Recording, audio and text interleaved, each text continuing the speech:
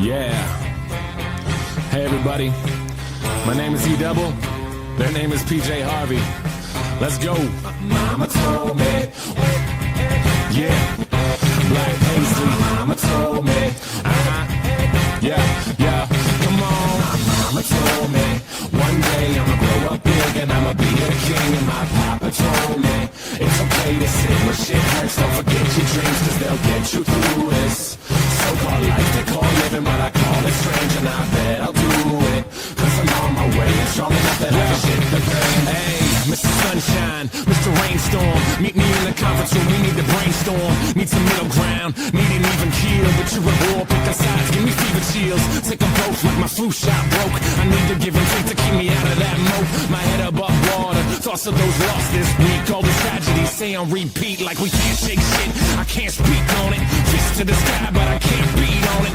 Drinking my cup so I'm gon' sip on them. Cam Newton's probably pissed, you can't stiff on them.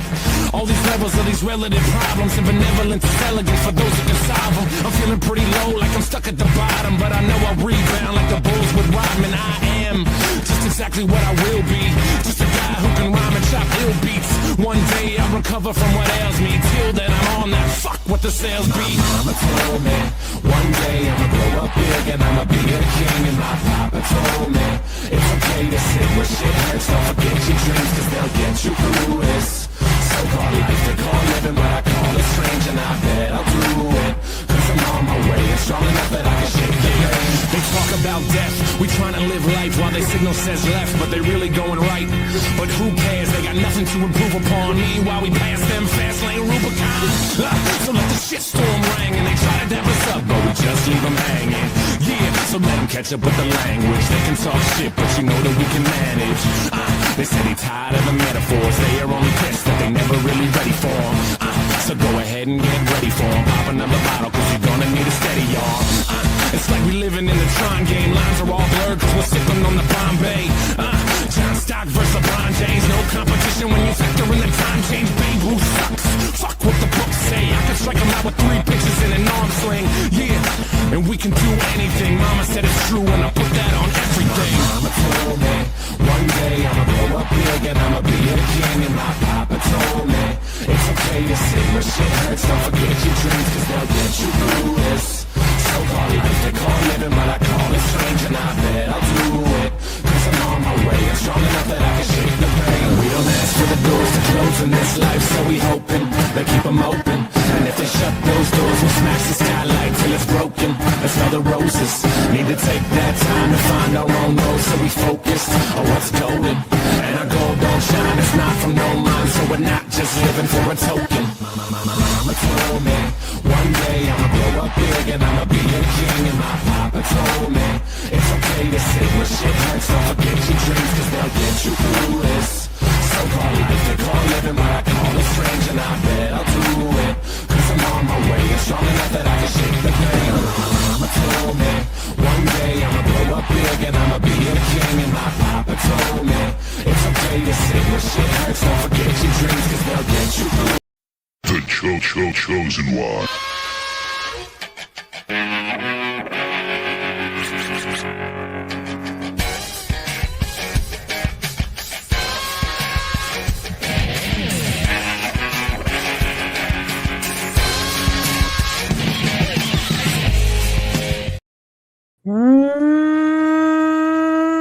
What's up, meatbags? It's the often imitated, never duplicated, chosen one of CG, Chicano Stanley, bad guy, bad dude, bad actor, the lighthouse in the middle of the sea, leading you to Comicsgate Destiny, the great brown hope, the detractor pope, something, king of the bog, Teflon frog. You know who I am. I'm the one, the only, that dipshit who calls himself Frog motherfucking Tony. You don't have to applaud me all the time, Autoy, but I appreciate it. Yeah, you know. If I'm going to be a good yes man, I kind of have to. It's in the contract. Yes man, what's up, little movie perp popping in right at the last second here. Hi. He's got a nice so we got a banger of a show. So you guys are lucky, you lucky few who are watching us, because we're going to be watching some Sturgis. I want to see what he has to say about For the Fans Fest versus Bell County Comic Con. We got a bunch of Eric July videos. Of course, we're going to go old school and watch a throwback of tomorrow's teachings. We're going to talk a little bit about the newest, biggest problem in the universe. I don't know if you guys heard, but the new show, the newest episode is up.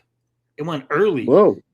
I have some thoughts. I watched the entire thing, and I have some thoughts. Have you watched it, Perp? No. Have you watched it all, Toy? I watched the first 5 to 10 minutes of it, maybe. Dang, he could only get through 5 to 10 minutes. I didn't know who the other guy was, so, like, I don't know. Billy the Fridge, William the Fridge. Yeah.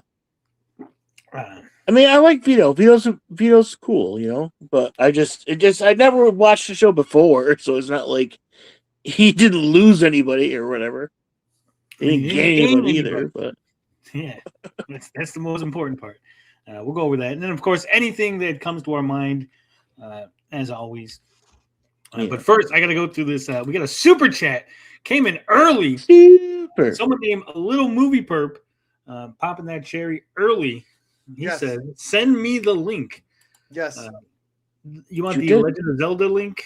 Is that the link you're looking for? No, I wanted you to send me the link to this stream. I'm tired of waiting. I want to get on like an elite list or something. If I send in $10, you got to send it to me earlier. Is that how it works? All right. I thought it did. You should be on the elite list. I should start putting it in the. Let me a little backstage. You know, let me remove the curtain. There is a DM group that Perp is a part of, right, and several other people. All good guys. All guys who, if they got the link, it'd be great to have them on. So I should just start putting the link in there instead of just because there's a DM group with me, Finbar, Autoy, and TJ, and that's usually where I throw the link. But I think I'm gonna start putting it in the room with all of us, right? Why the fuck is Finbar in that one? He's never getting in here. Finbar's my oldest confidant on YouTube. It's my best friend. It's my buddy. Oh. My So pal. the door's always open for him. Okay, Yeah. I see. It's always open for Finbar. But thank you.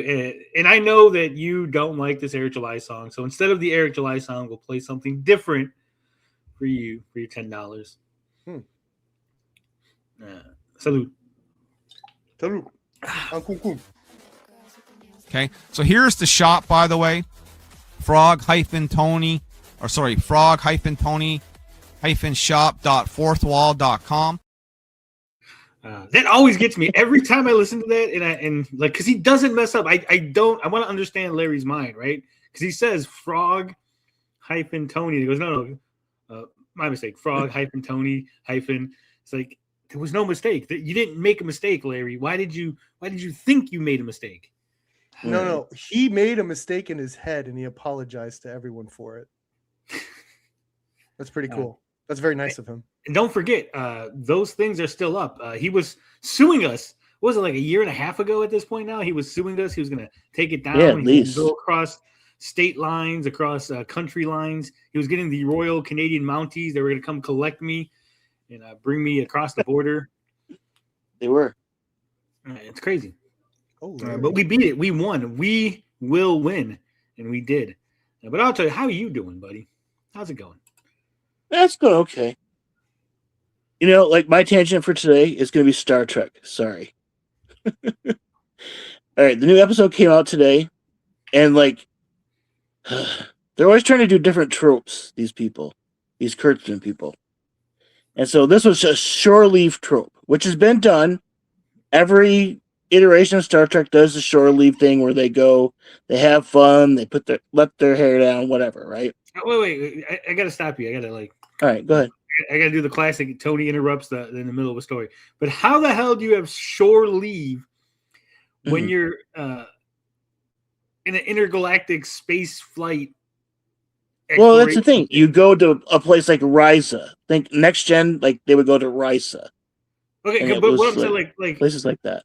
They're going off into space, like they're exploring space. So like they picked a direction and they started going off. So they don't know what's out there. So then they have to come back and then drop you off. It's like if we started sailing towards Africa. It's not always right. No, hold on. Like we're sailing towards Africa, right? And because we don't know what's out there, we're exploring the deepest, darkest parts of Africa. And I go, okay, guys, time for shore leave. And we get on the boat and I ride you back all the way to like Miami and like let you off, right? Not necessarily. Space is 3-dimensional, you know. Space 3. Surely. But anyway, so for this episode, they literally did God, now I'm blanking on the name of the movie. Fuck. Stigmata. No. Dude, where's my car? No, not Dude, Where's My Car? Fucking Jerry Lewis Nazi clown movie. no. God damn it. Well, it's not that one. I don't know. Yeah, I'm fucking too high for this. Hell yeah. No, like Bachelor Party one, like where they Bachelor fucking Party? the one that had like Mike Tyson in it and Hangover. The Hangover. Yes, they redid The Hangover, but in space. It was fucking weird. That was what I was trying to get at. They do that in Skyrim. They have a mission, a quest where it's like The Hangover. It's crazy. It was weird. They like took Scotty and they took the pilot girl, and they had him doing like The Hangover. Like they had to keep trying to find clues to figure out like where the shuttle was, and they had it was. I told you it weird. was Dude, Where's My Car? Because they're like, dude, where's my shuttle? Dude, In a way, okay. There was some Dude, Where's My Car too. It was weird, dude. Like, but it's like just blatant ripoffs, like face tattoos and everything. Well, I mean, sitcoms have been notorious for that. It feels like Star Trek is becoming more of a sitcom than a drama show. Yeah. Like they keep trying to do something different. Like the last episode was a horror episode. Horror episode? But what's the name of this? It was kind of trying to be like Event Horizon type stuff in the episode before. That's what TJ said. Didn't you see? Didn't you watch Event Horizon? Just use the hyperdrive and accidentally make your ship a vessel of hell. That's how you do. They did that in the episode before, and the episode before that was actually pretty cool. That was actually very Star Trek-y. But they keep trying to do these weird things. They don't just go to strange new worlds and do science-y things anymore. Isn't the show called Strange New Worlds? Yeah. And this world was strange. Like literally, when you open the door from the shuttlecraft to this world, the atmosphere is intoxicating. So basically, the minute you inhale on this planet, you're high. Hell yeah! Planet. Hell yeah! Yeah. Purple like this place.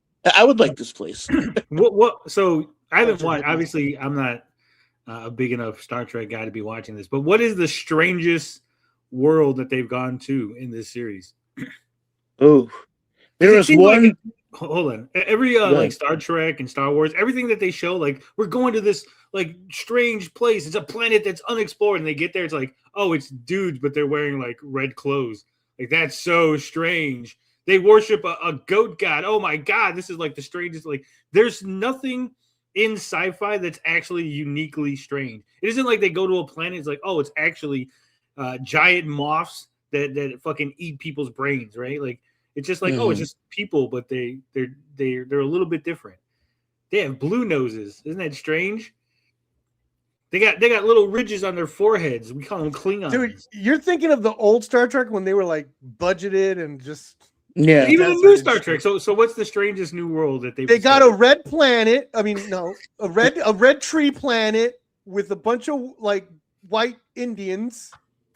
A bunch of white Indians. The strangest one was the one that was like this it was very like everything was perfect. Like it was everything there was very like people lived like these long lives. There was like no crime. Like everything on this planet was just absolutely perfect. So you found out on this planet. Yeah, you find out babies. That's the planet is powered by sacrificing one child. Yeah, like you have to sacrifice this child basically to the planet, and it he kind of controls it, and it feeds off his soul, and everyone benefits, but one child has to be sacrificed in order to do it. It's just a random child, just like any child. Well, no, they kind of like choose this one and venerate them and say, "Oh, you're the one. You're the perfect person." No, whatever. It's not like a child that's like born of like a special bloodline or something. Like it's the one they pick, but like it could be literally any child, right?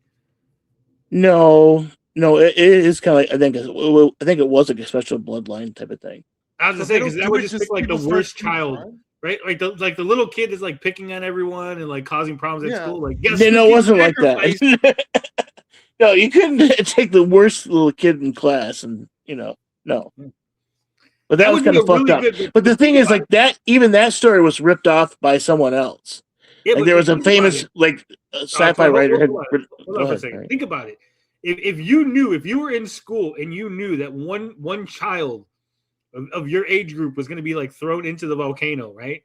Like, wouldn't you behave? Like, wouldn't you like you'd be like praying every day, like worshiping God and like doing good things so like you don't be the volcano child, right? Okay. Can we take one quick tangent Yeah, go ahead. since you brought up volcanoes? Have you ever seen the movie Joe versus the Volcano? Yes, I have. Yes. I absolutely love that movie. That is, in fact, my favorite Tom Hanks movie. What? So I just wanted But you like it better than Big? Yeah. You Dude, like I it better love than that Forrest movie. Gump? Yes, that movie makes me Forrest laugh Gump- so fucking hard. Forrest Gump I is mean, and overrated. what's her face is great in it too. Meg Ryan. You They're like both it better fantastic. than the Burbs? Yeah, You Joe like it versus better the than Toy Volcano. Story? Yeah, You like it it's better my than favorite Tom Hanks movie. You Even like it better than fucking Sleepless the. Sleepless in Seattle? Oh, I don't like that movie that much. Yeah, I don't like Well, that what about either. that? What about that boring paper Steven Spielberg movie? You like it better than that one? The one where he's in charge of the paper or whatever. Yeah, News of the World. Yeah. You like it better than the Green Mile? You like it We're better gonna than start Green naming Mile? All right, Tom Hanks movies until we fuck. can find one. Green Mile is tough. I'll give you that. Green Mile is You tough. like it more than Captain Phillips? Look at me, I'm the captain. That Yeah, that sucked. movie wasn't that great. Yeah, Oh, okay. I didn't see it. but yeah, I just want to know if you what guys have seen that because I love that movie. What about the Money Pit? That one's okay. But yeah, Tom Hanks needs to do one of those I'm getting my daughter back dad movies and he just kicks ass. Like that could reinvigorate his career a little bit there. I think he's too old for that now. I think he's beyond that. No, Lee, how old was Liam Neeson when he was doing that shit? No, Yeah, but he was like he's still doing that a big shit. guy. Like Tom Hanks, like the most ass kicking he got was the Da Vinci Code, right? Yeah, the mullet Those was are doing great most of the movies, ass kicking in that one. I want him to be like a mean motherfucker with like a gun and he's just like beating someone up. He's fucking, where's my daughter? Didn't he play like Mr. Where's Rogers? fucking my daughter? he did play Mr. Rogers. Yeah, Can't wait till prime time comes out. What the hell is that? I'll write one for him. I prefer Tom Hanks, 80s Tom Hanks, where he's like making comedies and stuff. Splash Tom Hanks. Yeah. Turner and Hooch. Yeah, Oh Turner- yeah, That movie is nice. amazing. Good call. That's a good movie. This modern Tom Hanks, where he's like all like dramatic. Yeah, goofy bosom buddies. Tom Hanks. Yeah, dressing up like a woman and doing crazy shenanigans. That's my Tom Hanks, damn it. Dude, I love that show when I was a kid.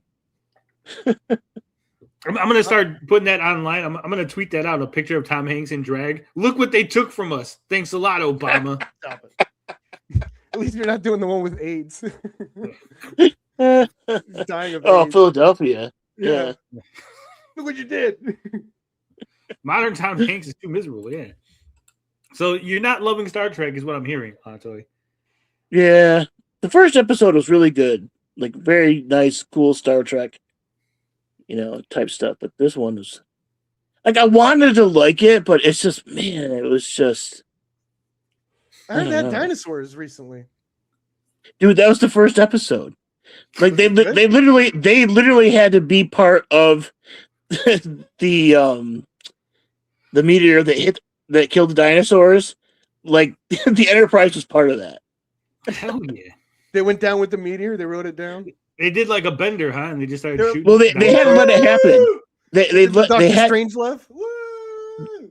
they basically there was a fit. There's a like they went back in time. There's a fifth planet between Mars and Jupiter, and they basically had to let Mars, the people that were living on Mars, destroy that planet, and then that's what became the asteroid belt. And one of those asteroids is what killed the dinosaurs, and Pike had to let it happen. His instinct was to stop him, but he had to let it play out. He should have stopped them. We could have had dinosaurs. What? Then everything would have changed. Everything. No, because we know that the grandfather paradox wouldn't have let it happen. Like they would have been unable to stop them, because the only way they can go back in time to stop the asteroid is if the asteroid kills the dinosaurs and makes the world go through the timeline that Star Trek exists, so then they can go back in time. Because of that, it's a grandfather paradox. So they would be impossible for them to stop the dinosaur asteroid thingy. I could do it. That's why time travel is not real. Like, you can never have time travel unless you do the whole, like, well, if they stop the dinosaurs, it branches off into a new timeline, right? Mm. They did fucking time travel in the first episode. Desperate already, right out the gate, just boom. Yeah. Yep. Oh, like the biggest time travel you could do. It's funny. 65 million years. That's a weird number. I wonder why they went back that far. That was before Jesus. Oh, Jesus had dinosaurs. Come on. Well, I mean, there is That's a what Perp. I know you're not a religious guy, but there is Mm-hmm. a certain section of the Christian religion where they believe that dinosaurs and people know. existed at the same time, and all the museums are in on this conspiracy to pretend like dinosaurs are actually older. They are sitting in a gold mine. They're called They don't- Jesus horses. They're sitting in a gold mine from an entertainment aspect, because if they decide, like, that's what the Christian movies need to be doing, that section specifically. If they make dinosaur movies, they never have to have a science explanation. They can just have the dinosaurs. Oh yeah, this is what we believe. So they do all Here's what those you need to do. classic Perp. movies. Oh my Great! god! I got an idea. I got an idea for you, Perp. Go ahead. Here it is. It's a movie about a guy who wants to make movies, and he goes to those religious people, but he doesn't tell them that he's making entertainment movies. He tells them, like, oh, we're going to make documentaries based on your religion so we can spread the word. And then he takes them to Hollywood, and they're like, everyone's laughing at him. It's like comedy movies. They think it's like, oh my God, look at this silly, like, Flintstone type shit. And so, like, the religious sector is getting all this money, but they don't realize it's because everyone's laughing at their stupid dinosaur Jesus movies. I would actually give them dinosaur Jesus movies, because like Jurassic Park is like the only franchise out there. It's like, and now with like AI, it should be a lot easier for like Make dinosaur like Jesus movies? yeah, why not? You never have to explain it. They believe it. It's like, yeah, that's how it Angel was back then. Studios, are you listeing? They never have to explain it. They just have it there, and it should have like fucking dinosaur fights and shit back in the day. That'd be awesome. Well, they say that God is testing humanity, and so when the bones go through the scientific studies and it shows that they're really old, that's actually God making that happen to test your religious belief. Yeah. Yeah. Yeah, I There's used a to mix of work that, with a and guy also like that. those are just dragons from back in the day and stuff. This dude I used to work with thought the Earth was only 5,000 years old or 6,000 years old. Like, firmly believed it. He was a brilliant dude. Otherwise, but in this one thing, man, he was not budging. Yeah. Also, Sir Lister says, no, the devil buried him. Yeah, there's that. I've heard that excuse too. The devil put those bones there. That trickster. But I'm glad you've at least experienced some stuff. You've been watching some Star Trek. I saw a poll recently. It said, "Who would you ask for help?" Right? Two men are walking towards you. You need help, and there's two men walking towards you. One of them is wearing a Star Trek shirt, and one of them is wearing a Star Wars shirt. Who would you ask for help? That was the question, right? My fucking god! It's Star Trek, right? 94% in one direction. Star Trek. Yeah, it was. It's about helping 94% humanity. said they would ask the Star Trek person. Yeah. I don't want to be like bitched at about Kathleen Kennedy. While I'm It says being I would just rescued. die. I would just. Come on now. Yeah. How are you doing? Us Perp? Trekkies are cool. I'm doing good. I'm a little stressed over this AI thing I'm working on, but it's coming along, little by little, little by little. Is it anything you can tell us about it? Any teaser, sort of? What can I say? It's an IP you all know, you all love. We talk about it all the time. So I'm definitely doing I'm definitely That narrows doing it down. You know how little that narrows it down. Yeah. No, but it's something, because before it's like with Guyver, it's like only a few people, like a couple people know Guyver in here. Like, it's not going to be like everything else. And Are you so gonna like make, are you gonna make my AI the Empire did nothing wrong propaganda film? I'm sure that exists already. I'm sure they did like a Starship Troopers. Join now. Fight the rebel scum. I don't know. The Sith are the side of order, so I think they might be the good guys. The Sith are very interesting and they're passionate, right? And that's the problem. That is the fucking problem Lucas did and Disney had to deal with. It's like the fucking Jedis are fucking bores. They're bores. You can't love a woman. You can't do this. You can't do that. And the Sith are like, fuck no. They're all about like their passion, their emotions. And it's like automatically, it's just the Sith are going to be way more interesting characters. And no one wants that. It's like, no one wants that. So Disney has to do this kind of like, and the minute it like somewhat comes out in Acolyte, where it's like, yo, this dude is seducing the shit. He's talking some awesome shit to this girl about how awesome it is to be a Sith, right? And everyone's like, oh, this is so bad. It's like, because it is. Like, that's the way Lucas framed it.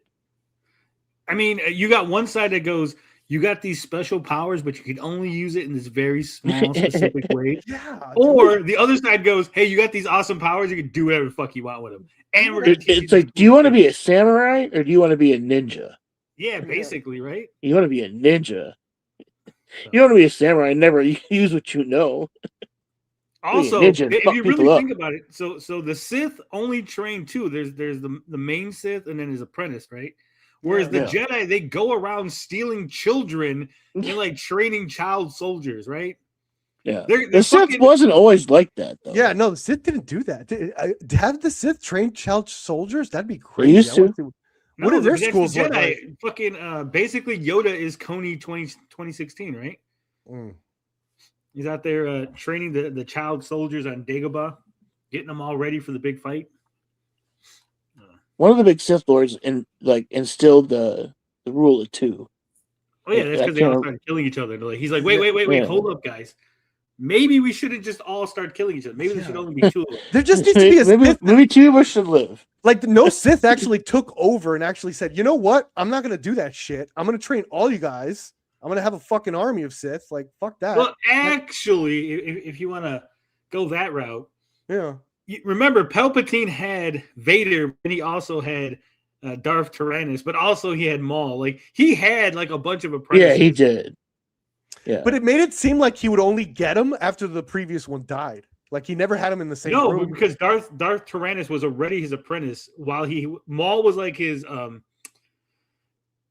like he was the apprentice that was like up front, like, look, this is my apprentice, right? But like Darth Tyrannus was like his behind the scenes apprentice. Right. And then like he was working on Anakin, he was like seducing Anakin to become his apprentice, right? Yeah.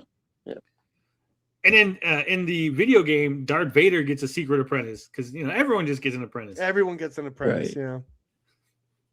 And there's still fucking Ahsoka out there. She's an apprentice. Yeah, Sidious didn't believe in the rule of two, and then he died. I mean, why did they do that? Man, Star Wars, George Lucas. No, somehow Palpatine returned, Tony. No, you ring me up, George. We'll work on a thing. We'll go present it to Disney. They could have just had like a secret apprentice of Palpatine, right? They're never gonna listen to George ever again. Don't forget, he gave him note. He gave him what he wanted to do. He gave him when he sold it. He's like, here's what I was. Yeah, but I think they're like, no. Credit. They were like, They didn't want to give him credit and money. They can't just use his idea. He's like, here's a bunch of ideas. If you want to pay me money and use them, and they're like, yeah, that's why we bought it from you. We don't want to give you money anymore. We just gave you a bunch of money. The only thing Star Wars is doing that's good is the animation stuff. That is really good. The other stuff sucks balls at this point. At least when the Sith Empire kept returning, it was because he had perfected a means of possessing the bodies of others, not just for shits and giggles. Yeah, it's true. the Jedi Well, the was kids so one limited. was good.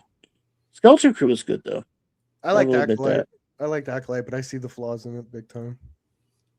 I watched the Acolyte, and then I looked at the main chick's Instagram, and I went, why does she have these huge tits on Instagram and not in the Acolyte? Where did Disney hide her tits? CGI. That's why it was so expensive. I think so. Probably. I think they used that space tape that they had on Leia, and they just like taped out because like she has like ginormous fucking titties, right? And I'm like, where was those? Like if those were on display, like I think everyone would have been okay. You would have liked it better? Huh? Yeah, I would have loved it a lot better. I see. Look, did you watch if you just have Skeleton? a big old pair of titties running around, you could tell me anything. You can call white people evil. You could fucking tell me how I'm a colonist and I'm a misogynist as long as them titties is bouncing around. Okay. Gooner. Yeah, exactly. Space jugs. That's what I'm talking about. Space jug. What? The chick that did that dumb rap song? Yes, that chick. She's also got a weird name, like Amdala or some shit. She was good in this movie called Bodies, Bodies, Bodies. That was it has like the funniest fucking ending to a slasher movie I've ever seen. I've never even heard of it. If it was boobies, Tony would watch it. All right, I'll spoil. Can I spoil it? Okay, so this movie is about like, okay, these fucking teenagers get all high and shit in this house, right? Including Pete Davidson, and he's like a huge douchebag, right? And then Pete Davidson's found with his throat slashed and shit, and because they're fucking coked out and high, they start thinking that there's a slasher, and it becomes a slasher mystery movie. And one by one, the girls like start turning on each other and they start killing each other. And then by the end of the movie, they found out that Pete Davidson was like playing with a machete and accidentally slashed his own throat. So they killed each other, all this shit because of this dumbass mistake. It was fucking hilarious. Great movie. So they thought there was a slasher. There was none. Yeah. And they started turning on each other and like trying to figure out who the slasher was, who killed him, and they end up killing each other. It's hilarious when they're watching. Who was the last girl? It was the acolyte and then another girl. Where the last survivors looking at like the final shot is them looking at the YouTube video of this guy like trying to fucking take this bottle, like the cap off a bottle with a machete, and he just slices his throat, and he's like, oh. It's fucking hilarious. Great movie. Look, even Angela says, "Show more boobs." See? Yeah, go, dude. That's what you guys got. This is Wheeler's wheelhouse right here. Star Wars. Yeah, Star Wars. Yeah, she's Order white. now. I don't think she's white. Hidden hand. I think you might be confused there, buddy. Pretty sure she's black. I mean, she might be part white. She might be like half white or like have some white ancestry, but she's definitely not white. Anyway, still employed. So there's that. I was thinking. I came to an epiphany. I had an epiphany today at work. Okay. Mm-hmm. I want you guys to follow with me on this. Okay. Okay. When do you eat, Perp? When do you decide to eat? When I'm hungry. When you're hungry, right? Yeah. And so I was thinking, like, we eat when we're hungry, right? When we're comfortable, when we have food, we don't eat. We don't just do that, right? And so, like, if I want to be rich, I need to like not have a job because I need to be hungry for money, right? Like, if I have money, I'm not going to be hungry to get more money. So I got to get rid of all my money. So what I did was I maxed out all my credit cards. So I'm like now in like $50,000 worth of credit card debt, right? okay. I emptied out my 401k. That because we don't play with safety nets around here, right? Like no safety net. Like I figured if I just drive myself into like hundreds of thousands of dollars in debt, I would be forced to make enough money to get myself out of debt, right? Right. In for a penny, in for a pound. Yeah. So that's the new strategy. I'm just going to spend all the money until I'm hungry to make more. Right? Brilliant. Is that how it works? I think so. Real men of genius. Sounds like a winning strategy. I'm sure prison makes you hungry too. You don't know the genius hidden hand. Look, for $9.99, I can send you my whole program. It'll show you how you can be hungry for money too. Okay. Yeah. What did you do when you woke up today, Perp? What did I do? What was the first thing? Oh, I went to Twitter, baby. Let's fucking go. You're on Twitter. First thing when you wake up. This is me on Twitter. Yeah. What was the first thing you did when you woke up, Atoy? I went pee. You know what was the first thing I did when I woke up? I made money. That's right, because I'm Holy hungry shit. now. You follow my system, I'm going to show you how to be hungry. Okay? Yeah. You want a Corvette? I'm going to show you how to get a Corvette. First, we go to the Corvette dealership, and then you're going to key like 3 Corvettes, and then they're going to force you to buy those Corvettes. So now you have 3 Corvettes that you have to pay off. And they're That makes you keyed. hungry. They're fucking keyed though. Yeah. That sucks. I'll like hire an artist to key it like a cool little painting or something. Angela says, "Oh my God!" So, in Return of the Jedi, the hut dance scene. If you pause just right, you can see the alien female boobs. I know this because of my damn brothers. So many bologna sandwiches in prison. Oh my lord! You guys just ain't hungry, right? If you Do pause think- it just right, you could see Jabba the Hutt's boobs. Do you Right. think rich people worry about going to prison? No, they worry about making Yeah. money. Yeah, there's no debtor's prison anymore. Sometimes when they're in prison, Yeah. You think Andrew Tate was worried about being arrested when he was out there making money? Oh If he yeah, wasn't making so much money, the definitely Matrix would have was. came and got him. That's what I'm saying. he was making so much money he didn't know it was illegal because there's just so much money. Yeah. He Yeah, needs It's those you don't easier have to time ask to for read laws. forgiveness, right? It's easier to ask for forgiveness than permission. So I'm telling you, go out there. easier to ask Yeah, for passports than what? Jesus Christ! No. Just But about everything. yeah, so I still have to work. I'm probably going to work for the rest of my life. But I do have a feeling like if I really wanted to, I probably could be. I seen a TikTok video and I was like, man, these retards on TikTok will say anything, right?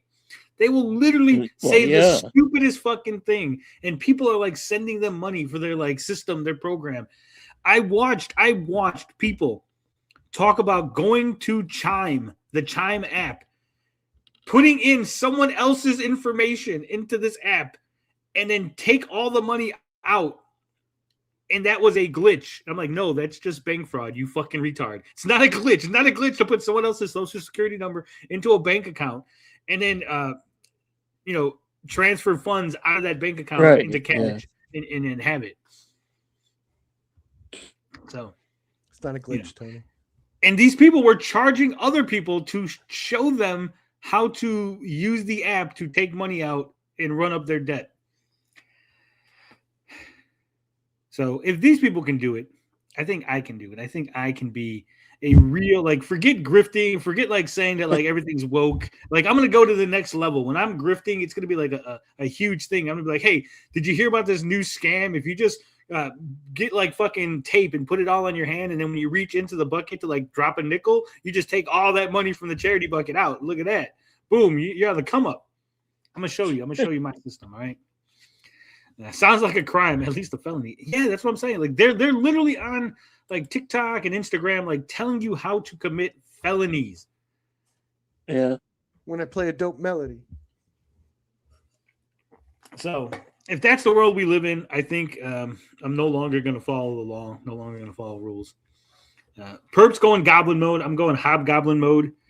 I'm going leprechaun mode, so I can just get all the gold. Yeah, leprechaun move. Right? Can't talk chasing rainbows. Tony's going to be the Bernie Madoff of baloney. It just might be. All right. Real quick, I know you guys haven't watched all of it. Perp hasn't watched it at all because he's a hater. He's a veto hater. But I have one more thing to say. Okay. If we could get at least one more person on here, I do have a game. We have one of those movie games for later Nice. on. Just saying it. I told TJ to put the word out to the B team, but I don't know if he did. First of all, you don't call them the fucking B team. No one wants to be on the fucking B team. What are you doing, Tony? What are you talking about? Altoy was on the B team and he graduated to the A No, team. it's Team A and After team, about a day, you got to be fair. It's Team A and Team 1. Okay, so, Team A and team. so then each one is like, okay, yeah, I'm the number one. I'm A. No one gets No. left behind. No one gets left behind, Tony. How about we call them the B team and number 2? The number Yeah, 2 that's- squad. That way they both are below, but they both feel. No one's gonna want to be number no, 2. they're the C team. They're your seamen. Yeah. I'm the seaman. Look at that. I put the link out and TJ's running right now. Boom. There it is. Hey-o. Hoop, there it is. But if you guys haven't seen, so episode 235 with Billy the Fridge, the revival, Not being black, the USPS is dying. No more plastic bags in California. Celebrity privacy. Those are the problems. But the new biggest problem in the universe took place. And right off the bat, I think Vito fucked up. Right off the bat. Oh. Because it's Billy the Fridge, his co-host to another fucking show.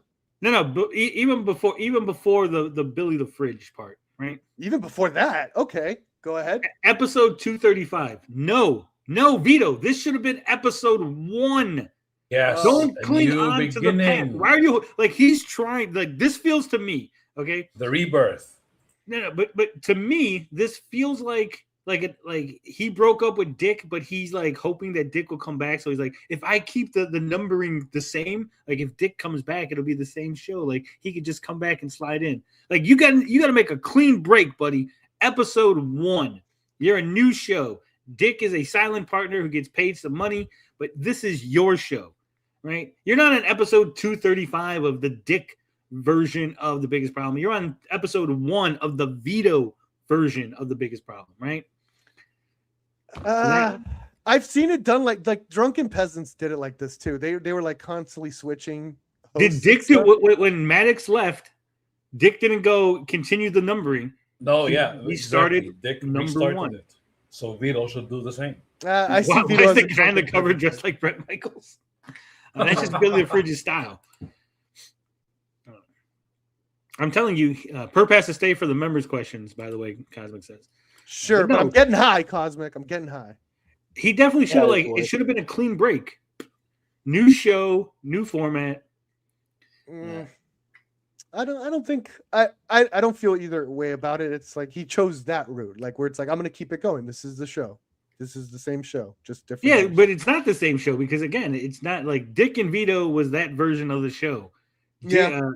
Dick and Maddox was the first version. Vito and whoever he ends up being with, this should be the new show. It should be their own legacy, their own thing. It's a remake. Should he change the title then too, like biggest fuck ups of the universe? No, it's the biggest problem. It was all 3 versions of the universe. It's like Spider-Man version 3.0.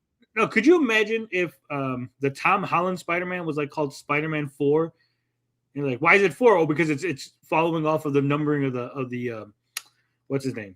The Raimi Tobey Maguire one. You're like, that's dumb. Like, just start all over. Like, it's a new. Like they called it number 4, but it was also like the origin story and everything. Like that would have been a great hint. That would have been a great hint that they were gonna eventually get back to Tobey though. When the one before this one. You know, it's like technically it is Spider-Man 4 because Tobey's universe does exist. It's not that universe, but in this universe, there is Tobey's universe as well. Beefy says maybe it should be number 1 after he figured out who the full-time person. Well, then he still shouldn't have put any. It should have just been biggest problem, co-host search number 1 or something, right? Like episode 0, episode 0.1. But episode 235, to me, it feels like he's clinging on to the past. He's holding on. I mean, I would say this. If like episode like 250, he's like, all right, we got the new co-host and it's Dick and he comes back, that would be amazing. But I don't think that's happening, right? So I think he should have just clean cut. No new. The other problem, again, TJ, did you watch it? Oh. I'm the only one here who watched it. What the fuck?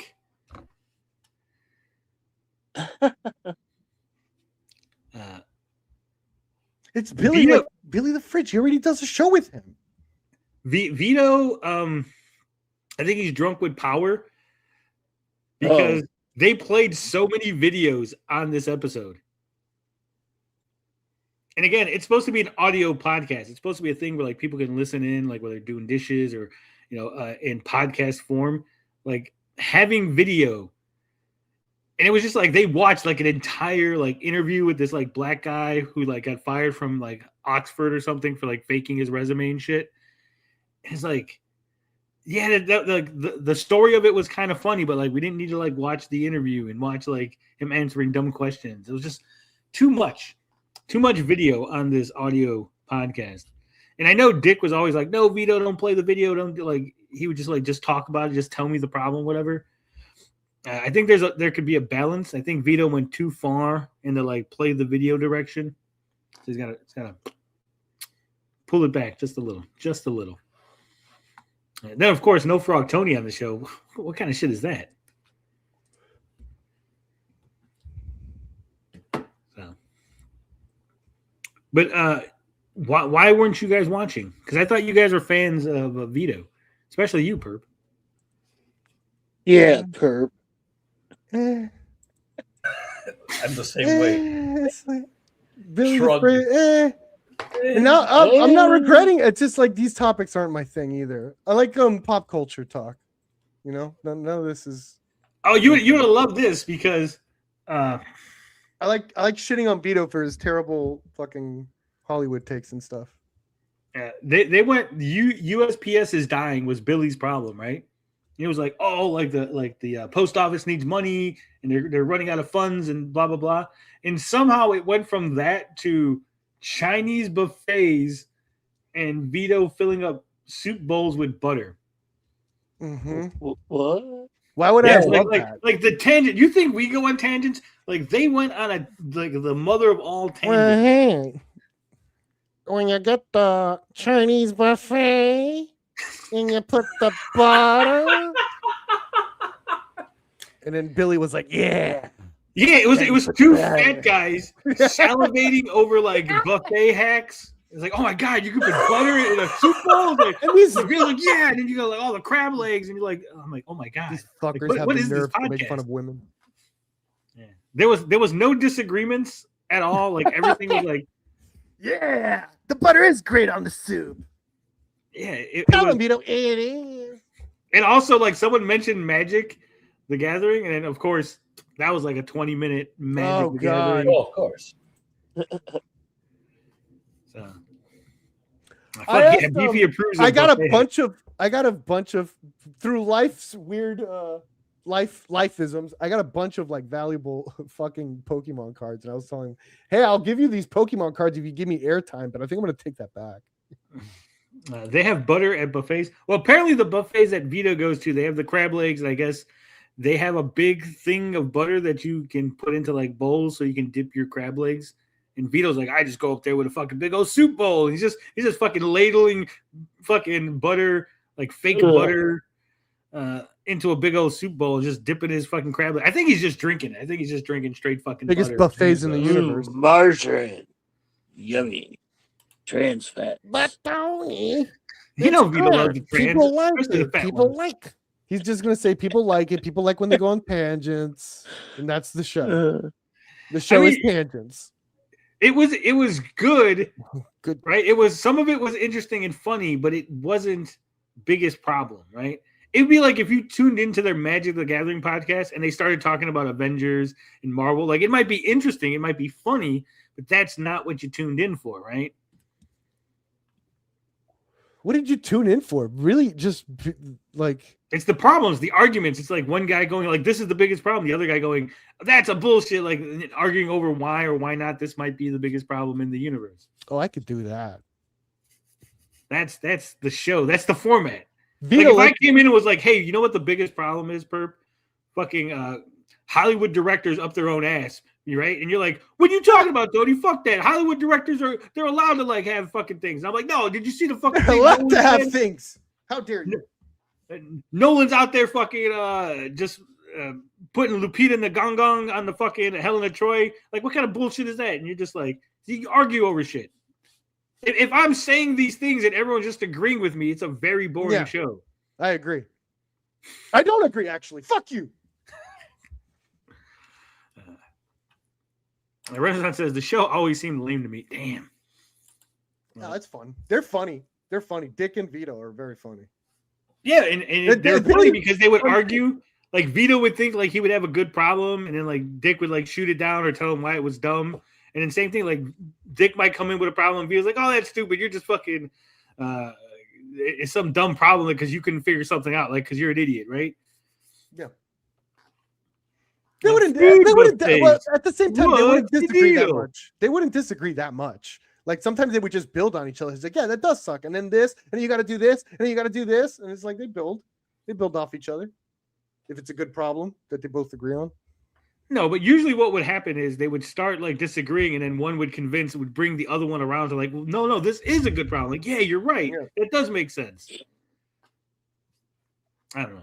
Maybe, I think it was kind of weak in the problems department. So, we'll see. I'm assuming since no one watches it, we're not going to have the biggest aftermath in the universe show, right? No.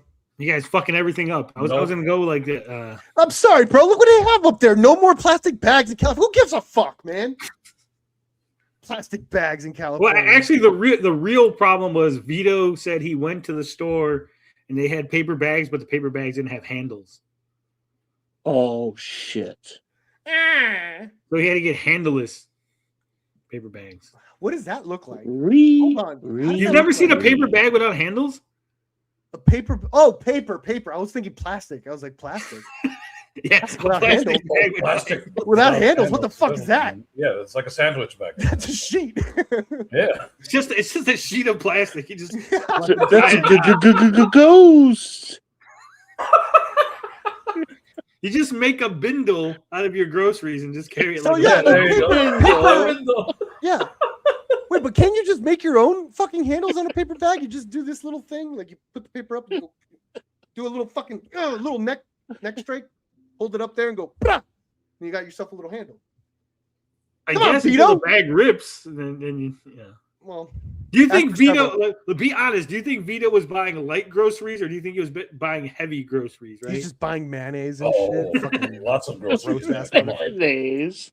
He just buys jars of mayonnaise. Vito, you fucking disgusting. One bag full of mayonnaise and one bag full of fucking Q-tips, and Vito was all set to go. Yeah. Q-tips, and he just brags about how clean inside his ears are. It's like, come on. The Q-tips for his cat. Yeah. Oh. Per didn't know the lore. He's like, oh, Vito's got really. I'm good. Whatever. You know what? This one. Yeah, I know. I get it. Put your fingers in your ears. I get it. Q-tips and cat. I get it. That's wrong, Vito. That's wrong. Right. That's what the cat said. Yeah. Are you ready for some Sturgis? It's been a while. Woo! We had some Sturgis around here. But I think we're ready. I don't think this qualifies. I know a lot of people. I've been getting emails. I've been getting fucking text messages, DMs. People are like, Tony, you're getting really close to that line. You're skirting that drama line, buddy. We're watching you. They're watching my feet. My feet are right up against that fucking line. And they're like, if you step. No, I think they just said you were wearing a skirt. You go over that. What are you talking about? Writing a line? Katie sucks. Cynic sucks. Dark Gift sucks. Fuck them. Who cares? Right. You go over There's that line. They're gonna jumping bust over me, buddy. I'm fucking. But don't worry. I'm gonna do the Dougie on that line. We're not gonna go over that line, but we are gonna watch Sturgis because he said one Comic-Con is thriving, the other is falling apart. I don't understand. Bell County Comic-Con is going up. It's mad stonks, and then no stonks is for the Fans Fest. Now, I don't know if you noticed, but what's that face in that 3 weeks ago? Forget that 3 weeks ago, but even in that one, you might notice something at the very top of his thumbnails. Yeah, they're cut off. They're fucking cut off. Yeah. All his thumbnails. Oh my God, Sturgis. So the thing is, sometimes you have to go and you have to look. Like when you upload it, you have to make sure that you have the right size, right? 1920 by 1080p Sturgis. If your thumbnail is too big or too small, you might cut some of it off. And if you're looking at it like on the phone, it might look good on the phone, but it might not look good on like the computer or like a tablet. Yeah. So, oh my God, that's hilarious. That's why if you look at like a lot of thumbnails, like the words are usually in the middle. Yo, some of my videos do better than his. Holy shit. I thought he was doing pretty good because he's like the only like real like fucking Eric July. No, the only time people care for the most part is when he's talking about Eric July. See how this one, why the gaming community is done? Like, this is a John De La Rose thing. Boom, 1,000 views. 88. Yep. PlayStation fanboys, Xbox, 150 views. No one cares. Holy Comic shit. Skate continues its free fall, 680 views. Okay. Sony just changed its entire PC strategy, 91 views. 91. Look at that fucking Sony pony, bud. These people, when they do this thing, I like that. And again, we experience the same thing. If I talked about drama, if I said, hey, this is an EVS stream, we're going to be talking EVS's comics, boom, a ton of people have been here, right? I go, hey, we're just going to like chill out and relax. And no one wants to hang out with us. No one likes us that much. So while the weekend. Whoa. Damn it. Whoa. So the weekend. I always watch everything at high speeds. I'm sorry. No, it's good. You watch a lot of slow people, so I don't blame you. I did find out. So if you watch something on 2x speed, they don't get the full watch time. They only get half the watch time. Oh. So if you watch a 10-minute video at 2x speed, they only get 5 minutes of watch time. Thank you, Lifted Monster. Lifted Monster says, I like you guys. Why? Oh. Why? Don't question people. Okay. All right. So while the weekend has come and gone and Bell County Comic-Con is once again in the books of yet another year, and of course I'm sure Bell County Comic-Con will happen again in 2027, it's actually interesting the things that have come out after Bell County Comic-Con has finished. Bell So County we have Comic-Con. Douglas Ertz here saying another successful Bell County Comic-Con is in the books. I don't know the exact count yet, but I think it's safe to say 40K plus 40K. attendees helped make this a great weekend. Big thanks to everyone who came out to support Iconic Comics and the Rippaverse. See you all again soon. Now, for people that are unfamiliar with Iconic That's right, Comics Alexander and Smith. the Rippaverse, That's right. of course, there are always people who are. Well, I mean, I'm pretty sure Doug Ernst, he organizes the Comic-Con. That's The his Bell gig, County, right? the Bell County Comic-Con. Yeah, the Bell County Comic-Con. It's Bell County. Exclusively Isn't that the for one Chris comic. Bacon couldn't go to? Yes, that was the one. Bell Chris County Bacon Comic-Con. Banned from. Bell County Comic-Con? Yeah, no bacon at the Bell County Comic-Con. He banned all bacon products as a No pro-Muslim Right. Comic-Con. Bacon. Wow, okay. Baconless Oh, Bell wow. County Comic-Con. Yeah, bacon is haram at Bell County Comic-Con. George is like, Doug is retired. I bet he yelled that too. Doug is retired. He lives off the sales of his books. But isn't that... He's If it's busy his fighting books, against he's that not too. really retired, is he? The books. The books. No. Did Bacon get banned for being boring? No, I think Bacon got banned for being trespassed from Eric July's warehouse, going to the other Comic-Con and bothering Eric July and them, and then going to the police and trying to like file a police report over a pen on Eric July. I think Eric July just doesn't want to deal with him, right? Chris Bacon. He was very shocked and appalled and disturbed, I'm sure he said. Wait, has Sturgis covered something that you can cover? No more trips to Japan, bud? Well, he's back. He flew back in. Which, man, I have to show this. Hold on. He fly like eagle. Because Sturgis, he did some shorts, right? Oh, God. And Hopefully he's not wearing shorts. he might be because he's on an airplane. As long as they're Oh. not Daisy Dukes. But as you can see, not the most flattering of Holy thumbnails. shit, that tray is about to Whoa. That tray's just about to flap right back You know, up. like, why? Like, if he farts, that tray's like Now we just get started here. We just have the first snack, the Cooper's Gourmet Cheese Biscuits with white That's sugar. the gourmet We're cheese starting off bud? with some water here. This is the fold-out table that is with the Gourmet cheese whiz, bud. that you get to he is have wearing here. shorts. I'm in an airplane, bud. he's wearing shorts. Yeah, he's gotten the Don't worry, premium. arigato, bud. This is the premium airline, bud. Premium Select Delta, bud. It's a big deal for him. Just want to show you guys. He's outside. He's in an airplane. Yeah, I just think like Look at that face. Holy shit. Dude, how the fuck did his chin like disappear even more? It's like this shot. I think like, he's using it's just some better. sort the of, chin just went way more up. it's got to be a filter or something because like his head like suddenly like Yeah, what the fuck, man? because I think he saw that he was fat, like looking fat like the way he was sitting, so I think he like And he filtered sucked it up or his something. gut and it went up to his head. Like the fat in his guts were like a fucking cartoon. Look at that. And then they just brought us our main course, which for me, I've got the braised beef short rib. So it's some garlic beef sauce, mushroom broccoli, some white rice, and a cherry tomato. Oh, white rice. That looks good. That's decent. That's a decent meal, Sturgis. Yes, Well, he's premium select, buddy. He's on not first class, but like right below first class, I guess. Business class? Business class. That's not business class. No, he's at it says on there premium select. Coach I don't- Premium Select? I don't know what that means. That means it's probably coach, but you get a nice dinner, a nicer dinner or something. Oh, I tend to Maybe. think that. Okay, it says Delta Airlines. I'm looking it up right now. Treat yourself to premium travel. Welcome to Delta Premium Select, our newest cabin designed to help you arrive in some of the most exciting places, relax and ready to explore. Look forward to a reimagined, elevated dining experience, thoughtful amenities, and spacious seats to make your journey unforgettable. So I'm guessing it's like you said, it's like up from Coach. It's like Coach Plus, right? Yeah. Not business class, but Coach The movies Plus. are better too.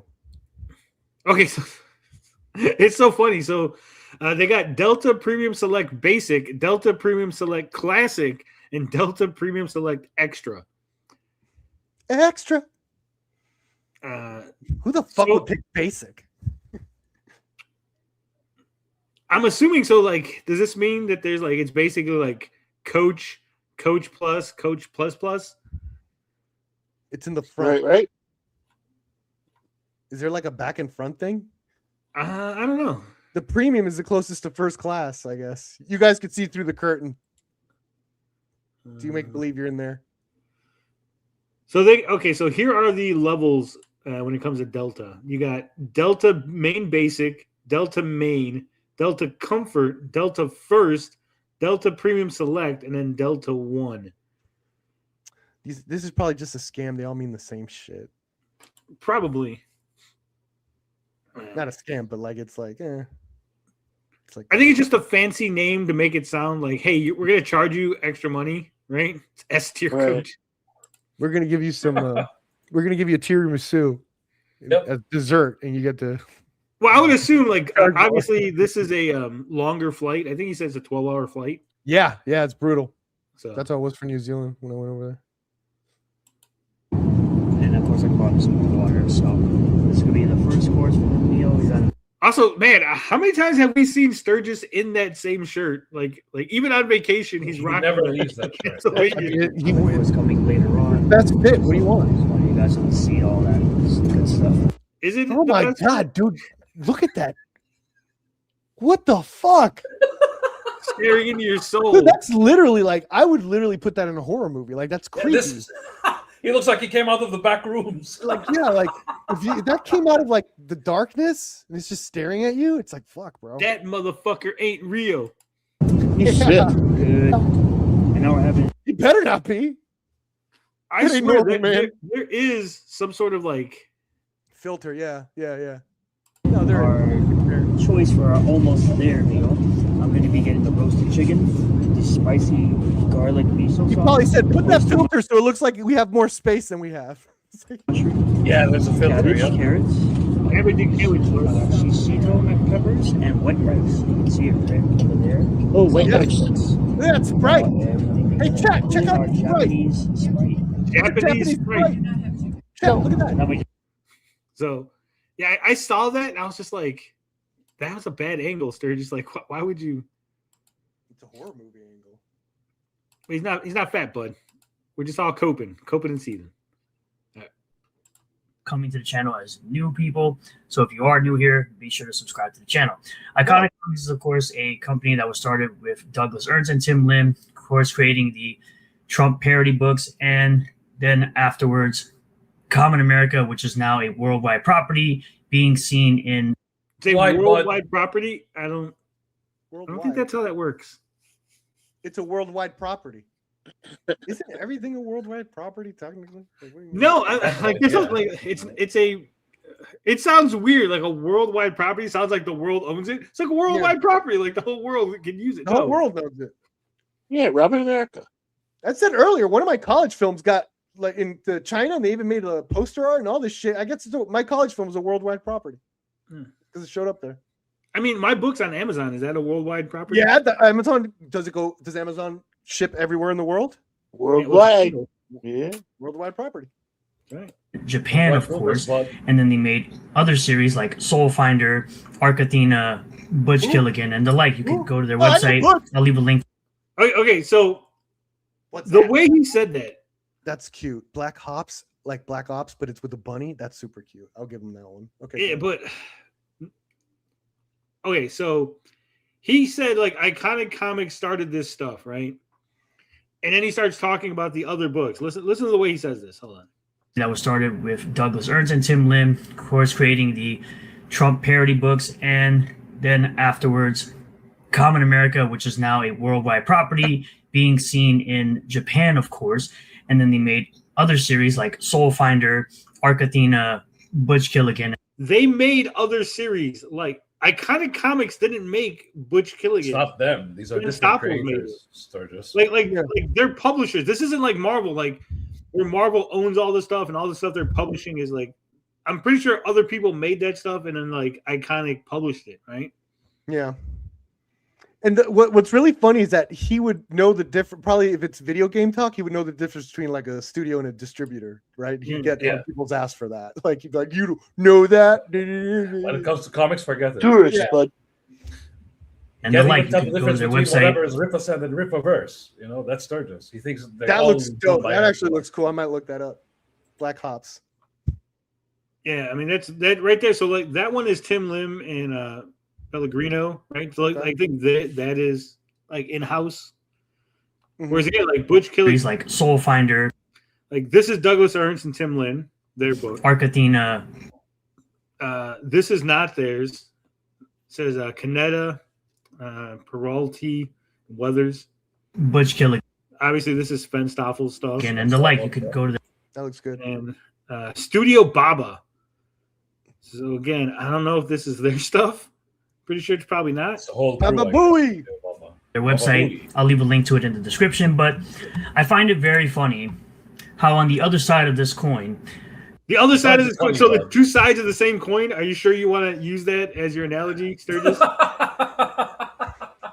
How, Sturgis? He's so retarded with that stuff. He's like really It's bad. like the about other that. side of the coin. Oh, so you're saying that Iconic and Comicsgate are equal? He's all sides exactly. Yeah, he is. Yeah, he is. They're two Fucking different retarded. things, Sturgis. Like, come on. And of course, when a penny's saved, a penny's earned. All right, Abraham Lincoln. What? you have Comicsgate, who can't even barely put on a convention. They pull 26 backers for the fans, or for the Fats Fest as we like to call it over here. This comes from Fats, bud. Okay, Even though I'm fat, bud. In the nursing home? Where are you, fucker? Hold on. The way he's like, what we like to call it over here. No, Sturgis. Unless you're claiming that you're war campaign or something, like that's what they call it. That's what Lord Raptor Jesus them called it. That's like their stuff. That's what they call it in his grandma's house. But he's like, that's what we call it over here. Like, I don't think you're sitting at the table with those guys, right? You're not. I'm pretty sure those guys probably think you're retarded. They think I'm retarded. I'm pretty sure they think you're retarded, Sturgis. Yeah, right? dude. If they think Tony's retarded, they definitely think you're retarded, Sturgis. Twist, bud. From K. Brady Comics, saying the guys at Iconic Comics organized a comic book convention that drew 40,000 people in 2025. He wrote 2025, but I think he meant 2026. And the guys at #Comicsgate are officially still at 24 people for whatever they are doing. One of which is me, who did not buy tickets but did purchase a bottle opener for shits and giggles. I personally look forward to the award ceremony. Now, what he's responding to is this individual by the name of Reggie Grand, who's actually This Reggie! individual by the name of Wedgie Guande, bud. Crispy Reggie. Bacon. Oh, Reggie shit, he fan. just doxed him. He did? He said Reggie Grande's Chris Bacon. He just doxed him. I mean, that's what you were Whoa! accused of That doing. was Reggie's Chris Bacon? Yeah. Dude, I've been making fun of Chris Bacon a lot. Fuck. My bad, Reggie. who is claiming that he was banned from Bell County Comic Con. And Okay, he wasn't. Okay, Chris look, Budd. I might not get along with Chris Bacon, but he's not claiming. He No, it showed the happened. fucking email like he Yeah. was banned. There's a thing, Sturgis. There is no claim. You could say he deserved it. You could be like, yeah, he deserved to be banned because he's a fucking asshole. And I hope he Like, rots in hell. Yeah, do the whole Yeah. speech. but like dispute. to pretend like he's not, like he's claiming. No, he got banned. He got banned. can't imagine who is behind it. Now, these guys truly believe that someone like Eric July has a big, huge They're gonna show me. pull or power somewhere in the con scene, and they truly No, see, this is stupid. Like, Sturgis.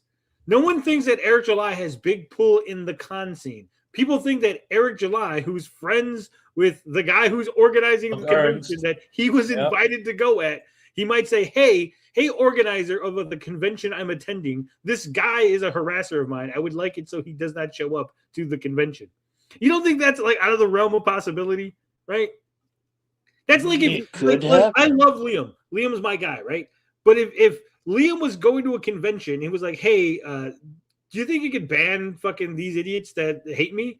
And the convention guy was like, yeah, no problem, Liam. We love you. We want you to be here. Of course we're going to ban those idiots. And they went, hey, we got banned. I wonder who did it. Like, yeah, fucking Liam did it. Like, no shit. Like, it's not that hard. Like, fucking Chris Bacon got banned.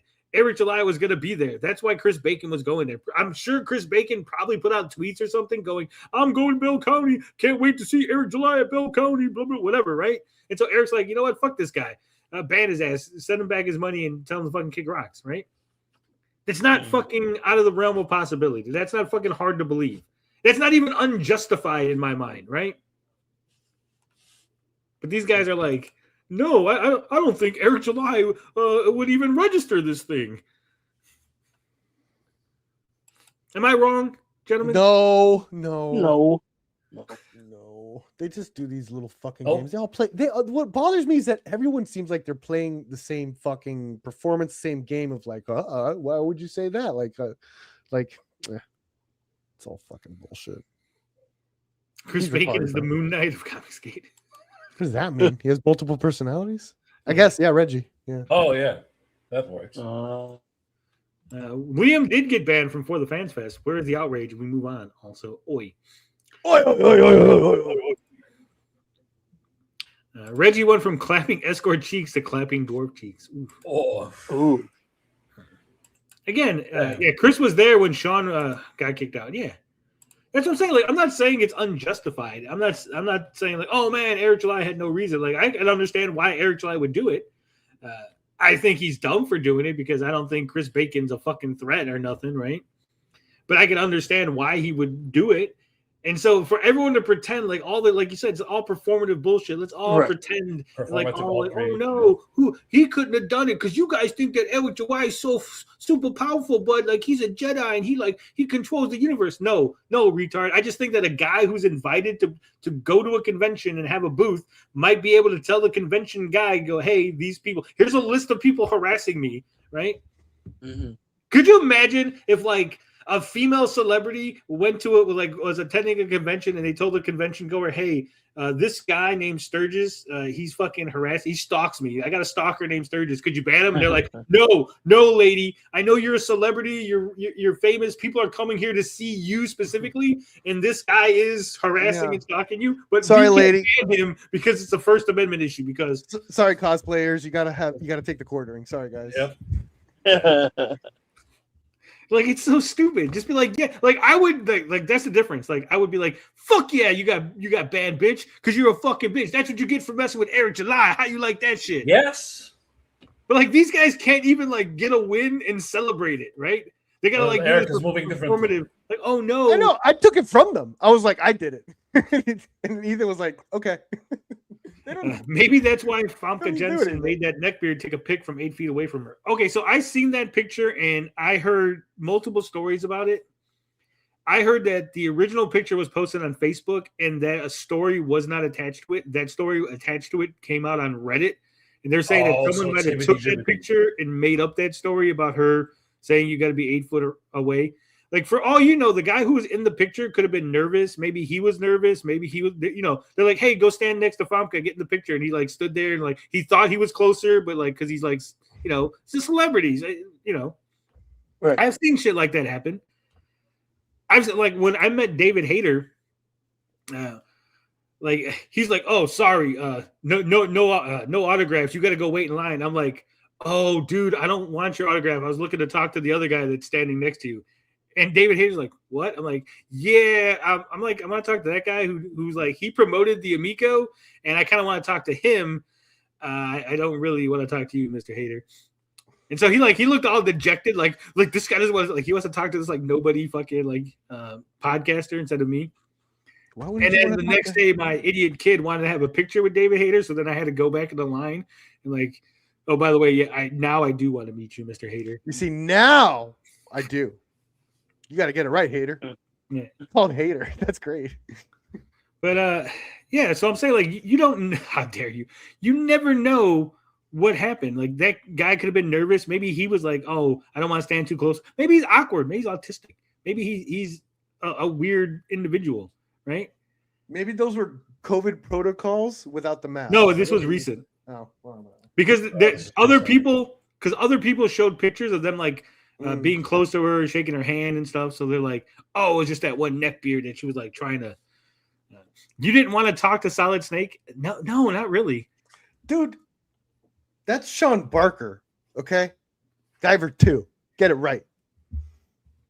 Either way, I didn't want to talk to him. Like, I'm sorry. Okay, I'm sure he's a nice guy, and I'm sure he did a lot of good work, but I'm not impressed by like, oh, you did the voice of a character. Like, oh no. He also wrote X-Men 2. That's right. Yeah. I was there. I was sitting. The whole werewolf movie. I was sitting in the little presentation he did. Okay, the little like, here's me, I'm David. Here's what the things I did. He's got a lot of weird shit. Yeah. He talked about the guy, the director. What the hell's his name? The X-Men director. Bryan Singer. Yeah, he talked about meeting Bryan Singer and like some behind the scenes stuff. Like I knew who he was and like some of the accomplishments he did, but I'm still like, again, my autism is like, I'm not impressed by that shit. I don't care. Like that to me, that's not cool. That's like, oh yeah, like you did a job and you got paid to do it. Like, okay, like that's not cool. Tony, have you seen Eric's new book about how to start a creative business and make money? Like, that's not a new book. That's an old book. That's his text-based book. He must be promoting it again, but like that came out a while ago. Promoting it again, yeah. Text-based book. Shame, Tony, shame. I would apologize and then said I needed to talk to the dude next to you, Mr. Hayden, and then be like, loved you and Guyver 2, Dark Hero. Yeah. Again, like I said, I'm also socially awkward, and so like none of that registered to me. I was just like, no, I don't want to talk to you. I want to, like, because again, he was like, whoa, you can't, like, he was like, all like, you can't come here, like, get an autograph from me. You gotta. I'm like, that's not what I was walking. I was walking towards you because you're just in the same direction as someone else. My friend had the best David Carradine one. David Carradine was a fucking asshole, apparently. That was he? Yeah, that he was hanging out outside having a cigarette. Hanging out. Oh, he was outside of a convention having a cigarette, and he's like, "Hey," and then my friend went out, "Hey, you're David Carradine. Can I just get a picture real quick?" And then David Carradine just gave him a death stare. He said he was giving him a death stare, and then the guy behind him said $60, and that's it. That was funny, but I love that he was like he just stared at me like this, like, how the fuck are you gonna ask me that? Like, weird. That's fucked up. Yeah. Gracious says, "Oh yeah, you wrote movies, starred in things everybody loved, and saved orphans from a burning building." Not impressed, little bro. Look, I'm weird when it comes to this kind of shit. Like, I'm not, like, legitimately not impressed. I seen the Nostalgia Critic at fucking Six Flags, and I freaked the fuck out. Like, that was actually like cool to me. But like Shania Twain, you're like Shania Twain. That don't impress me much. I can't believe you went there. I almost want to kick you from that. I called you Shania Twain, and then I sang a lyric to Shania Twain. You got twained. You got Hidden Twain. Hand says, "I don't care about famous people." Me either. Yeah, there you go. See, he's the older one. Believe whatever nonsense they believe. Of course, you had Nonsense, Ethan bud. responding saying, "Looks like Eric July got this guy banned from his local convention, worse than SJWs, with absolutely no proof because, as usual, his audience." Is it worse than SJWs? It's on Again, par. I don't think it's on par because Not even? no, Wow. because Chris Bacon it wasn't like Chris Bacon was invited to go to the convention and set up a booth or do a talk or like, hey, we're gonna meet Chris Bacon. He's gonna do a fucking presentation on how to like, Right. But he has a great What new comedy? comic coming out. yeah. But he wasn't invited to be any of that. Like none of that. He was attending. He was gonna literally ask everyone what his comic should be about. That's why he wanted to go. And you Yeah, but he was Give just everybody a script. he was just a attendee customer. He wasn't invited. He wasn't a special guest. Like SJWs got people banned like that were gonna be guests. They got people banned that like worked in the industry that were gonna like go and set up in the artist alley or something, right? Like you're just a guy who was attending the show. He's a fucking nobody. I'm sorry. It'd be like if I got banned. I'm a fucking nobody. Yeah. Like who cares? No one's writing a fucking Fucking do. there's not going to be a New York Times article. Chris Bacon banned from Bell County Comic Con. Like no one cares, right? Yeah. More people care. Honest, that's true. More people cared about Liam being banned. Bacon is a low tier stalker rejected by Eric. Yeah, so it's like no one pretty cares. much. So it's not worse than SJWs. It's not even on par with SJWs. Wow. And again, you could disagree all you want, but Eric had cause. It wasn't like Eric picked a random guy. Like if Eric got let me see, like TJ, if Eric got TJ banned or fucking Autoy, and you're like, they've never done anything to you, Eric. I don't think they've even tweeted at you or had any sort of interactions with you at all. That you would fucking have these two because they're on shows with me or because they're associated with Comic State, you would have them banned. That would be like maybe on par with SJWs and maybe something to be like, this is bullshit. But like this guy literally drove to your warehouse, posted pictures of it, talked about how he lives a couple of blocks from your house. Like I'm like, yeah, I can kind of see it, right? It's a little justifiable. Is so retarded that they're going to listen and believe anything Ethan Van Sciver says because that's just what they do. Because you literally have people like Lamfort. Whatever you do, don't show Chris's face. It's doxing, even though it's public. Even though Chris has been on stream himself and showed his face. No one remembers because it's fucking boring as shit. That's. I mean, he has his own YouTube channel where he did like streams with his face. I am shocked him in and the warehouse. appalled. Yeah. See himself believing that Ethan Van Sciver created the Green Lantern, and all he did was draw a 6-issue series of Green Lantern Rebirth. And this idiot believes that Ethan Van Sciver genuinely created Green Lantern. You know how? Why does he keep cutting like Sturgis? My guy, what's with the like weird cuts? Yes, Because you literally have people no, he like doesn't. Lamfortzi himself believing that Ethan Van Fartsy Sciver himself. created the Green I like how Lantern, and it's all he did was See right there, like there's like a cut. Wait, but Yeah. where does he say? Where does Lombardi say that he believes Ethan Van like? Right here, creating popular IPs that become kiddie rides like EVS did is cool. So Eh.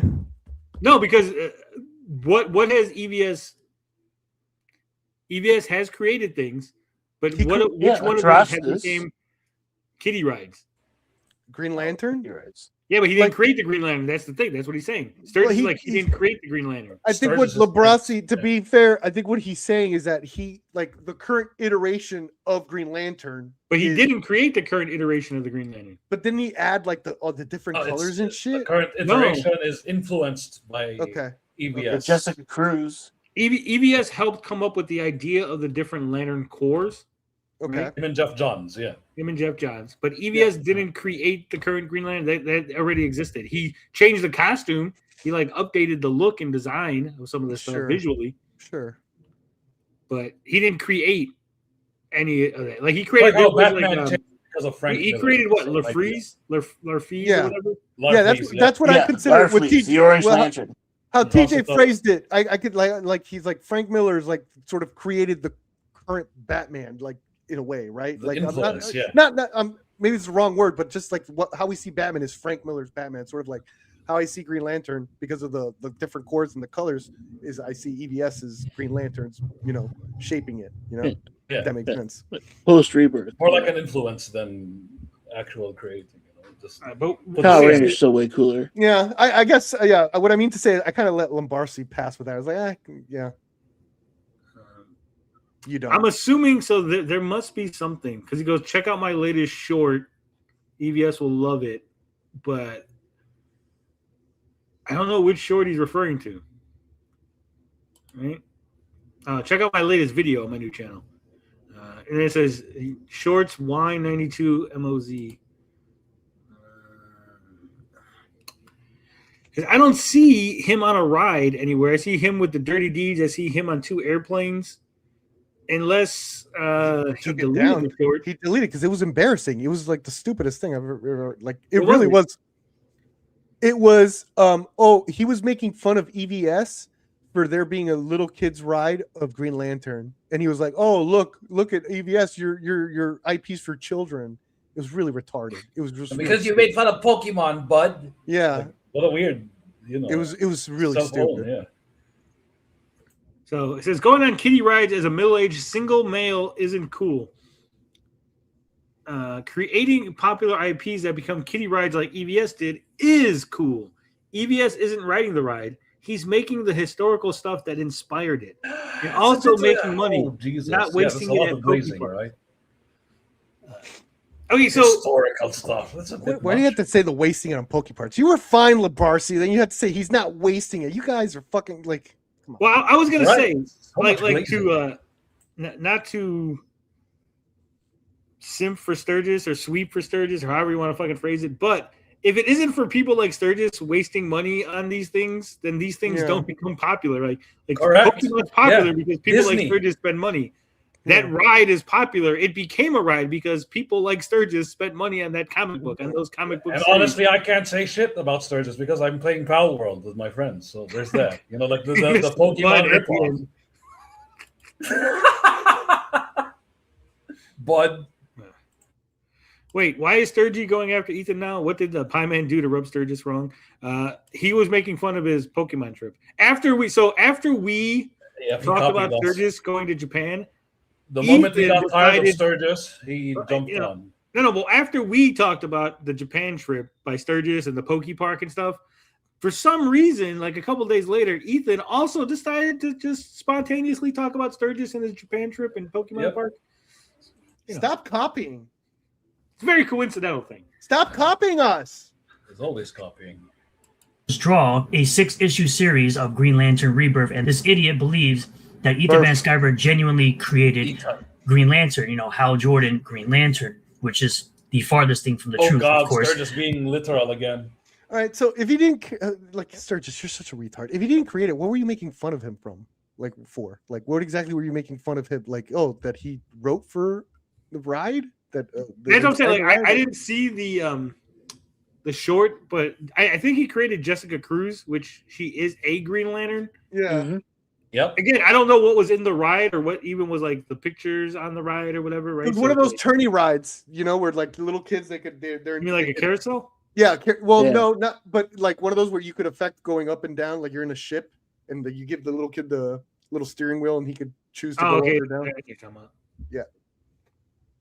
Like again, it could have picture. It could have had pictures of like Jessica Cruz or some of the other Lantern Corps. I don't know. Like without seeing it, I can't say. But again, as I said already, their audience is too unintelligent to understand that that's not the case and that's Unintelligent, boy. untrue. Kind of And of agree course, with from Back Me Bro, the new site created by Shane Davis, Smug Davis, Shane's the same guy retarded, who bro. continued to lie for years Burgess, about you me missed tagging it. him. Shane Who is so was saying- retarded. Backshots, bro, bud. You mean Jessica Swain or Heather Cruz?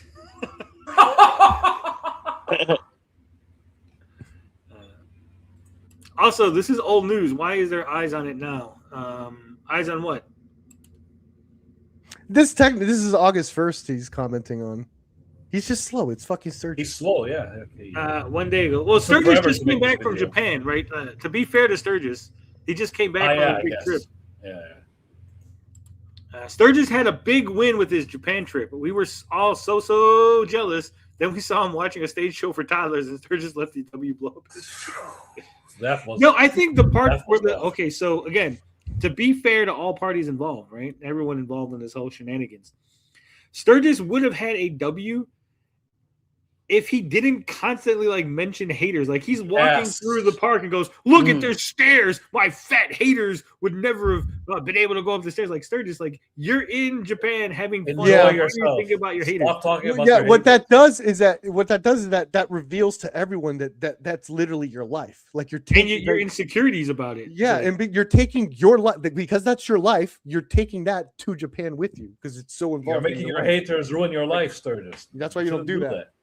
yeah, you don't see me like I went to fucking the zoo. I wasn't like, here I am at the zoo, guy. My haters wouldn't be able to go here because my haters don't like animals. They kick puppies. Like it's like no, I just went and had fun. I filmed some stuff and I put up some shorts. Like just go have a good time, enjoy yourself. You shouldn't be thinking about your haters or any of this online drama. Like you're in real life. Yeah. The old news is Sturgis' trip to Japan. We already joked about it. Well, yeah, I mean, we joked about it, and then EVS joked about it, and then Sturgis For came back, them, it's and new. now he's talking about It's what going to be happened. on CG After Dark next month. Like that's Yep, yep. When they run out of content, yeah, they'll come back to Sturgis. Yep.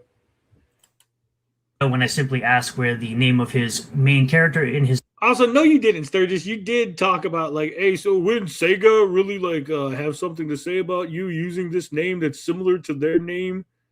Yeah, you We all started know what shit. you're doing, Come Sturgis. on. Come on. Don't some bullshit. Again, all performative bullshit.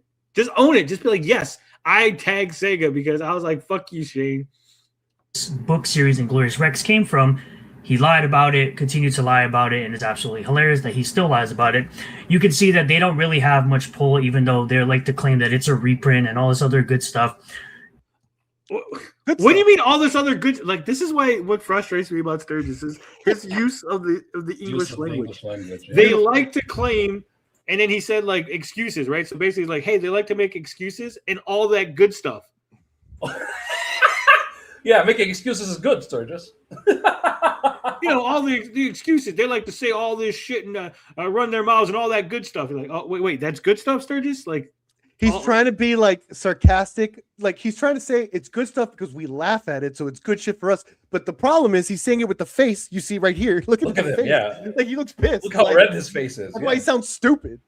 well, it's not just the way he says it. Again, it's like framing, like Sturgis, like two thoughts, separate them. Put a fucking period on one of those Jumbling his sentences. sentences together. Yeah. In many ways, I feel like because I feel like I have a communication issue sometimes. Like I want to be a better communicator. I won't say I have issues. I want to be a better communicator. And sometimes I feel like, oh man, Sturgis, I could relate to him a little bit. And sometimes I have to say it's like the reason why I make fun of him so hard is because I'm making fun of myself. Isn't that deep? It is. It's pretty deep. Yeah. So I'm aware of this. That's what I'm saying. I'm very self-aware. Trying to be a better person. Something to learn. Yep. There you go. Even from Sturgis. Even from fucking Sturgis. Not from Shane, though. That guy's a retard. Holy shit. I mean, you can always learn from Sturgis. Yeah. I'm just kidding. You can learn from anyone, technically. Yeah. Yeah, this could be anybody. Like we've seen so many people who turned out exactly like Sturgis. You know what I mean? Like we thought they were normal, and they turned out they're just Sturgises. We have a super chat, by the way. Oh shit. Oh yeah. Lifted Monster says, down the hatch. That's $19.99. Yo. That means that we're gonna take the advertisements away. We're gonna end those ads. And in the words of Matt Jarbo, turn off that pesky ad blocker.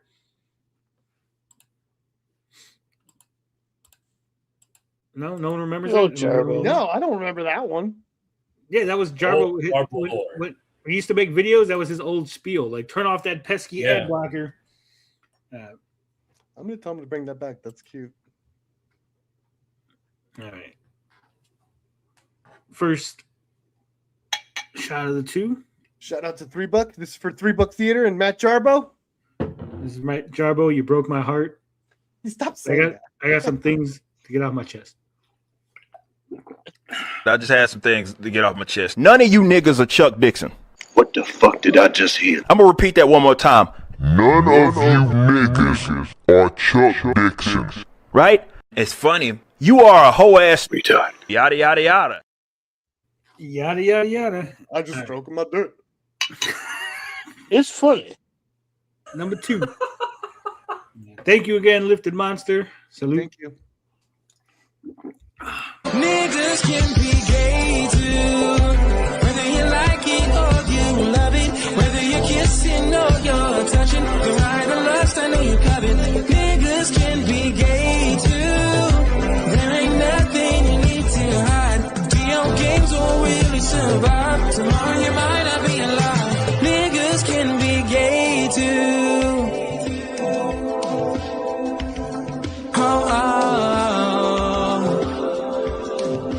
Niggas can be gay too.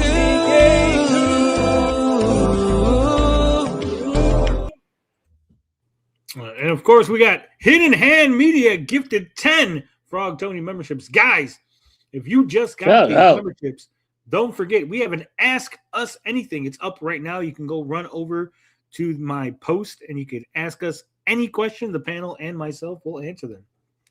And don't forget, every Wednesday, members only live stream where you can hop on to the panel and hang out, chill with us, talk. We were talking about Mexican Spider-Man yesterday.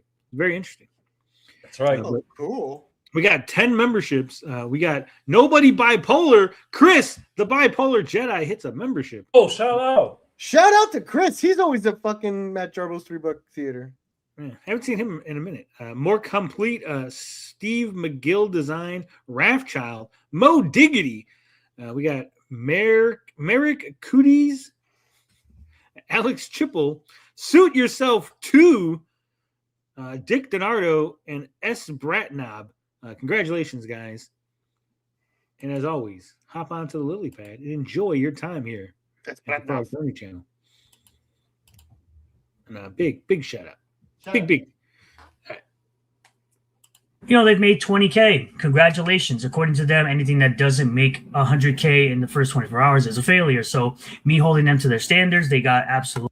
Okay, that's not the standard. Like again, I hate he's when taking dumb everything people to the make me extreme. defend other dumb people.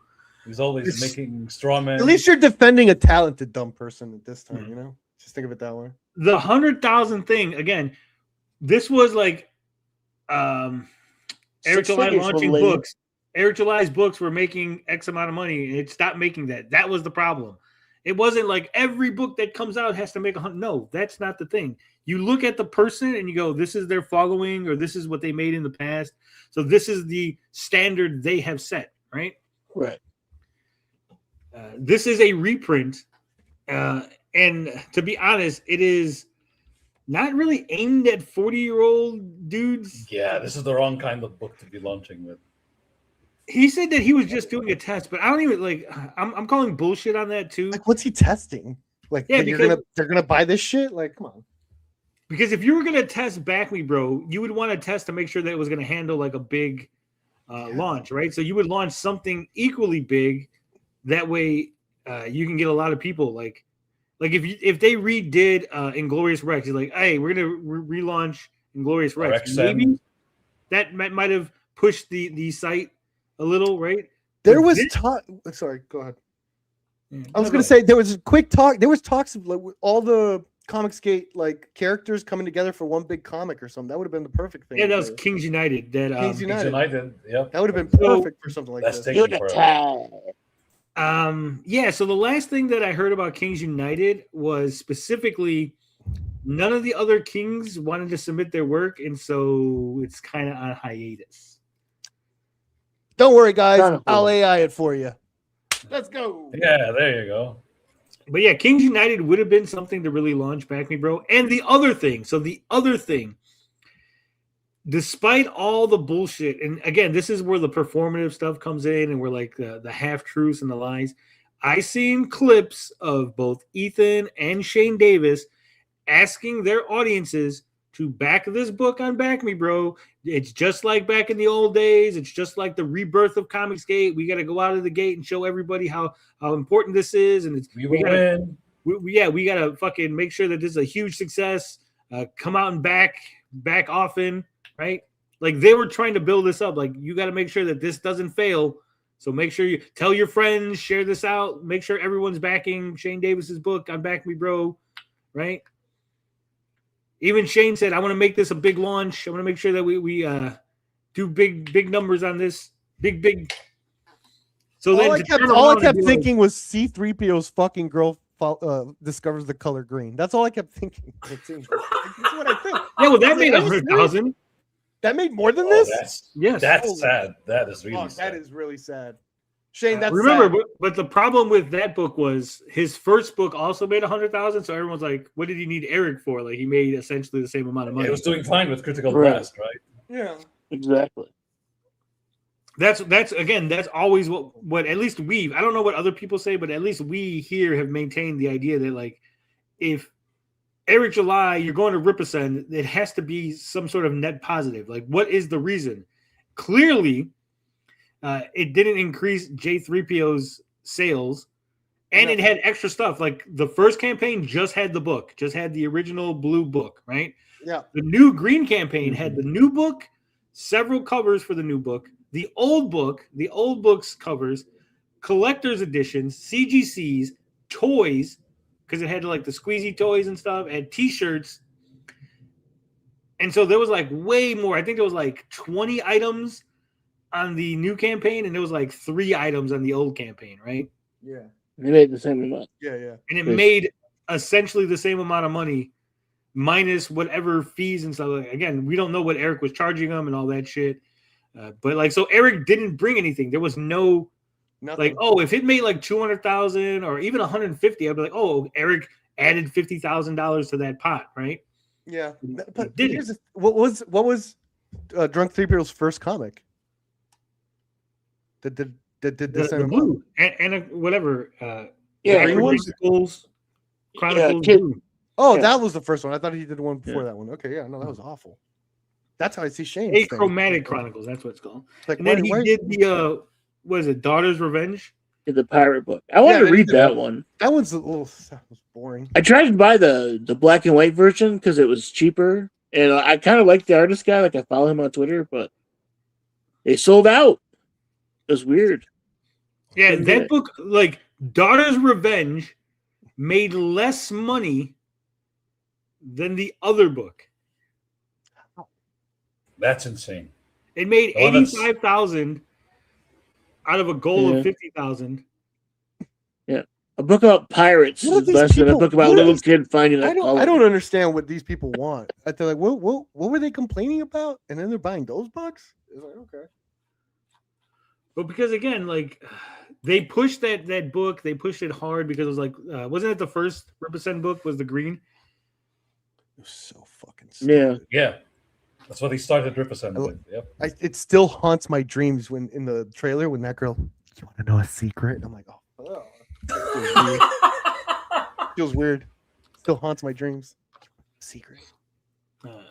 Yeah, so Achromatic Chronicles Green. What the hell did it make? For a campaign.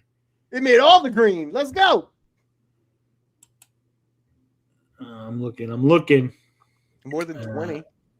I can't see. Man, I swear to, why does Eric always take this shit down? Like it was up and now it's down. Now it's like he's embarrassed. He's worse than your boy Zach. Holy shit. It's a constant like pivot to something else, and he's like, I can't have my past say this. Yep. If I can get Daughter's Revenge through this chat, maybe I will. Alexander Smith says green was Represent 1, Yellow Flash was Represent 2.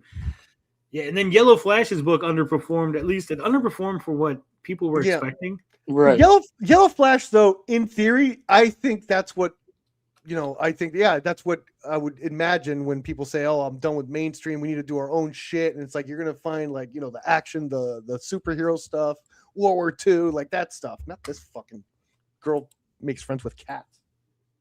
Space cats, okay? Space cats.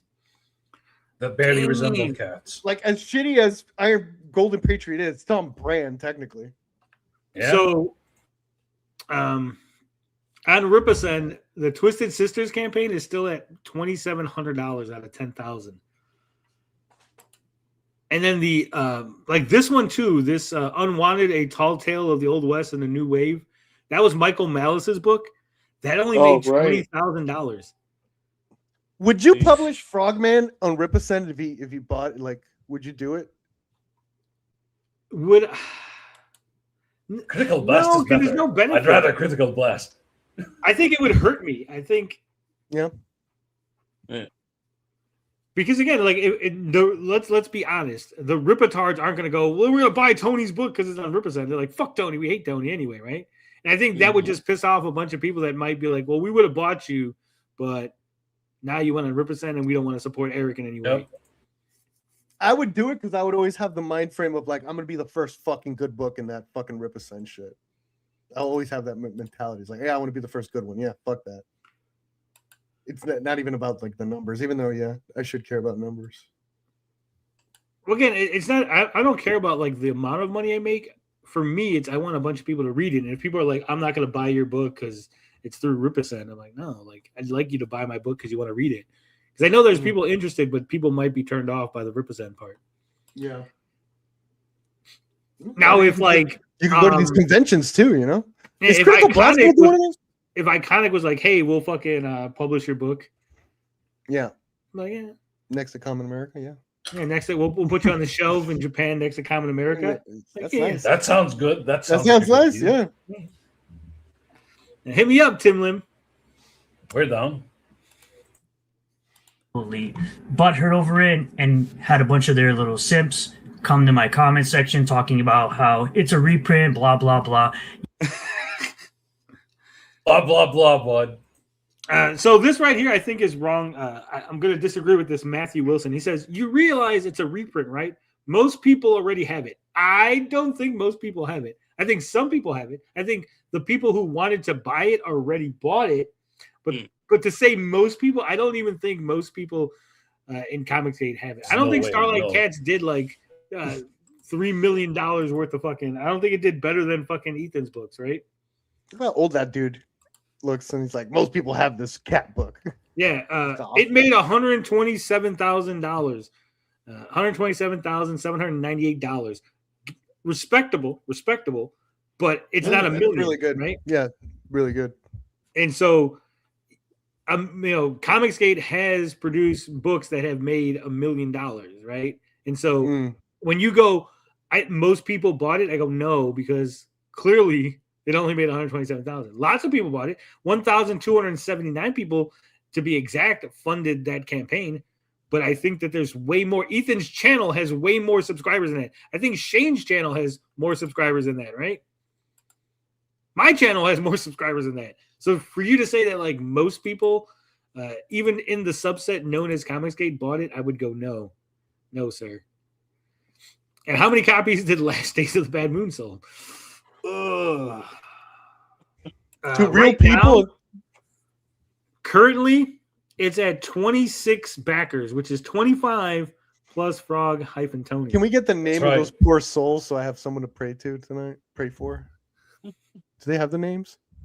No, the names aren't available. But like Katie did, like bought like 5 and shit. You can't Probably. I'll be honest. I don't think she bought any. Oh yeah, she doesn't read. Yeah.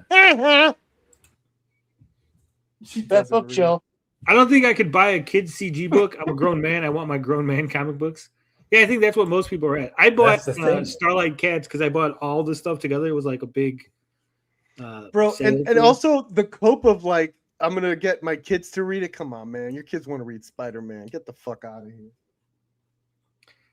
You're gonna tell them no. You're gonna tell your kids no. They can't read that mainstream slop. You gotta read this. They're gonna fucking.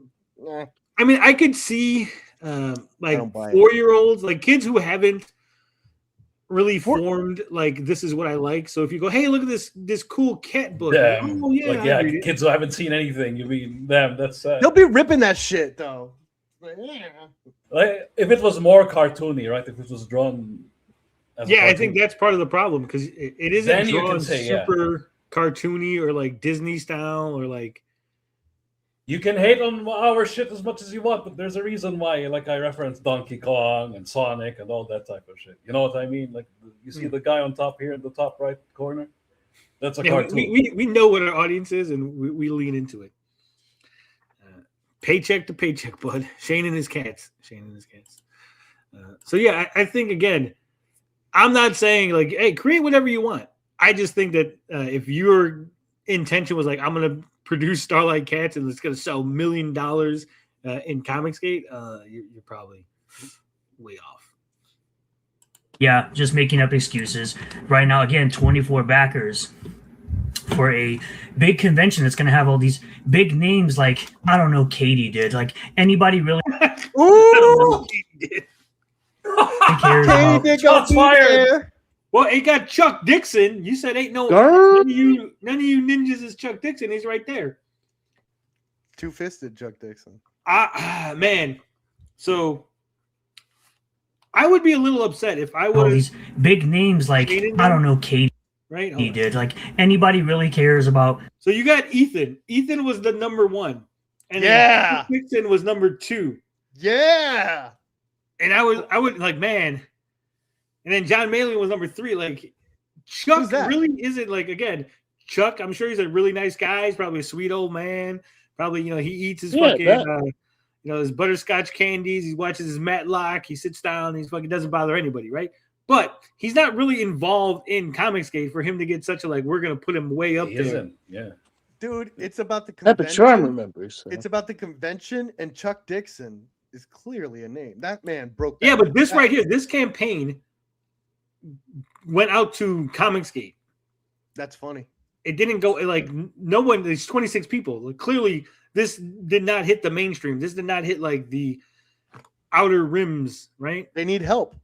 I'm watching The Sopranos, and there's a couple times like there's a difference between the mafia in New York and the mafia in New Jersey, and it's like the mafia in New York looks at they don't look at them as like the mafia of New Jersey. They look at them as a crew, and it's like Comicsgate isn't a mafia anymore. It's a crew. It's just a little small crew, and so you need to pad those numbers. Like, yeah, New York, here, borrow this guy, here, use this guy. Makes sense. Ethan would love that. I heard he loves Sopranos, so he'll love that comparison.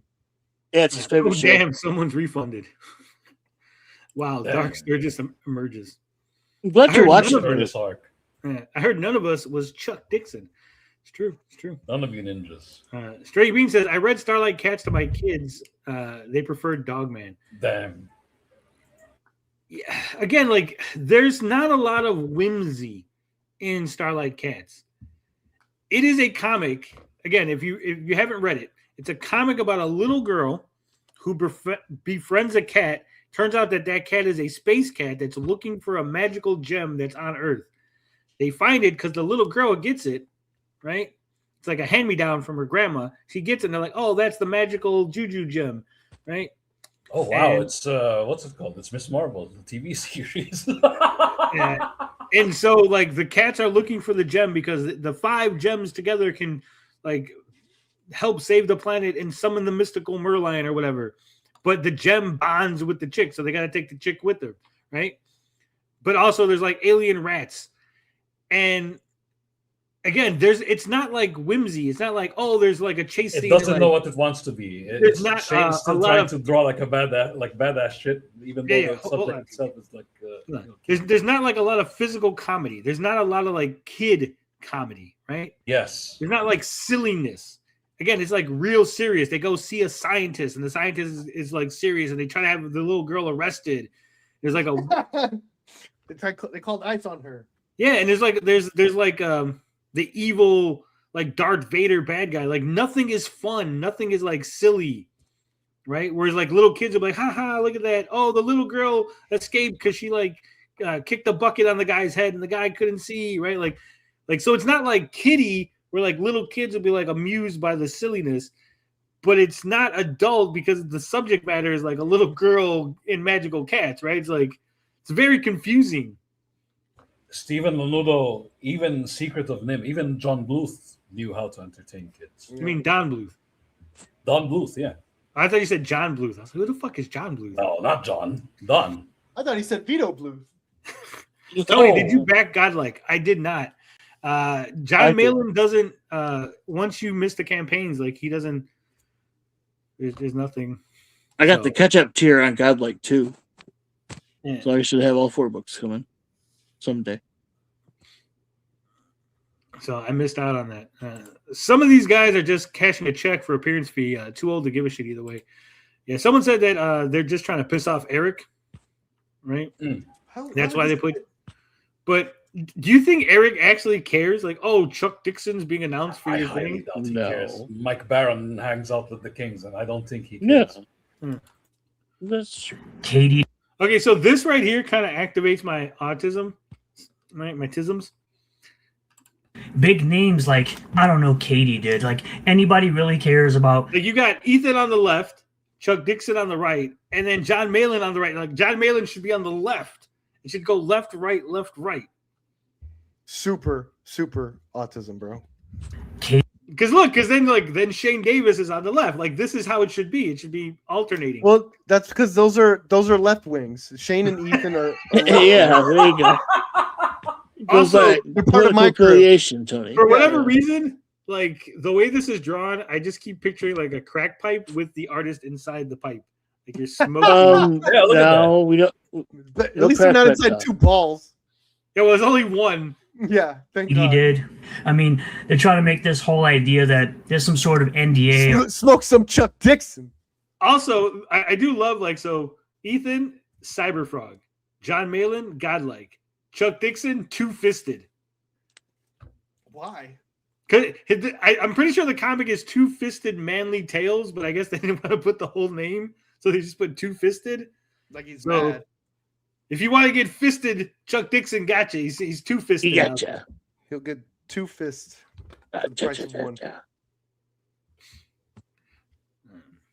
Sturgis Hurry up. vlogging.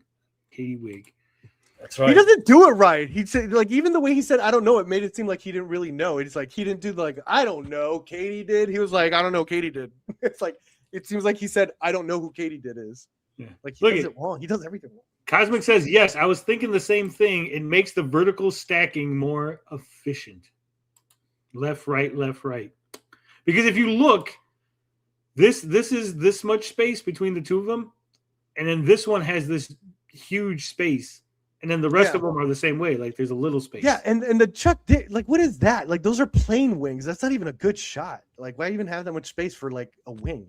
Well, even like the Ethan shot, it could be good, except for where Chuck is covered Yeah. up. Like Did Chuck Dixon come up with Cyberfrog? Yeah, Is that I what you're could- telling us? I It's could so fix weird. this. Look at this. I could fix this. I could Or fix it. some sort of. well, this is dead now. I think this Oh. campaign page is pretty much dead. Like Yeah, the I'm sure website- Wheeler probably fucking redid this shit better. Yeah, Bean I'm sorry. spilling. Liam's been asking for the link too. Why am I always the one to bring this up? Liam's asking for the link. Liam, you're in the room where the link's at, aren't you? Dude, that's Liam Gray. You have to Hold on. personally I'll give put to it in the other room. Oh no, he's not. See, this is my fault, Liam. I thought you were in that room. Yeah, You're not dude, in there's that like room. so many different rooms with so many different people now. It's confusing. Yeah. All our I'm glad I'm different only gay in op rooms. two. It makes it easy. It's because I got one gay op room that's gay opping the other gay op room. So I'm in a real gay op room. It's really awesome. The And ops we also are have a gay. Discord. The ops that's only are holding- insane there. isn't Chuck plenty. remembered for Tim Drake, Robin more than Batman? I think he's remembered more for Bane. Bane, dude. The Bane, back yes. break. I Tease wasn't into film comics when I have- heard about that guy. And Now Joe Bennett is, according to Ethan, part of the Comicsgate Kings. You know, the same Comicsgate Kings that he just recently killed off. Also, the whole thing with Joe Bennett, I could have swore, like, I don't know, was it 8 months, a year ago, where they were making fun of Joe Bennett's art in Zaylan? Yep. Yep. Horseman. I mean, The way dude, he draws this it. is all, it's team sports. If they don't like you, Literally your art team sucks. sports. If they don't like you, your art sucks. Sorry, they don't like you. That means your art sucks. That means you can't take any critique they make seriously at all, no matter what Cosmic they say. says, hold on. Matt killed the campaign when he said the place is already paid for, so backing is voluntary. Yeah, that might kill a campaign. Oh, Hey, wow. guys, we don't actually need your money. Oh, okay. What are we backing? Okay. Nothing then? Everything wrong. What's up, Liam? Not much. Just thought I'd pop in. You guys were talking about comics and stuff, and like like Godlike and other things like that. You hadn't read it. I've read it. It's pretty good. This is The, why. Go ahead. And yeah, I just popped on. That's all. What's up, Liam? CG needs to learn from JCW. The enthusiasm and energy in JCW is contagious. The vibe in CG is depressing. Yes. Dude, JCW probably has like actually marketing people or publicity people. They have people that work on this. Like, this is why Marvel and DC, they have people that actually know how to do rollouts. They would know which comic would actually do well if they were going to do a fucking fundraising thing. Like, that's why you have these people. They learned how to do this. You're right. And they know how to do it. It's their job, right? When you leave it up to the artists, you get like, kind of like half-ass shit a little bit. I'm going to disagree with you on one point. Go ahead. CG knows how to do this. The problem is they only know how to do this in one way. Attacking the SJWs. And I'm sorry, but the SJWs have not been like before. Like what did CG base everything on? Hey, the SJWs are canceling us, support us on the indies. Okay, here's a bunch of money. We love you guys. Fuck those SJWs, right?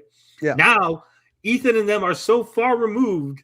You can't keep going, hey, I got canceled. 12 years ago, I was canceled from the mainstream. Give me money. Like, dude, we've been giving you money for 12 years. You're supposed to give me money because you hate the Dungeoneers. Give me money because you hate Eric. No, that's why they also bring the SJWs like, oh, this guy's acting like an SJW. No, you're acting like an SJW. You're so it's like, yeah, okay, give me money. Look, we got the SJWs back. Now it's these guys are the SJW. It's the whole like we will win. Like Air July was like grifting on the conservatism.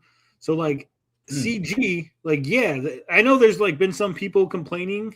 And I think, you know what, we might even bring that tweet up because it is kind of relevant. But people have been complaining about, oh, the money's going down and everything's going down because everything that this was based on has gone away. Sorry, SJWs don't care about this anymore. No one's being canceled from cons anymore. No one's being canceled from Marvel. You're already canceled. You were already kicked out. And you had the opportunity to capitalize on that, and you did, but then you didn't follow through, right? It's like Vito with this comic. Vito got all that money. Love him or hate him, Vito got all that money. He didn't capitalize on it. He didn't follow through. He didn't go. Like, when we launched this comic, if by some fucking miracle we launched this comic and we made 100,000, immediately, like when I see that ticker, if I see that ticker go up over a certain number, I'm immediately DMing some people and going, it's a go. Like, start working on the second issue. Here's the fucking money. I'm going to send you the funds right now, right? Like, we have them. Yeah. So also, again, I'm not trying to be up my own ass, but I have a very large, high backer. I mean, my average backer backs $125 and I have a large number of backers that back significantly higher than that. And when we said Mancot, instead of there being any attempt at dialogue, there was declarations of war. And so a whole bunch of people have just closed their wallets. And, it's like you've got pros even attacking my chat, which is completely antithetical to the principles of what Comicsgate was built upon. It's exactly what Mark Waid was doing. And it's just, it's not a good way to make money. It's not good business what they're doing right now, plain and simple. They're all Mark Waid. That's crazy. Oni says people got tired of the cancellation culture war talk when the books took too long to come out. Yeah, that's what I'm talking about. Like capitalizing on this stuff, building. And if you go way back, when I have that conversation with Ethan, when Ethan first came here and I had that one-on-one, I kicked everyone off, and Ethan was confused. He's like, why'd you kick everybody off? I was like, because I want to talk to you one-on-one and ask you questions about Comicsgate and stuff. I said, why isn't Comicsgate a thing? Like, why isn't it a label, right? Like, Iconic, love them or hate them, like they're a label. They're a publisher. There's Common America. There's the other books that Sturgis listed off that I don't remember the names of, right? Butch Gilligan. Yeah, Butch Gilligan, right? They're all published under the Iconic label. Even though they're not fucking related, even though they take place in different universes, no one's fucking confused, Ethan, right? No one's going, oh, I thought Iconic. Butch Gilligan was happening in the same universe as Common because they're both Iconic. No one thought that, right? Because we're not fucking retarded. So when you said, well, I can't publish these other comics under all the same label because people might be confused or think that they wouldn't. You would just tell them that off jump. Hey, Inglorious Rex isn't related to Cyberfrog, isn't related to Godlike, isn't related to this. But if they were all under one label, you could then go to publishers, go to fucking bookstores, go to look at all these comics under this one publishing house. You would have collective bargaining ability, unions, right? But no one wants to do that. They all want to do their own thing. Fine, do your own thing. Go do your own. But look, it can't. I'm just speaking plainly now because I've got nothing else to fucking worry about. But like, it can't work. Ethan wanted to do Kings United, and the most enthusiastic person to do it was like me. I was like, yeah, let's do it. Let's all work together. Like, no one else wanted to fucking do anything. No one else wanted to fucking do covers or interior pages. I'm excited for it. And like, yeah, team spirit. You know, let's do it. And like, fucking no one else wanted to do it. And it hasn't gotten off the ground, and it's not going to. It's on hiatus. It's just like there is no spirit of unity anymore. There's no teamwork. There is no shared goal. Let me stop you there. Like you know more than I do, Liam. Yeah, because you pay attention more than I do. But in out of all the kings, right? Who has any books that they're working on, campaigning, or actively in production at the moment? I don't know, honestly. I would need to see it all out in front of me. I don't know off the top of my I think head. the last thing that I remember was the one that Lawless and all of them are on. What the hell is that? Yeah. Oh, Lepresti's book, the Barbarian Adventures. If I'm going to speak honestly here, I bet it is my belief that they are all working on things currently, but not everything's been revealed. I believe that everyone is working on books. I believe. I'm not certain. So. Yeah, but here's the thing: like Marvel, DC, or whoever, right? They'll go, "Hey, next issue is going to be out this day, right? Next issue, like, yeah, they might be working on things." I remember, like, we had the She reprint or whatever came out. That was another thing. But again, like Inglorious Rex, like Shane and them, they all jump around. They go, "I'm going to do Starlight Cats. Oh, now I'm going to do Inglorious Rex. Now I'm going to do XN. Now I'm going to do this other Inglorious Rex. Now I'm going to do the Inglorious Rex spinoff." It's like, no, it's like the same problem we had with Eric. Stop expanding horizontally. Expand vertically, right? Yeah. You like? I mean, I've had the same problem. To be fair, I've had the same problem, but it's difficult to find consistent artists who are willing to just work on a project without like stalling, delaying, running off. It's like herding cats working with these people. I mean, that's you. That's your issue and like writers within CG, and I could sympathize with that because obviously Finbar he's slow rolling the campaign, but when it comes to like when it comes to like Ethan, John Malin, Shane Davis, like these guys are artists. They're writing and drawing their books. They've decided which ones to work on. They decide which comics to go through, which comics to make number 2s and 3s and 4s. They decide the scheduling and everything. And they're deciding to take forever, to change projects, to jump around, to not focus. That's their decisions. And it has hurt the whole movement. It has hurt the indie space. And I don't know, like the fucking plane is going down and no one's going into the cockpit and even attempting to pull the fucking plane up, right? Like they're all just looking at it. They're all standing at the fucking door of the cockpit and everyone's looking at the fucking plane going down and go, "Hey, is someone going to fucking pull the fucking thing so we can go up?" I forget what the fuck they call that shit. Oh man, it's worse than that. If you go, shit, I got to get in there and pull that thing up. They're like tripping you, going, "Who the fuck do you think you are?" Like, yeah, wait a minute, you're not allowed. You're not a big enough creator to pull up on the throttle. Yeah, wait, Jesus, someone else will come out. Your pulling is traced. We're all gonna die. We're all gonna die. But look at this hostess over here. They say, "I don't give a fuck. It's gonna end. It's 10 years of fucking hard work because of stupidity." John Point says they feel frozen in time. It's not 2016 anymore. Yeah, exactly. The well dried up, says Oni. That's a good point. Guy who likes Healy says there always has to be an enemy. Yeah, we will win. John Point says they haven't changed or kept up with the outside world. They are trapped in their own bubble. Yeah, I mean, your boy Zach and all of them, like they stopped even like reading modern comics or talking about modern comics. discussing comics. Like again, To we be do a fair- lot of we did a To lot be of fair, your Dude, boy I Zach only just found out. does I want to defend get back Marvel. into this. I only he just does found out. This is big news.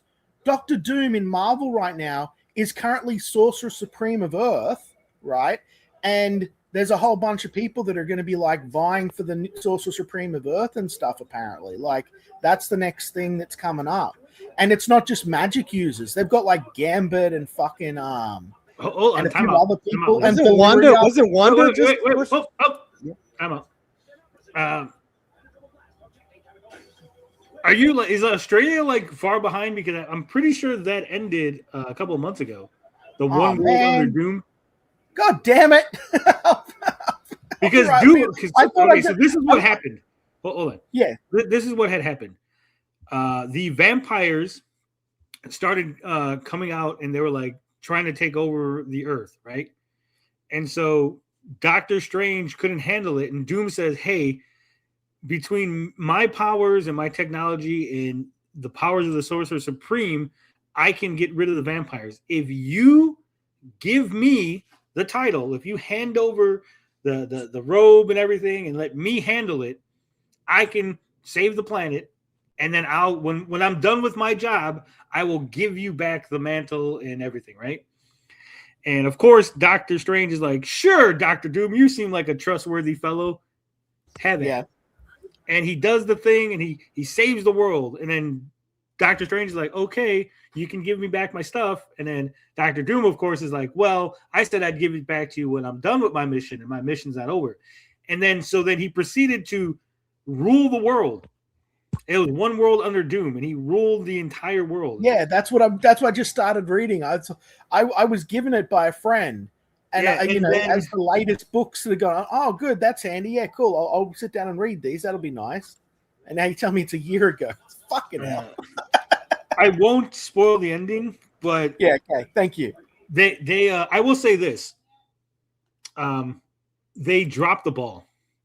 They didn't stick the landing. Like, it was a good story, but the characterization of Doom, like, there's one thing that John Byrne really did with Dr. Doom, right? Like, prior to John Byrne's characterization of Doom, he didn't have this one thing.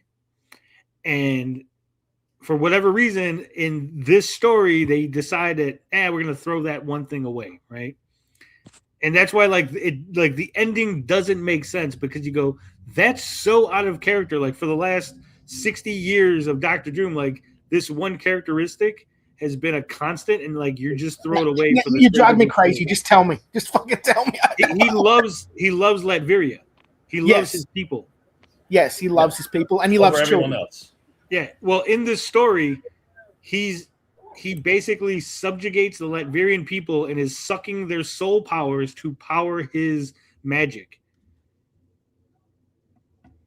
So he makes the world super great. Like, everything's fantastic. There's enough food for everybody. Everyone's working together. He gets rid of all the super villains. He defeats fucking like AIM and Hydra and everyone. Like, everything's great, but actually, everyone in Latveria has been captured, and he's sucking their souls. So it's literally the opposite of what Doom wants to do. Yeah. it's like literally the opposite. Okay, that's what I'm saying. Like, that one thing was just like. I can justify. So yeah, but that was like a year ago. So it's weird. It's weird that. Yeah, I'm pretty sure Wanda's Sorcerer Supreme now. Yeah. Oh wow, just my fucking life.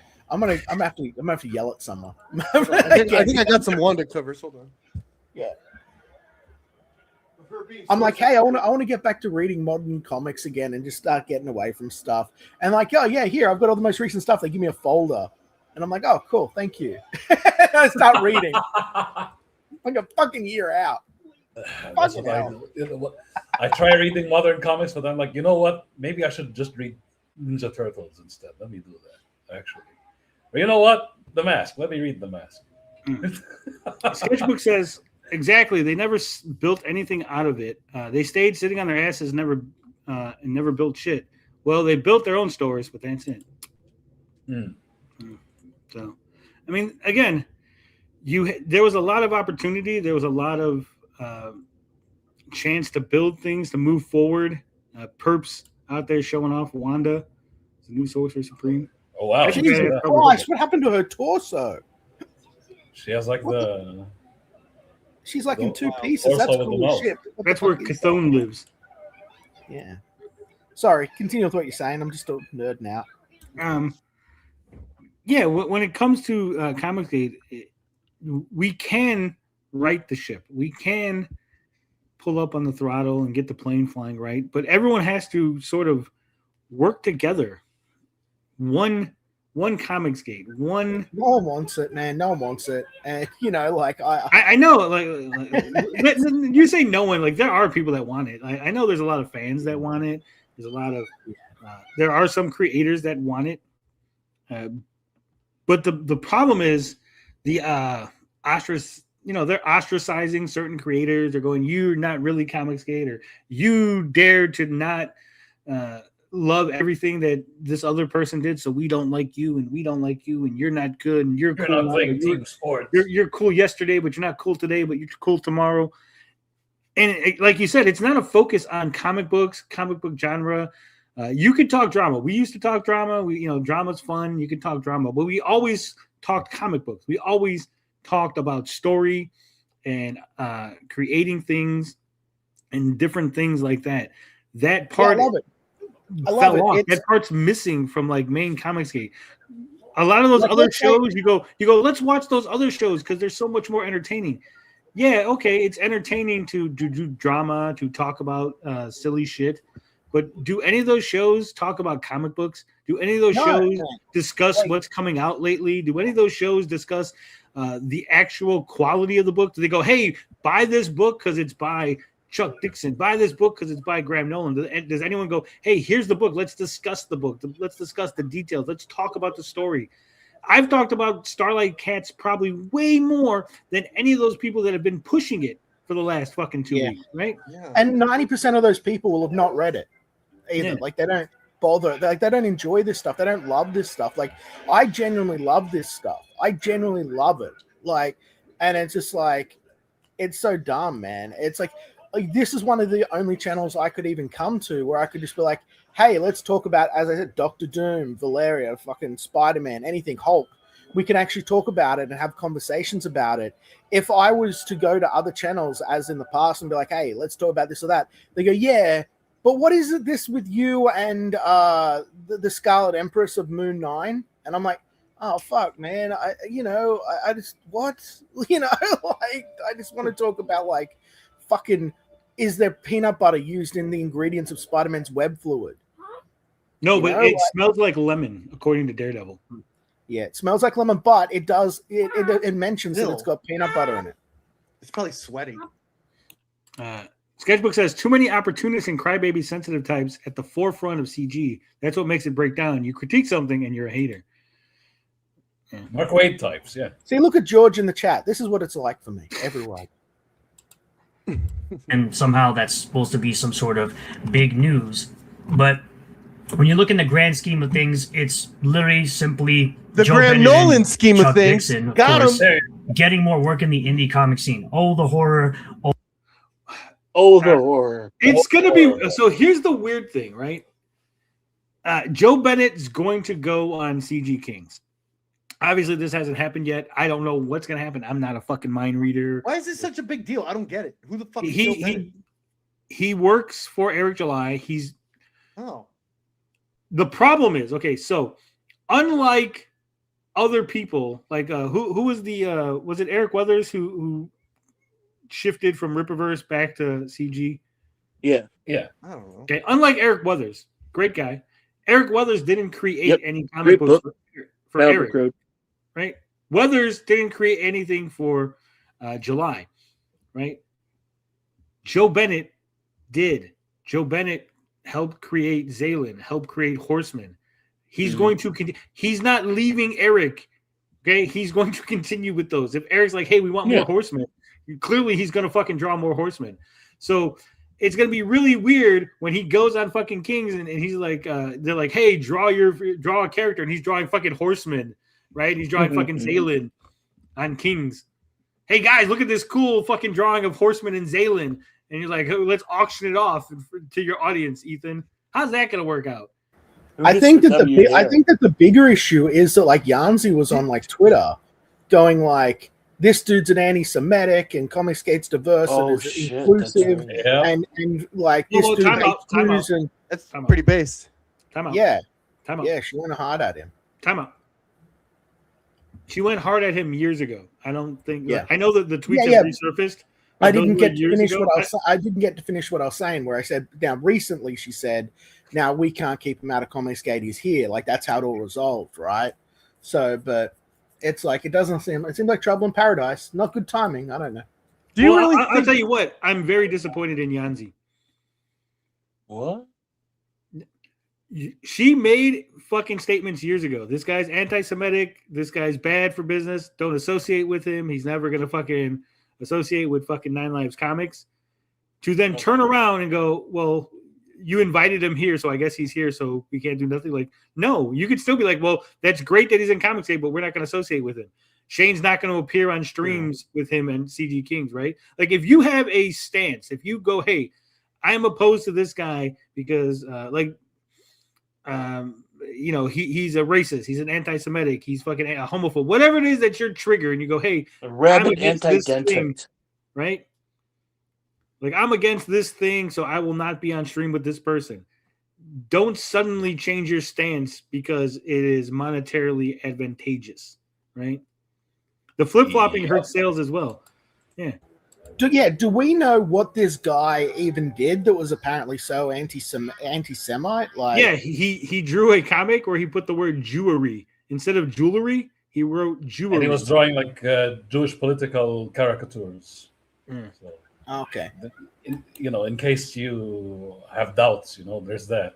Yeah, we went over it back when he was announced for being on the Rippaverse. Why he got let go of from Marvel. Okay.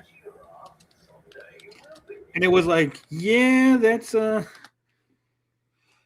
we can understand why, right?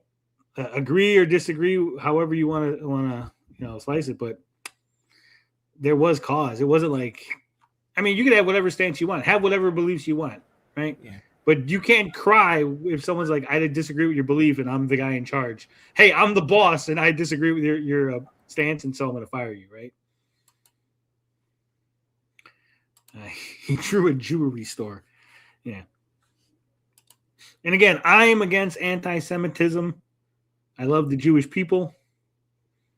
I got a shirt that says I love the Jewish people. That's why a lot of people don't love me. Yeah.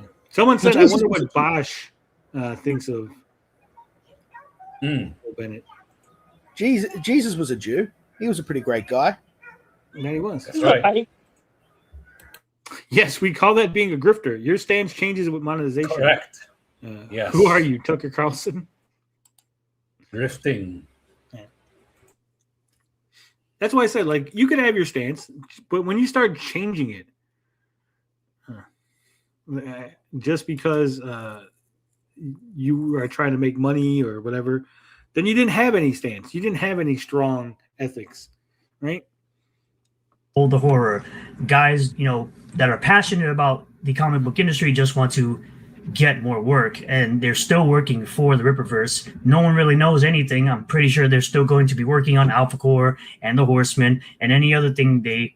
Now if they announced that Joe Bennett and Chuck Dixon owned Horsemen because they created it, and then Eric through Eric's bad business practices, like he allowed them to own the character.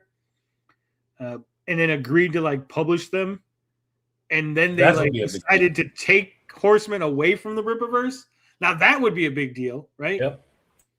But I don't think that's happened, and I don't think Eric is that stupid to have like, yeah, you own the character, and I'm going to publish it, and you could eventually take it away, right? Created because, of course, Chuck Dixon created the character of the Horseman. He specifically asked Eric about this character. This character is very successful. It's one of their. Didn't he also do political cartoons of rats jumping ship, looking like Jewish caricatures? Oh, yeah, there were. That's the one. I believe there were opponents of Bolsonaro or somebody, right? It was some South American political thing that he was drawing cartoons of. I just want to say one more time, I love the Jews. CG Live, let's help Horseman get funded. Yeah, could you imagine that? Like, what if, like, you put Joe Bennett in CG, and there's a CG Live, and he jumps on and he goes, by the way, guys, I got a new comic out. You guys want to support? It's Horseman #3. It's live right now on Ripperverse.com. What are you going to do? You're going to kick him off? You're going to like, oh, fuck you, Joe. You can't come promote Ripperverse shit. Like, it's his comic. It's his fucking thing. You can't tell your audience to support Joe Bennett and then simultaneously tell your audience not to buy Joe Bennett's Ripperverse works that he owns and he's getting a big fucking cut of, right? It seems like a really bad move. I would almost think that maybe Eric July sent him in order to, like, there you go over there, Joe, and see how they handle this. Oh, can you imagine? Yeah, a gay op. Most popular in the Ripperverse next to like an Isom or a Yaira or a Bloodruth. But Guys, he's the most popular next to all the other characters. Oh, that really narrowed it down there, Sturgis. Iconic Comics. Who's the guy with the stupid helmet? Braxwell. Yeah, Braxwell. Ricky Ritardo. Next big announcement was that they are doing a collaboration with Street Fighter Cross Common America Championship Edition. It's a new comic that's coming in collaboration with Udon Entertainment. It's a graphic novel crossover event. Ramen America? No. It's not Ramen America and Udon Noodles. No. That's interesting. I wonder what Capcom thinks of this. They had to have signed it, I assume, right? No, because Udon has the license to make Street Fighter comics. Yeah, I think that's what's going on. Yeah. That's why he says it's between Udon and. It has nothing to do with Capcom. It's more It has about nothing to do with Capcom, which is like choppy waters. I would just say. I mean, I mean, no noodles they might have. I read a bunch of Udon comics, like Capcom. There's no Capcom logo. There's no Capcom logo anywhere in any of this is material. It's its own thing. That's all I'm saying. This is like as if RT Comics, like did something. So they've essentially subcontracted at this point. I suppose it's a crossover. I don't know. It depends on how the money's. How hard is it to get Street Fighter? Can you do it then, Frog Tony or Liam? Again, yeah, I could. Udon has the license. Udon Comics has the license to make Street Fighter comics. If I were to approach Udon and go, "Hey, I want to cross over Street Fighter with my guy," and they say, "Yeah, we could make it happen," but it's up to their discretion. Yeah. Like there's no Capcom logo. There's no mention of Capcom, right? Because they didn't go to Capcom and was like, "Hey, we'd like to license Street Fighter to make comics a crossover with Common." They went to Udon. Like Liam says, like it is like possibly choppy waters. I don't know what no one knows the contract, right? Maybe Udon has free fucking reign to go just make comics of Street Fighter. Guys, I want you to take note of the characters also. Look, these are all Street Fighter Alpha 3 characters. Yeah. None of them are from the new Street Fighter Alpha 3 is the best. In particular, look. Yeah, but also that might be all that they this have iteration is what they have, yeah.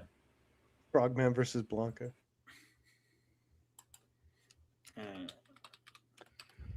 No jury, no sale. Exactly. No, it's Yuri. Han, yeah, should Jury Han. I call it Jury. Jury Han was there, Oh, I'm gonna get canceled. They're gonna think it's the other thing. Jury. Yeah, how do you pronounce it? Is weird. Yuri Han. Yuri, yeah. And I mean the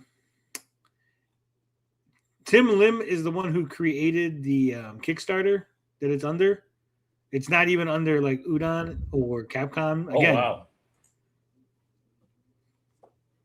Like for example, the RT Sonic comics, they're not really canon to what's going on with Sega. You're right. There's no Capcom.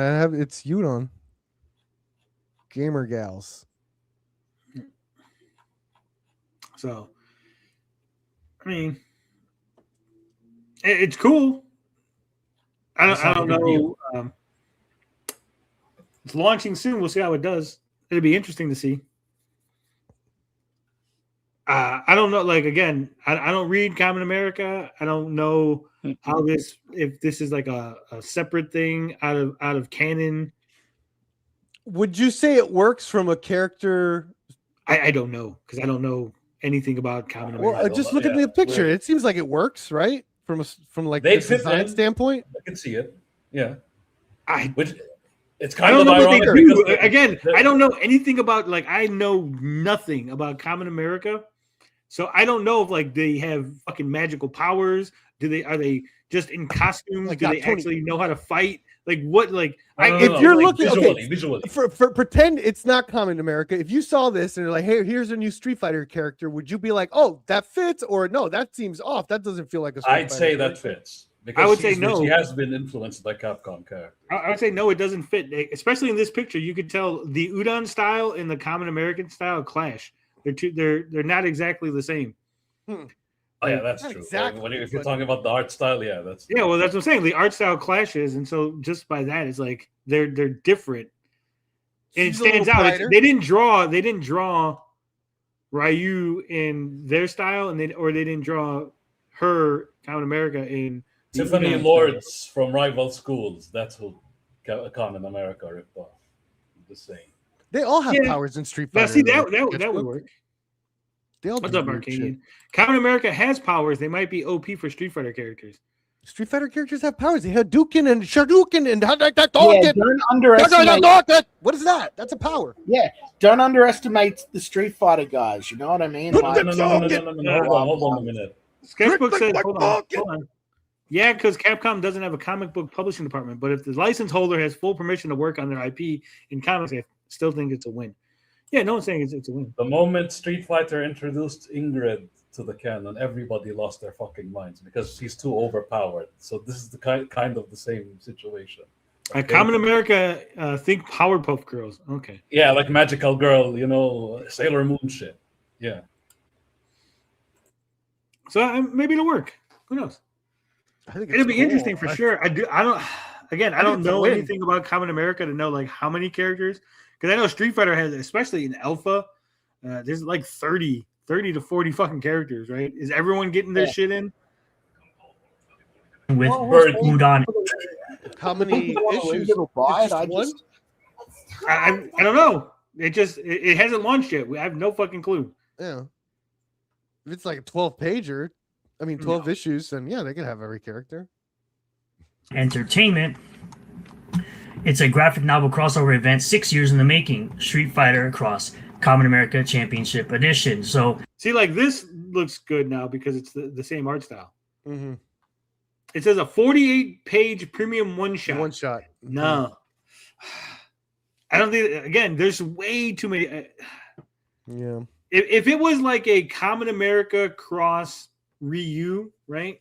Okay. I'd be like, yeah, because you could work all the stuff. There's a lot of characters. If you're gonna it's the problem people have with the movies and shit. Everyone's got to get their shit in, right? Yes. So you got to see the Hadouken. You got to see the fucking Sonic Boom. You got to see fucking M. Bison do the Psycho Crusher. You need Vega to do his thing. There's so many, and then all the Common America characters got to do their things, right? That's why the current Mortal Kombat movie, as good as it is, a bunch of characters got lost in the shuffle because they were 15. Right. Jude Duvall says Common America looks similar to the Capcom character called Tiffany Lords from Rival Schools. Tiffany Lords, yeah. I'm familiar with Tiffany Lords. She was a cheerleader and she had boxing gloves on for some reason. That Rival Schools is so good. That's where fucking Sakura comes from. Yeah, she was a guest character in there. Yep. Which is funny because one character also, what is her name? No, not God damn it. Her name is similar to Jin Kazama, but she ended up in the Street Fighter 5. She's the one with the biker helmet. I forgot her name. Who are the Street Fighter 5 with a biker helmet? Yeah. She was a her brother comes in when you do the special attack.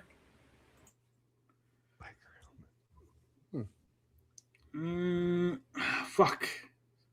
I'm looking up right now, TJ. We're old and senile. Renata.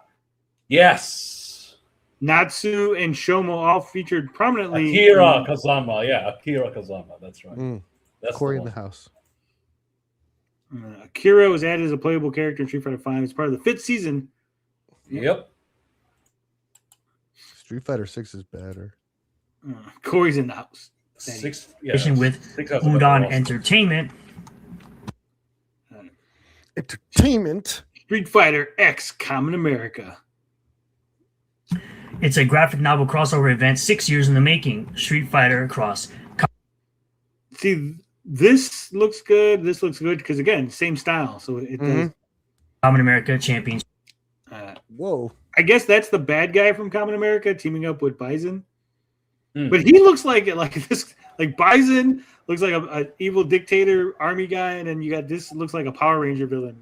He's like, I'm gonna touch your head. I thought it was the Golden Patriot. Bison will take down Bison.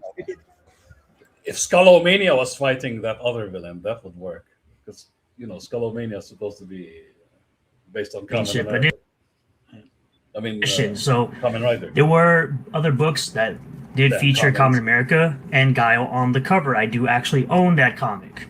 And of course, that's cool. Feature Common America. Street Fighter something. Iconic Guile. Street Fighter Masters? Holy shit, they suck. They're both missing their kicks big time. Look at that. And Guile on the cover. I do actually own that comic. And of course, you even have books that are based around nostalgia from old school 90s cartoons. These guys are my buddies. Yeah, but what we talked about this way back in the gap. What does this have to do with anything? It's just it's just crowdfunding campaigns that are doing well that aren't involved in comics. But of course, I back SWAT Cats as I'm saying we talked about SWAT Cats coming back in comic form. Yeah, good dude. Doing fantastic numbers. It made 757,000. That's amazing.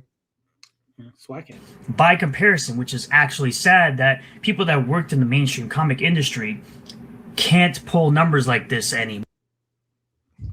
Wait. Is Sturgis trying to compare SWAT Cats to? It came out on TV back in the gap. He's trying to dunk on. Yeah, he's trying to dunk on Shane Davis and. No. I'm just saying, like the name recognition, SWAT Cats versus Shane Davis. Not taking anything away from Shane's art skills. I'm saying more people. If you go on the street and ask people, "Do you know who Do you know what SWAT Cats are?" And you get an answer. You go, "Do you know who Shane Davis is?" Bet you more people will know of SWAT Cats and know of Shane Davis. However, if you were to go to a FedEx and ask, the percentages change there. Now, SWAT Cats is a pretty big IP. That's what I'm saying. Yeah, it came back and it was a big deal, right? Because again, and it's trending on social media. It was the first ever comic series from the TV show creators. So the show creators came back to write the comics. It's a big deal. More.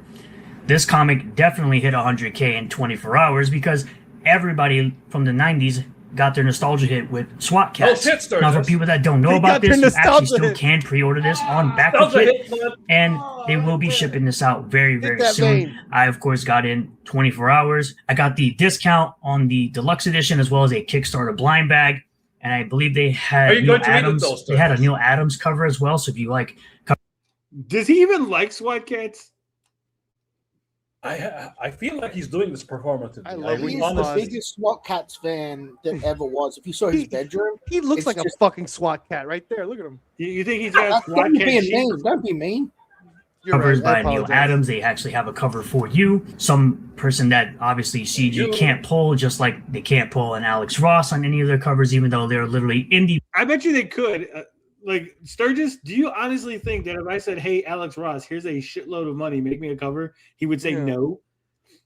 It's not about pulling those people; it's about the return on investment. If I gave Alex Ross $50,000 to do a cover, will I make $50,000? Probably not. Right? We've seen EVS do covers for people, and they didn't make $1 million. They didn't make $100,000. They still barely only made $10,000, right? Because again, it's not just the artist. You can go, here's a fucking Shane Davis cover. Here's a Neil Adams cover. Here's a fucking Liam Gray cover.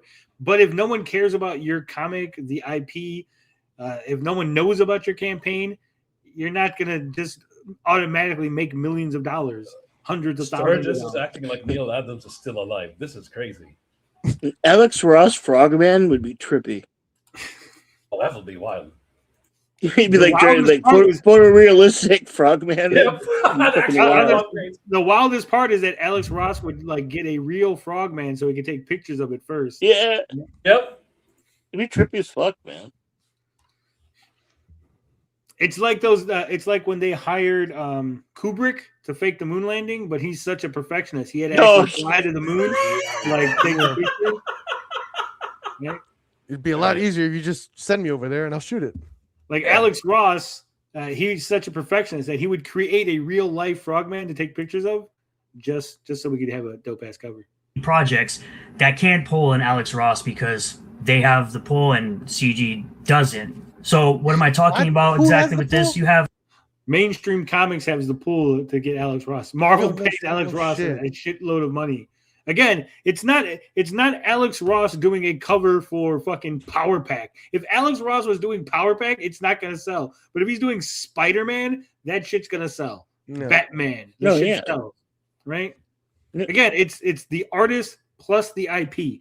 People always want to say it's one or the other. It's both. It's the combination. It has to be both. Mm. Yeah. Nobody's gonna care about Buckton April not drawing Earthworm Jim. I'm sorry. You know, we saw how that happened.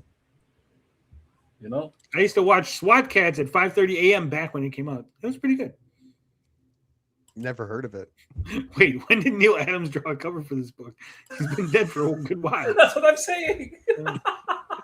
He drew it in the past, so that way it would be available in the future. Oh, he's a time traveler. You're saying? No, he just knew. He was like, before I die, he drew a SWAT Cats cover. He's like, he put it in a fucking like envelope and then inside a fucking case and told his wife, he's like, one day there will be a SWAT Cats comic book, and then you give him this cover. Or you just have his final words that a rosebud were SWAT cats. You guys are so SWAT cats.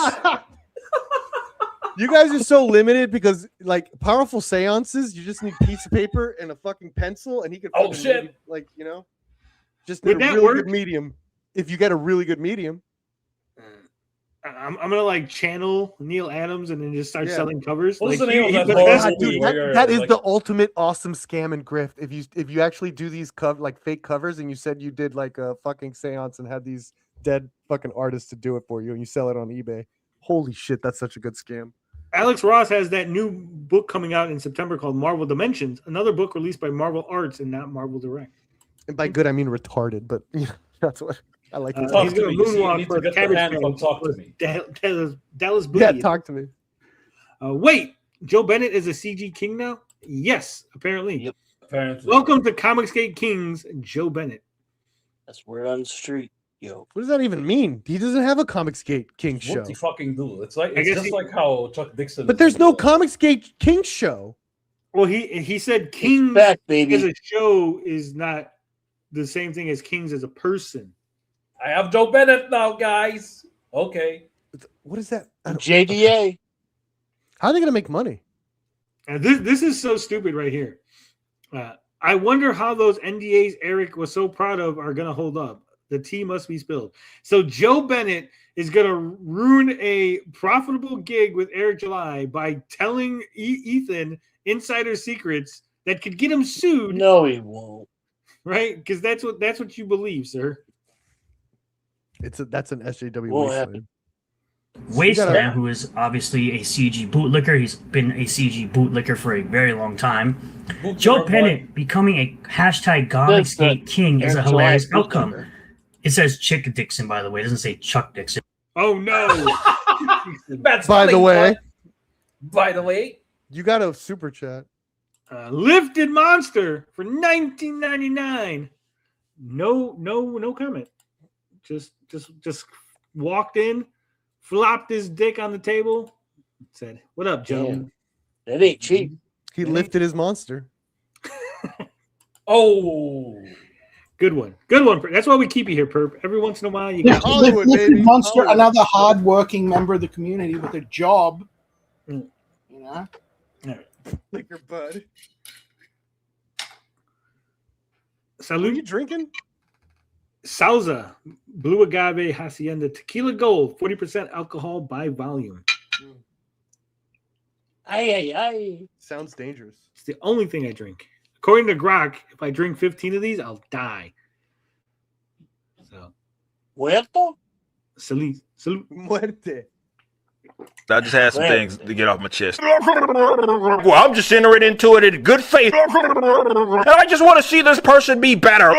You suck. This sucks. Shut the fuck up. You a shit stirrer. That's cool. I'm perfectly fine. Yada, yada, yada. That's some things on my mind. Chopping my dick. Oh, God damn it. Where's that stroking my dick one? That's my God damn favorite it. one, hands down. How do you do that? Getting teased I over here. don't know which one that is. He's like, I'm gonna stroke my dick. Is it the Puppet Master one? I don't know. I think it's the Puppet Master. You haven't played it in forever. I just had some things to get off my chest. Evil, sinister, puppet master, guru. Yada, yada, yada. That was great too. Puppet master.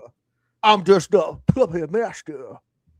I got so many that say things getting off my chest. Hold I on. just had some things to get off my chest. I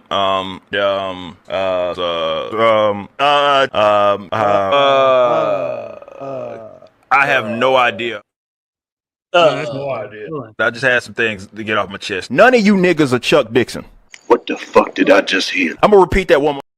Definitely not that one. Hold on. I just had some things to get off my chest. Shout out, shout out, shout out, shout out, shout out, shout out, shout out, big shout out, big shout out. Shout out to you. Whew. Yada, yada, yada.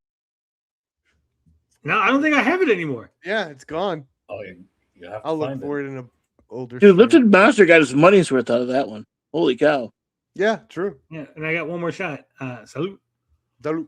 Akukun. Those are facts, not rumors, not suppositions, but facts. More on that later. More on that later. I got some things to get off my chest. Shout out. Yada yada yada. Coming for the Fans Fest, also funny. I mean, Chuck Dixon went to MegaCon this year. I wonder how those NDAs Eric was so proud of are I gonna. love how I just said that. By the way, Chuck Dixon went to MegaCon. I'm like, okay. Okay, Sturgis. You're Hold so up. cool. The tea must be spilled. I wonder who is trolling whom. Again, as I said earlier, Ethan killed off the Comicsgate Kings show, so I don't know how all of a sudden it's back. Even though Oh he man, literally I made that argument. God damn it, I'm retarded. Yeah, Sue's back. Just fuck. Back. But he says that like he killed it off. Like it's a show. Like he could just decide to do it. Like it's Yeah. not that big a deal. It's not that hard to go shows back on, guys. Right? True. killed it a couple weeks ago or so. I said, could you imagine being stupid to think this is a win for CG? Imagine Chuck Dixon and Joe Bennett getting more work in the comic book industry, the horror. Well, okay, so here's where Sturgis is wrong. Sturgis is saying that Joe Bennett is a good artist. He's a solid hand. He does great work. He designed a great character. Joe Bennett associating with Comicsgate, that would be a win because this is what, by your admission, you're saying he's a good guy, he's a good artist. Isn't that someone you want to associate with? So whoever's associating with him is getting that rub, is getting the shine, right? And maybe Joe Bennett might do work for people within CG. Maybe Joe Bennett might invent a new character and debut it in a CG book or debut it in his own crowdfunding away from Eric July. Because of this association with CG. Like maybe they'll convince him, hey Joe, you got another idea for a character, maybe you should crowdfund Hey Joe. So again, like it is a win. Joe? It's not like this huge monumental game-changing win, right? But it is like, oh, this is a guy that you say is valuable that is now hanging out with us. That's a win. Yeah, if he's talented, yeah. Now, if you're like, well, Joe Bennett's a fucking nobody, who cares that Joe Bennett's hanging out with you? Like, now you're like going, this guy's a nobody. So then, like, why did you big him up when he was like working on Eric's books? See how that works? Joe Bennett at this point. Yeah. You can't go like, yeah, none of y'all niggas is Chuck Dixon. He's the legend. Then you go, oh, but he's working with Ethan. So that's not a big deal. That's not a win. Like, you built him up to be the fucking legend. So yes, it is a big deal that the legend Chuck Dixon is now at the fucking Comicsgate Festival, right? Yeah. He can't be a legend only when he's under Rippaverse. And then like when he's away from Rippaverse, he's just a normal guy. Like, You split the atom, actually. That's the I hate logic this. right This there. this is what's wrong with team sports. That's why I'll never fucking play this game, because it's almost exhausting. Where it's like, dude, if it's good art, it's good art. Okay, I'll make fun of Shane because he's an idiot, but goddamn, the man's talented. Same thing with EVS. Like, it's just, if it's good, like this whole like, I don't like them, so their art sucks. Oh my god, look at this shit. It's like, please. Yep. Gracious says, sorry guys, Sturgis won't approve bringing back my show. I feel you, Perp. It hurts when you find out Sturgis agrees with you. Yeah, it sucks, bro. Because, Kane and White definitely doesn't do multiple covers for multiple different indie comics. Where was the uproar and the nonsense with that? What are you talking about? They keep calling him CG's own Kane and White. Yep. The comments about how Kane and White now works for the Rippaverse and does covers for the Rippaverse, is also drawing the Saoirse comic, but he also does covers for CG books. You had nothing to say about that, probably. When was the last time he did a cover for a CG book? Dino King. It's been a minute. So I'm saying, it's been like, again, what is coming out in Comicsgate? I'm just as guilty as anyone else. So don't, like, I'm not, excluding myself from the conversation. But what is coming out currently? Reprints, fucking re-releases. Oh, pinups, and Isn't Super Killers coming out soon? It was supposed to ship. I guess it got delayed, which is ironic.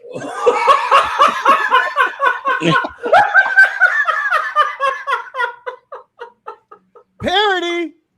Oh wow! Hey, they're following suit. They parodied it so good that they also parodied the. This is excellent comedy. The rollout, okay? yeah. God damn! I just got an email that Rex 3 is shipping any day now. But again, that's the problem. Woo.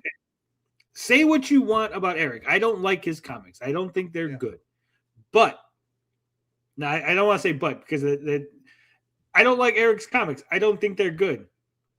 Eric does come out at a regular clip. Eric is constantly, when one ends, he's immediately telling you about the next one, which is something that Comicsgate doesn't do. Like, you'll end a campaign and then like, oh, what's your next book? Well, I don't know yet. In like 6 months, I'll let you know what I'm working on. It's like, how do I get excited for the next one if you're not ready to go? Like, there's no like, Cyberfrog 3 campaign ends. It should ship out, and Cyberfrog 4 should immediately be crowdfunded for. Wasn't the problem that they were doing too much? Like, oh, the minute that weren't they doing that? Like, this ends, now it's Helephant, then it's the Heather. No, Storm but nothing shit. was coming out, Perp. That's the problem. Everything was ending and getting funded, but yeah. Okay, I heard you say that they should say this is coming out once. Okay, yeah. No, that's why I said shipping. Like, they should have, and then ship, and then the next one should be ready. But because nothing is shipped, everything keeps getting announced, and now everyone's fed up because we're at this like weird, like nothing can be announced because nothing has shipped, so everyone's in this like holding pattern. I mean, I'm guilty of it as well. Though I did get an extra bit of art from Art of Dominique just today that she sent over. So now I only need 1 or 2 more pieces of art from her for it to be finished. So I'm so close to getting through the bottleneck, but like, but that doesn't mean I've stopped working. I've got a whole bunch of finished books and stuff. But like, I'm just gonna wait for these two. Honestly, where would you rather be though? Would you rather just be late with like better books, or just be like the fucking mediocre mid shit that Eric does of just churning out like schlock and slop and I don't know. Yeah, Gideon James says new Cyberfrog looks like a Rippaverse actually. I think EVS said he's redoing Cyberfrog 1. I was confused when I saw the thing where he's like, for Cyberfrog 1, is it the old story being remastered, or is it a new story coming out? What? It's like for the first time in about fucking 8 years, I don't give a shit. I don't even care. Not even. Maybe it's like a remake. Not That's even. what I'm saying. Like, It looks like a remake because that is a scene that happens in the first comic book that he just drew, the double page spread. So here's the post. Says absolutely exquisite Cyberfrog comic coming your way in 3 weeks. And then someone says a new Cyberfrog #1 drawn by you should make over 1 million, and it said it should. So that's why I'm confused. Like he's saying a new Cyberfrog #1, and Ethan didn't say no, this isn't Cyberfrog #1, or no, this is a different book, or this is for Heather Swain diary or some shit. He's just like, yeah. So I'm confused. I don't. Whatever. You know, clarification is one thing that is missing from the space. Also, wait, hold up. I just noticed something. Why is it in Sturgis's trending the Muslim Brotherhood? Whoa! What? Politics trending Muslim Brotherhood. Assalamu Sturgis. Holy cow. Acadian, there you go. Acadian says Ethan said he's doing a 30-page book for Cyberfrog #1. But is that Cyberfrog? So I'm assuming, because again, he's calling it Cyberfrog #1 and not Cyberfrog Blood Honey. So I'm assuming that would be Cyberfrog from the 90s. He's remaking the 90s. Oh, that makes sense. Thing. Right? And he said it's going to be in comic shops. I asked if the book will be in Midtown Comics. He said it should.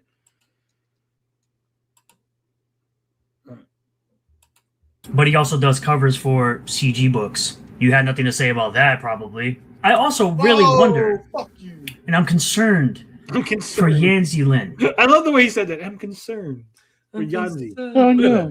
I'm concerned for Yanzi Lin, who claimed that Joe Bennett back in 2021 was an anti-Semite. Right? She goes on to say, as Joe Bennett is an anti-Semite, he has no place in CG, which has a diversity of race, religion, and sexual orientations. She maintained the stance back in April of 2024, saying, I maintain my stance that 9 Lives Comics will never hire Joe Bennett, even though he's a way better artist than Shane will ever be. CG. That's irrelevant. What? Like, he could be the greatest artist ever, but if she has a political stance that she's taking, it doesn't matter how good of an artist Joe Bennett is. Like, how does she's going? I maintain my stance. He's an anti-Semite. I won't hire him, but he's a better artist than Shane. Doesn't matter. Doesn't matter if you think he is or if he really is. She's saying she won't hire this guy because he's anti-Semite. And the Alex Ross for He's retarded. You know? And I would like to just throw in at this point that I love Seinfeld. It's great. It's a fantastic show. The Jewish people have created some of the best comedy that we've ever experienced. Hidden Hand says it doesn't make sense. He has 10 unfulfilled campaigns. So here's the question. And he's adding campaigns over that. Arcane says, no, this is a new comic. Okay, so here's where I'm confused now. So this is a brand new comic that is coming out in 3 weeks. That's going to be, you said, how many pages? 32 pages. It's going to be in comic shops. Mm-hmm.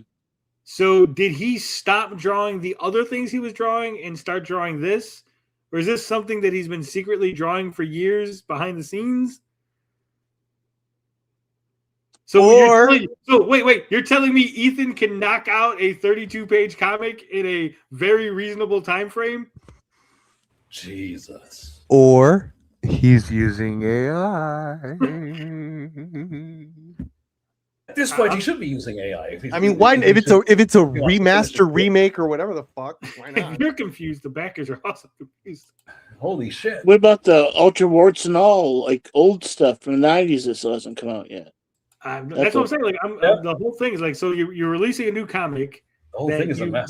It's new, so it's new art, and you drew it, and it's all coming out in 3 weeks, and it's going to be in comic shops. But is it whatever? I don't know. I don't care. You can't cancel him from mainstream since he's already been canceled from it. You're welcome to him, even though Joe Bennett's art inside of things like Alpha Core made more money than CG's biggest comic. I don't think. See, this is where Sturgis is wrong. Art inside of things like Alpha Core for made $5. $5 art, sale. No, hold on. Joe Bennett's art is inside Alpha Core. That is true. Alpha Core did make a bunch of money. That is also true. Alpha Core didn't make money because of Joe Bennett, right? Yep, It's like nobody cared saying about how much did the Dark Knight Rises make? You mean the Dark Knight Rises that had Tony from Hack the Movies in it? So clearly, Tony from Hack the Movies is the reason the Dark Knight Rises made all that money, right? That had nothing to do with Christopher Nolan at all. Yeah, that's what I'm saying. Like this, you know, Alpha Core made a whole bunch of money, especially if this is Alpha Core #1.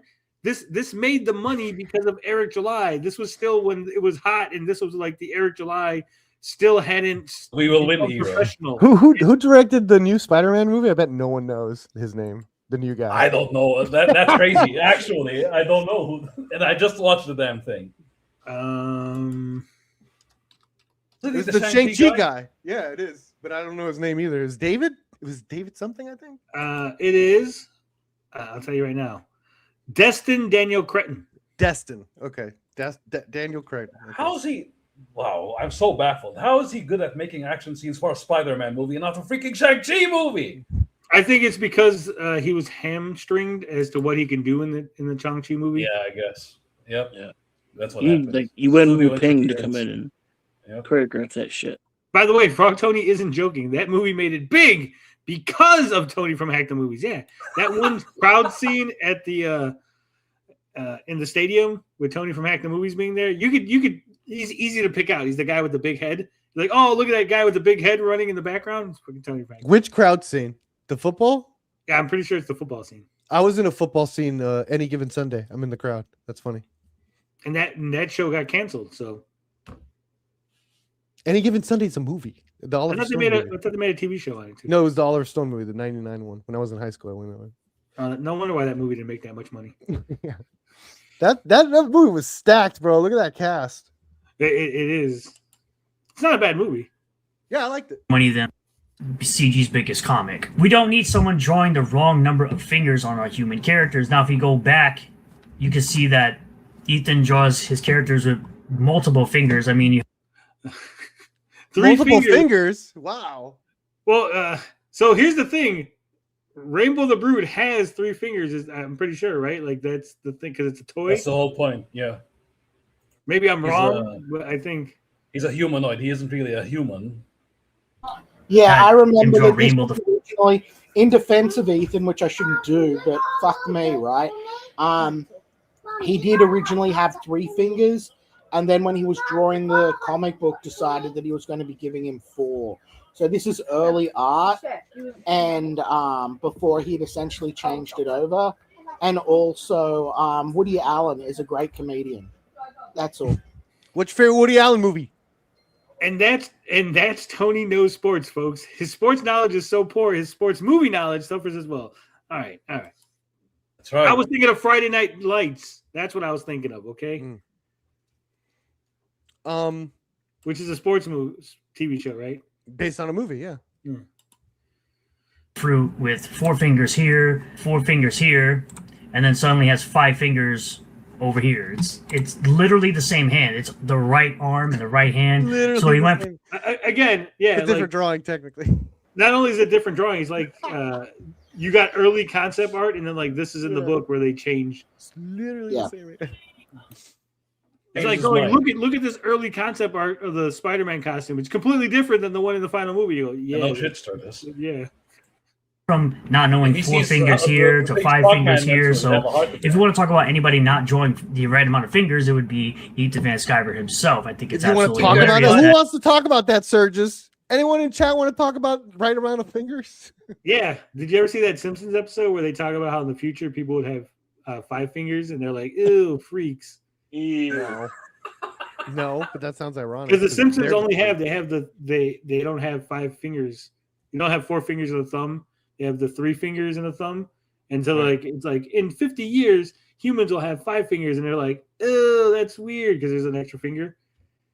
They're now bringing in Joe Bennett and claiming it's like some big controversy because he works for the Rippaverse. Remember, anything against the Rippaverse to them is good news for CG. It's bad for the Rippaverse, good for CG. So are you saying you it's bad for the Rippaverse? What are you saying? What are you saying, Sturgis? And that's how it's always going to be, even though places like Iconic Comics have built a brand with multiple series that have repeat. But what does that have to do with, like, man, the way Sturgis jumps from like topic to topic, it's like the topic of the video is these two cons, but also Joe Bennett and also like Iconic, but also SWAT Fighter, Cats. SWAT Cats. Like, It's all over the place. This is a stream of consciousness. Like this could have been like, this is why I don't understand about Sturgis, right? That's why like you could have made 3 independent videos, and you would like the amount of views you would have gotten, because you would have had one about the con, one about fucking Joe Bennett, and then one about SWAT Cats. SWAT Cats and fucking Common Street Fighter, right? Right. Customers every single time, to Soul Finder, to Common America, to Arc Athena, to Butch Killigan, etc., etc. You have the Ripverse, who's a I want to buy that comic, etc., etc. Sounds like a good series. Yeah, huge publisher creating moves right multiple along. comic series and putting out multiple books for pre-order pretty much every week at this point since the beginning of the year, with about 3 books a week. So you guys are worried about what things that Chuck Dixon and Joe Bennett can. I also love where he's like, you guys, and it's just like one random person made a tweet. He's like, all you guys are worried about. Like, no. Like, are there videos? Did you pull up like a bunch of tweets and videos and streams talking about this? Or is it just I don't think Lombardi? anyone cares, to be honest. Sturgis is the only Spill. one to get the big deal. So even though you guys are literally just in the tank with things like a reprint, the 4th printing, by the way, of Starlight Cats. So they're just adding up all of that overall. Shane was saying something about 200K. And it's going to be interesting to see the further downpour and the laughter I'm going to have when For the Fats Fest actually does happen. Whoa, And it's going to Fats have Fest. nowhere near the amount of people that a place like Bell County Comic Con has. Well, I mean, Bell this County is, Comic-Con. again, to be fair, this is Bell County Comic Con's, what is it, like 60 or something doing a convention. This is the first For the Fans Fest. So if you say, hey, the first Bell County Comic Con did X amount of people, will CG hit that number? That would be a fair comparison, right? And nowhere near the amount of people leaving their house to go do that. So let me know what you guys think in the comment section down below. Thank you all for checking out this. What, I will leaving the say- house is a big accomplishment? Is that what you said? I will say this: Bell County Comic Con has an advantage over For the Fans Fest, because For the Fans Fest is being associated as this is the CG Comic Skates for the Fans Fest, right? Oh, okay. Whereas this is like Bell County Comic Con. It wasn't like Iconics Bell, like it was always. It sounds like a normal thing. Like even if you don't know what Iconic is, like, oh, there's a Comic Con coming. Let's go check it out, right? Yeah. Whereas this other one is like being positioned as like this is just for us, but also maybe not just for us, but also just for us. So, Not for all right, me. Perp, you said you had a game or something, right? Yeah, I had a game. It's we played it before over at your member stream.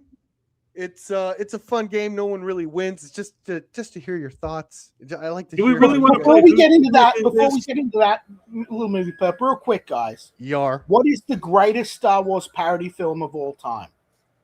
Oh, Spaceballs. I only know Spaceballs. Spaceballs. Spaceballs, right? Yeah. And we would not have that without the brilliant Jewish mind of Mel Brooks. Thank you.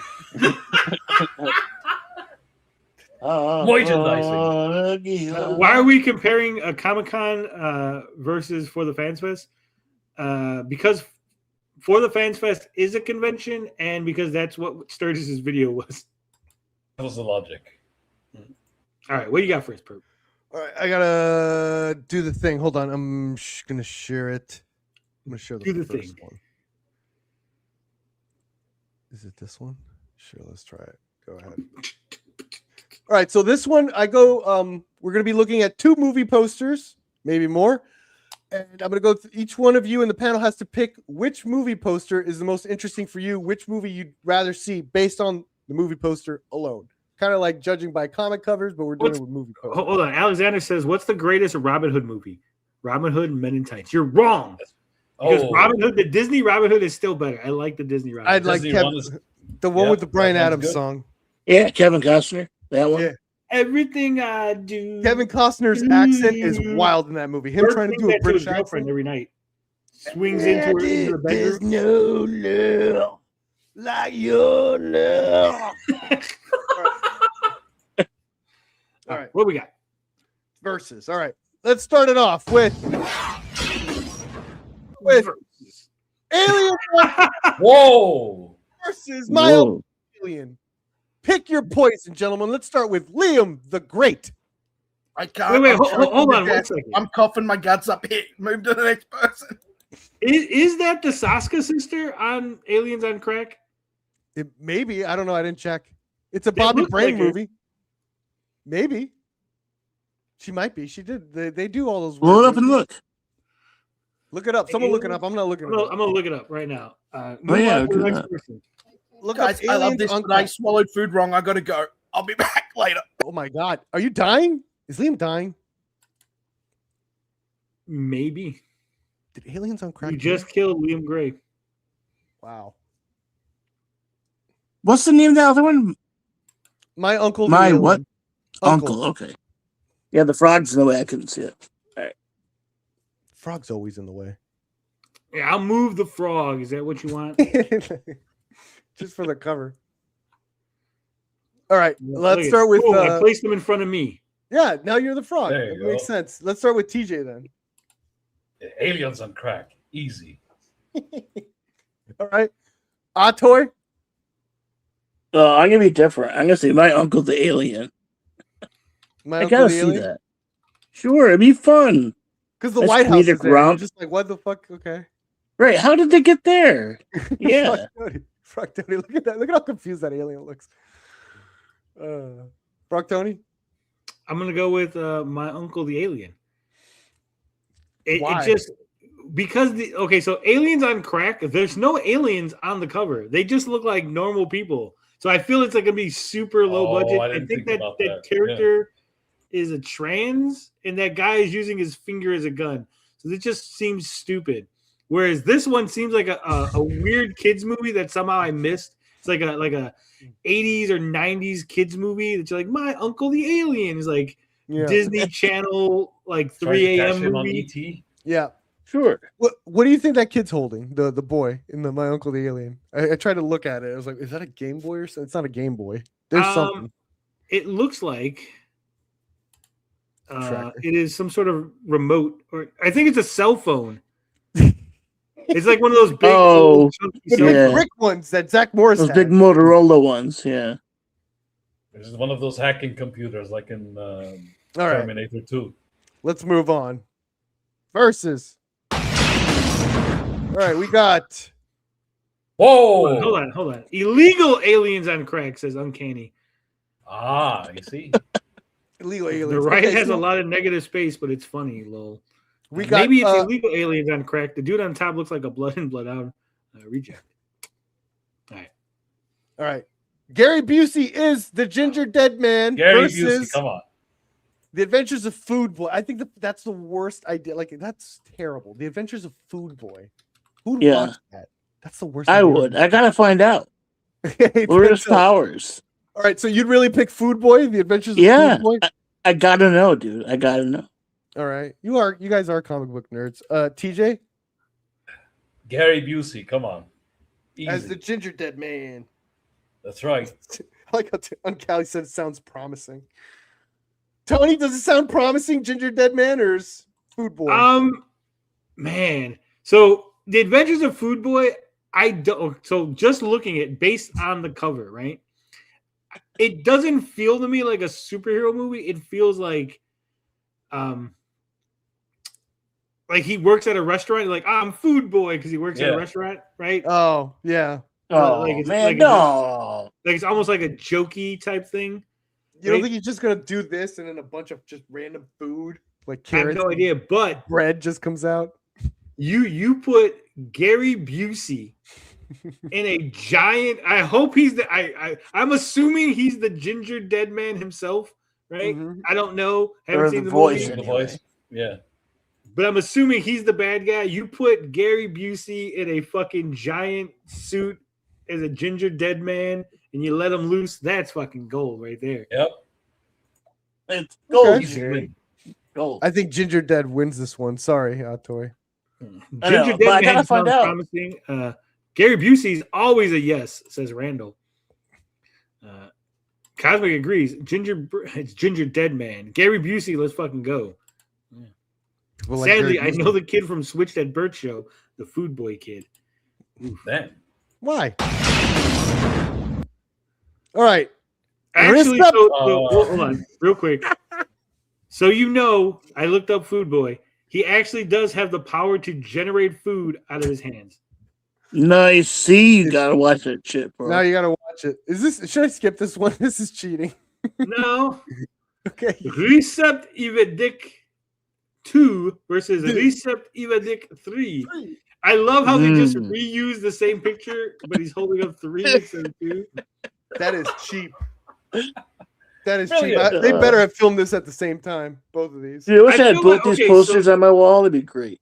So here's my problem with this. I feel like Perp is cheating because the 2 here's why. The 2 cover has the entire poster, whereas the 3 I can tell it's cropped, and I feel like something on there is missing that would make me want to watch that movie. A big giant dick that I needed to crop out so we wouldn't. Are you sure? No, I don't know. Yeah. What is it?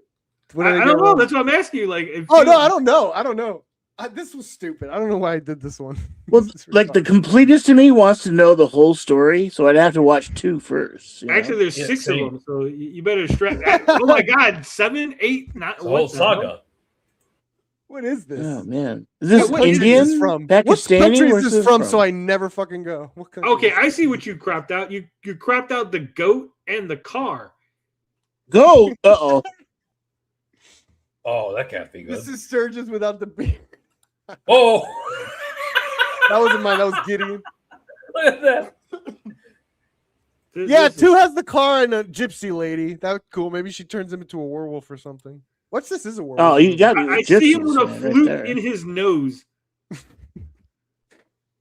You guys are really flabbergasted by this one. What are you picking, Tony? The second one? You're a second one guy because you're gonna do the autistic. I didn't That even- monobrow was killer. Oh man, what am I picking? You know what? Since you don't got 1 on there, I'm gonna pick 3 just because I feel like there's a recap or an escalation, right? Like whatever Previously on? happened the first 2 has escalated to 3, so 3 is probably gonna be like balls to the wall, right? Maybe. Move over Fast and Furious, yeah. Toy, are you in the same mind frame? No, I gotta go too, man. I want to watch as much as I can. I need the whole story. Mm. This guy's got me fascinated. And there's gypsies? Come on. Gypsy. Well, there's one gypsy. We know there's definitely one gypsy in this. TJ? I'll take it. TJ might not be there. TJ, are you choking too? We got to do a health check on Liam, by the way. All right, we're. Oh, skipping- hold on. Go ahead. Recep İvedik ranks 2nd in the list of the most watched films in Turkey in the first 3 days. It was watched Turkey. by 3,150,000 people in 17 days. This is like God the damn. Odyssey. This is like the Nolan. That's their Odyssey. Man. This guy's Nolan. He's the writer, director, and Everybody in star. Constantinople watch this. Yeah. So number 2 says a lonely man who has not adapted to social norms, has not developed his social skills, and therefore never tasted love or being loved, but is This used is to this perfect for comic situation. book. Tried to get It really some is respect from perfect. society because of his sick grandmom's wishes. So that's 2. 3 says Recep has been depressed since the death of his grandmother. Everyone Aw. who tries to help him fails. A young girl named Zeynep, who can't find an apartment, stays with Recep. Initially, the 2 can't stand each other, but after a while, they grow close. Despite many adventures, Recep's depression won't go away. Dude, we could remake this with CJH. Not because of the thing, but I'm saying how he looks. Like how he looks. It's like CJH, we put a little like thing on here. We could make this like the Canadian version. Holy shit. Canadian Recep. Yeah. I mean, we're gonna get I think we have a 3 watch Canadians party to for watch. these things. Yeah. Maybe. We'll like pick like the best 3 at the end. We got to start with 1 at least, right? Yeah. Recep is depressed. All right. This one haunted me, the poster. Oh. Every dog has his date versus Sky Dog. And of course, we're going to start with... oh, no! New one! New foe appeared. The Dog Father. Oh, shit. Oh, shit. Dog Father out of fucking nowhere. Let's start with Tony. Man, okay, so when it was the 2, I was man. Sky Dogs looks stupid. It looks... Does it? It just looks so... So stupid it's good? No, like he's just standing... Like there's a green screen, obviously. It's like the dog doesn't even. It's not a cool dog. It's like a little fucking like. Yeah, this looks like Snyder green screen. He's got those weird glasses on. He looks like a fucking dork. Yeah. So Sky Dogs is a no. Whereas this other one, I feel like it's a Japanese shaggy dog. Like a dad dies and turns into a shaggy dog type story. Yeah. Yeah, that's what it looks like. Oh, look at the dog. But now we have the Dog Father, and I'm really curious. Is this a Godfather with all dogs, right? So I'm going to go with Dogfather because I definitely want to know what that is, right? Yeah. That looks shit, it has Dean Cain. I missed that Dean Cain. Oh, Dean Cain is in Sky Dogs? Oh, motherfucker. Well, that changes everything. That does switch things up a bit. Change everything. Like, well, hold on. The fact that Dean Cain is in it and he's not on the cover. He's not on the cover. Yeah. He's not top billing either. He's flying that plane because he's fucking Dean Cain. Yeah. Gracious says I'll pick Dogfather. Dogfather for Cosmic 2. I'm telling Dogfather. Yeah, Dogfather looks like they're gonna win. Toy, what are you gonna pick? Yeah, I love that dog. He's so cute. Yeah, Dogfather. Oh, I thought you were gonna say Sky Dog. TJ, I was gonna, but look at the face on that dog. Come on. Look at the dog. Come on. Look at the face on every dog. He just wants some gabagool. TJ? Dogfather. Like, imagine if that dog sounds like Vito Corleone, too. That would be wild. You come here on the day of my daughter's spading. Sounds like oh. Oh yeah, God Pigeon. He can't refuse. Dogfather is giving me the Good Pigeons vibe from yeah, the Good Pigeons is funny as fuck. Yeah, I love that. See, look at so this is the lettered box for every dog has his date. A dog has his soul swapped with a human and falls in love with its beautiful owner. See, it's like Shaggy Dog. Yeah, I don't like that. A woman and a dog? I don't know, man. I don't know. Stop it. Let's continue. Versus. All right, Possum Man versus Fart the movie. The movie they said could never be made. Oh, versus man. Possum Man. The body of a possum, the heart of a warrior.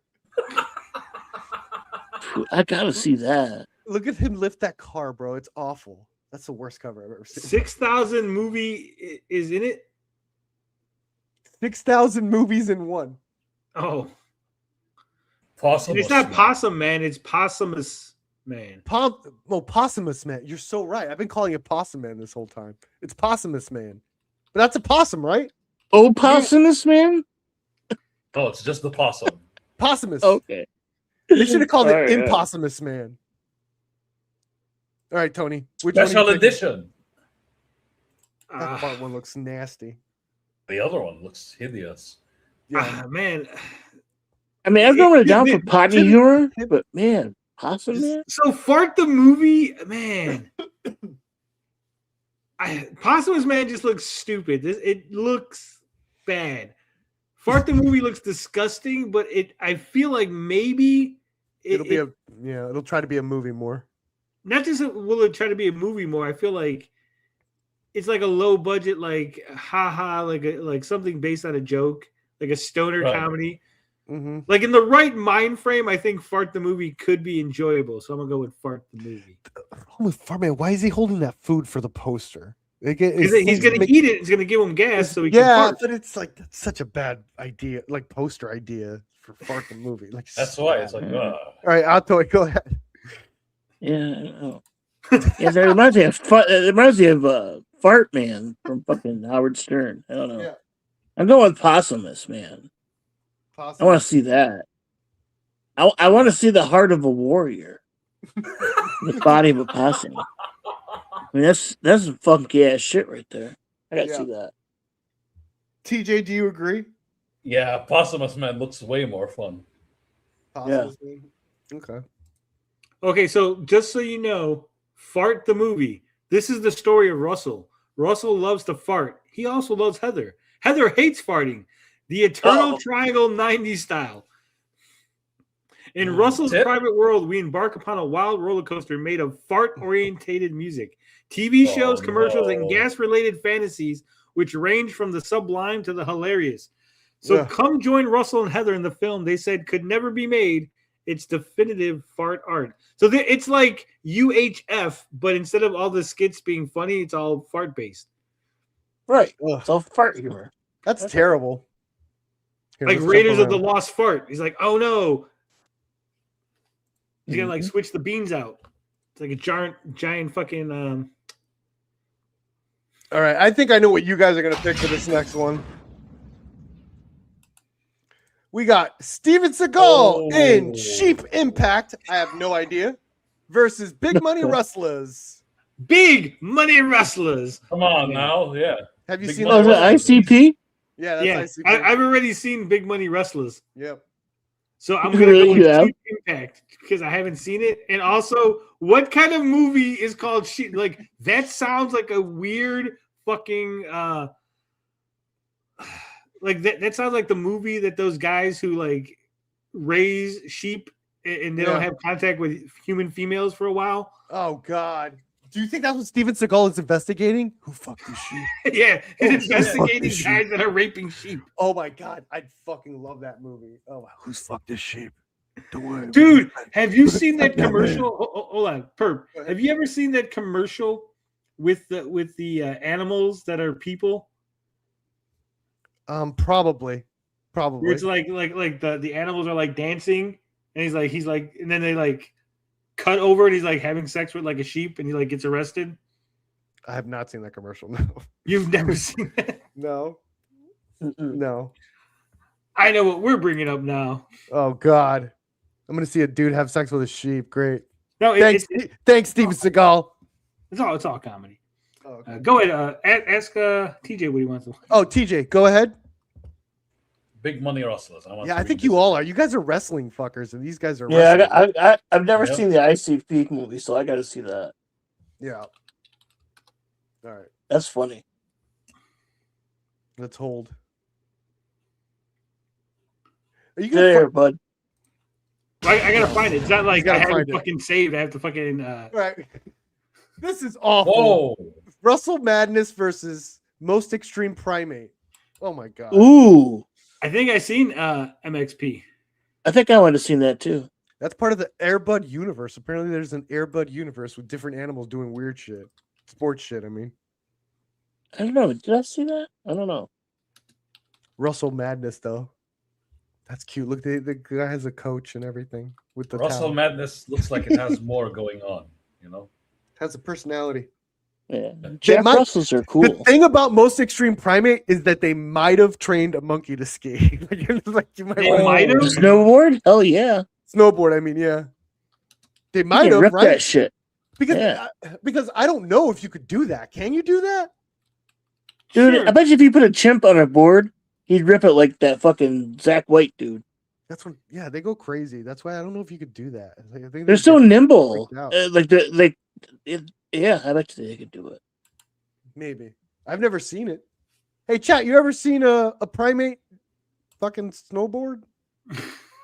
I don't think primates, besides humans, ever go anywhere where there's like snow. Like Just that. those monkeys just sit in the hot water. That's what I'm saying. Yeah, they have to just the specifically Japanese train macaques. this monkey. To Yeah, do that. macaques. That's it. All right, we're gonna pause the game real quick. Yeah, go ahead. So you guys can see the unmitigated horror. Let me see it this. is. Oh God, I already hate it. Just stop it. Thanks, Smokey. This can't be good.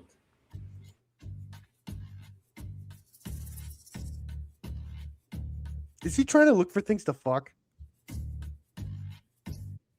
No, it's thanks Smokey. Obviously, the man is on drugs. Oh.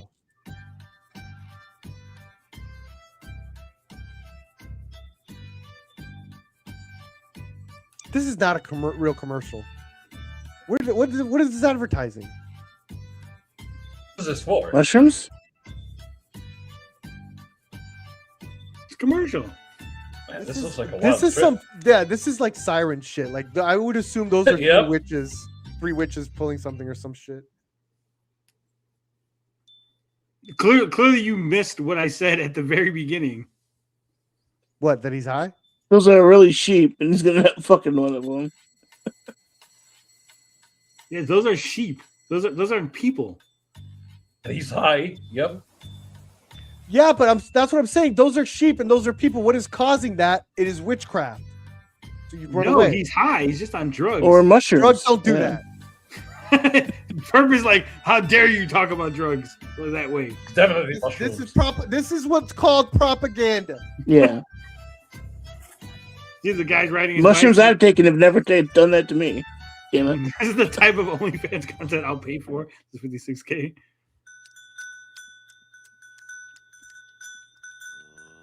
Oh no!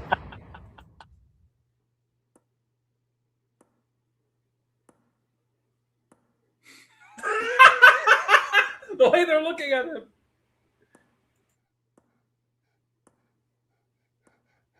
Oh no! No! No! No! No! No! No! Oh, God. No! No! No! No!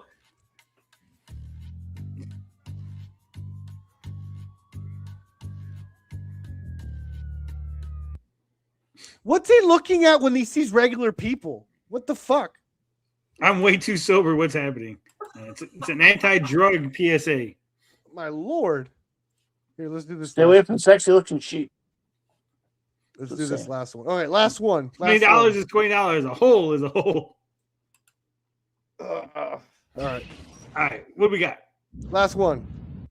We got Amityville Death Toilet versus Amityville in Space. Remember, you got to choose based on the cover. Hold on. Pause it.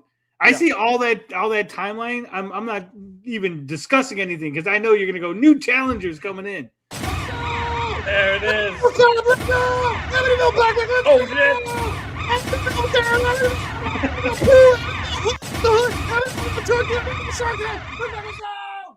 All right, bunch of Amityvilles. Okay, you have to I can't read all these. So Okay, so it's Killer Poo 2, Amityville Poo, Amityville Cop, Amityville Rideshare, Amityville Shark House, Amityville Karen, Amityville in the Hood, Amityville Turkey Day, Amityville Thanksgiving, Amityville Backpack, Amityville Cocaine Bear, Amityville in Space, and Amityville Death Toilet. Oh, in the bottom over there is Amityville Outhouse, but whatever.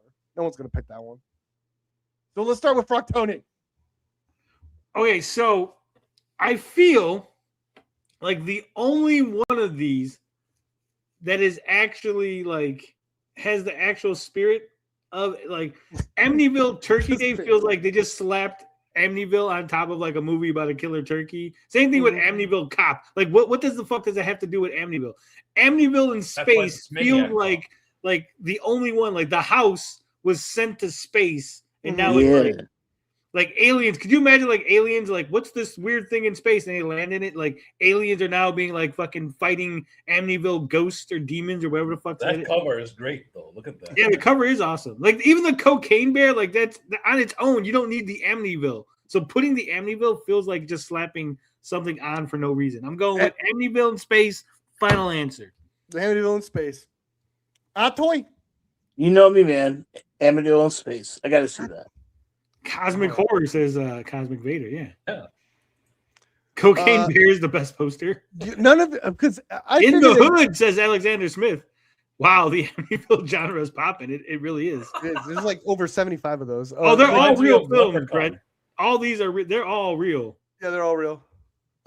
Take it 100%. It's Killer Poo 2. But Amityville Shark House, I think, is the smartest one because of all the schlock horror, shark shit, and then the schlock.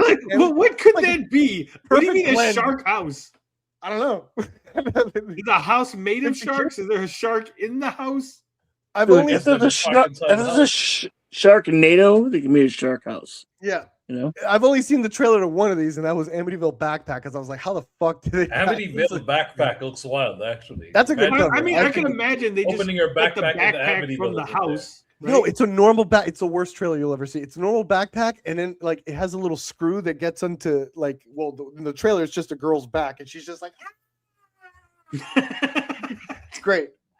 Oh, the backpack is just mildly annoying. Yeah, it's just like drill. It does a little pinches you or something. TJ, did you pick? No, but I'm going with Amityville in space for sure. Easy. All three of you went Amityville in space. No one was curious. Look how about awesome the that looks. Look at that cover. The It's death a toy. house, but also like a weird demon head at the bottom of it. Yeah, I It's guess. weird. Hold up. Alright. Turkey Day and Thanksgiving is the same thing. No, Thanksgiving is the evil colonial holiday where they murdered the Native Americans. Turkey Day is just a day to eat turkey. You know, it'd be hilarious if they're the same movie and they just named it Yeah, different. that's ironic. Yeah. Fucking awesome. But Turkey Day feels like after this is like politically correct. Like Thanksgiving was the original name, and then someone's like, "Excuse me, that's politically incorrect." Yeah, Oh, they need their Turkey Day. sales. Come on That's now. funny. I think they did it as a cynical thing. It's like, hey, give one for the political guys. Like, whatever. Turkey Day. There you go. They did it as a cynical thing. All right, I think that's the game. Yeah, that's the game. Thanksgiving. Not That's the Thanksgiving. game, folks. Amityville. Worst game ever. No one wins. We all And lose. The face on the space house looks like Eddie from Iron Maiden. Yeah, a little bit. I can see that. Yeah. And no one was interested in Amityville Karen. You don't want to know what she sounds like? Just a regular Karen. Like what makes it Amityville? That's what I'm saying. Like this is just like the name. We lost the point of Amityville. We lost the plot on like Amityville. Amityville rideshare. Like, oh my god. It's like, Is there a comic on Amityville? I don't know, but like if there was a combination like Amityville Cop versus Amityville Karen, like I'd watch that movie. True. Or Amityville Cop versus Amityville Karen in the Amityville Hood. But first they took the Amityville rideshare to escape the Amityville cocaine. Yeah, technically you can connect all these. Because the thing And the about Amityville Amityville, toilet. because there's no copyright, because Amityville's like a real place or something. I heard that's Amityville like, HOA. That's there's the way Karen more sequel. than these. There's way more than these, too. Oh my god. I know. Go to Tubi. They have them all. Don't forget the questions. Thank you. I was ready to leave, but we have the questions. Oh, yeah. And I was told that I need to stay for that. You need to stay. Amityville Garbage Factory. You got to stay for the questions, Oh, Perp. shit. And I have something for you guys afterward. I have to talk to you guys about, so don't leave. Okay. So, all right, let me go to the post. Well, there's only 6 questions. It's fantastic. It's not that many. No. We'll be out of here in 45, 50 minutes. 2 hours tops. Tops. All right. Scroll down to the bottoms.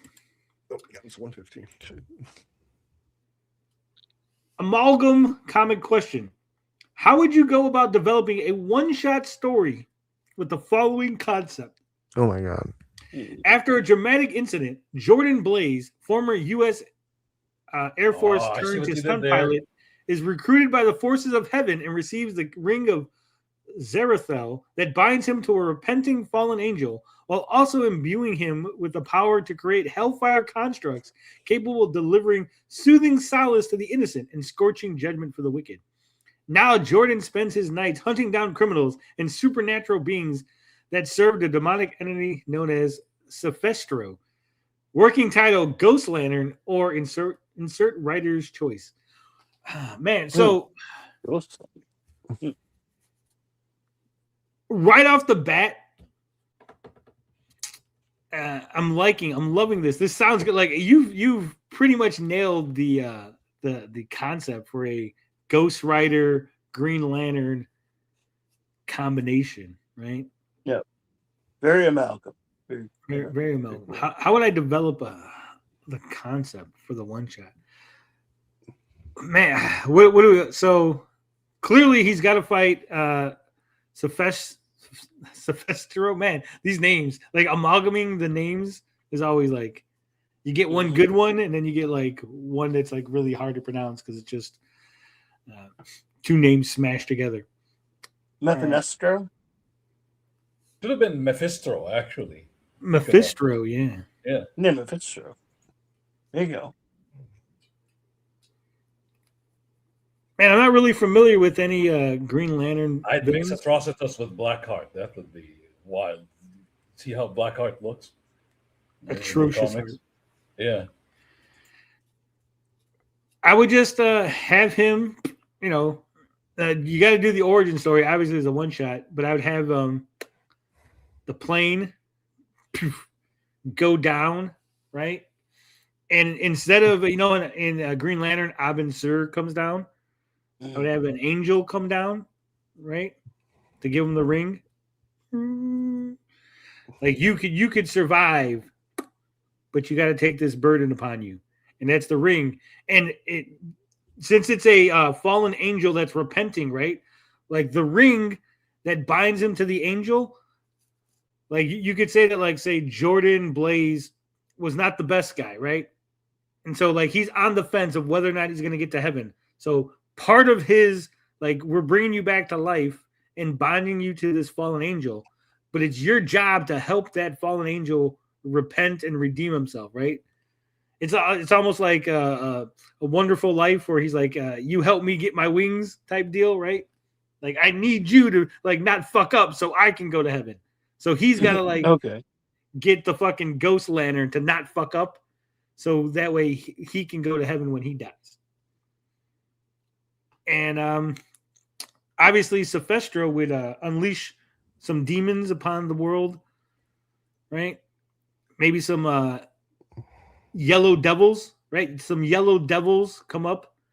And Oh, hey. Ooh. I was about to say that sounds racist. Oh, well, because you got the yellow lanterns and demons, yellow demons. Mm-hmm. So we want to dial that back a bit. Workshop it a little bit. Workshop it. Maybe fear devils. Okay, fear demons. Okay. Thank you. Yeah, that works.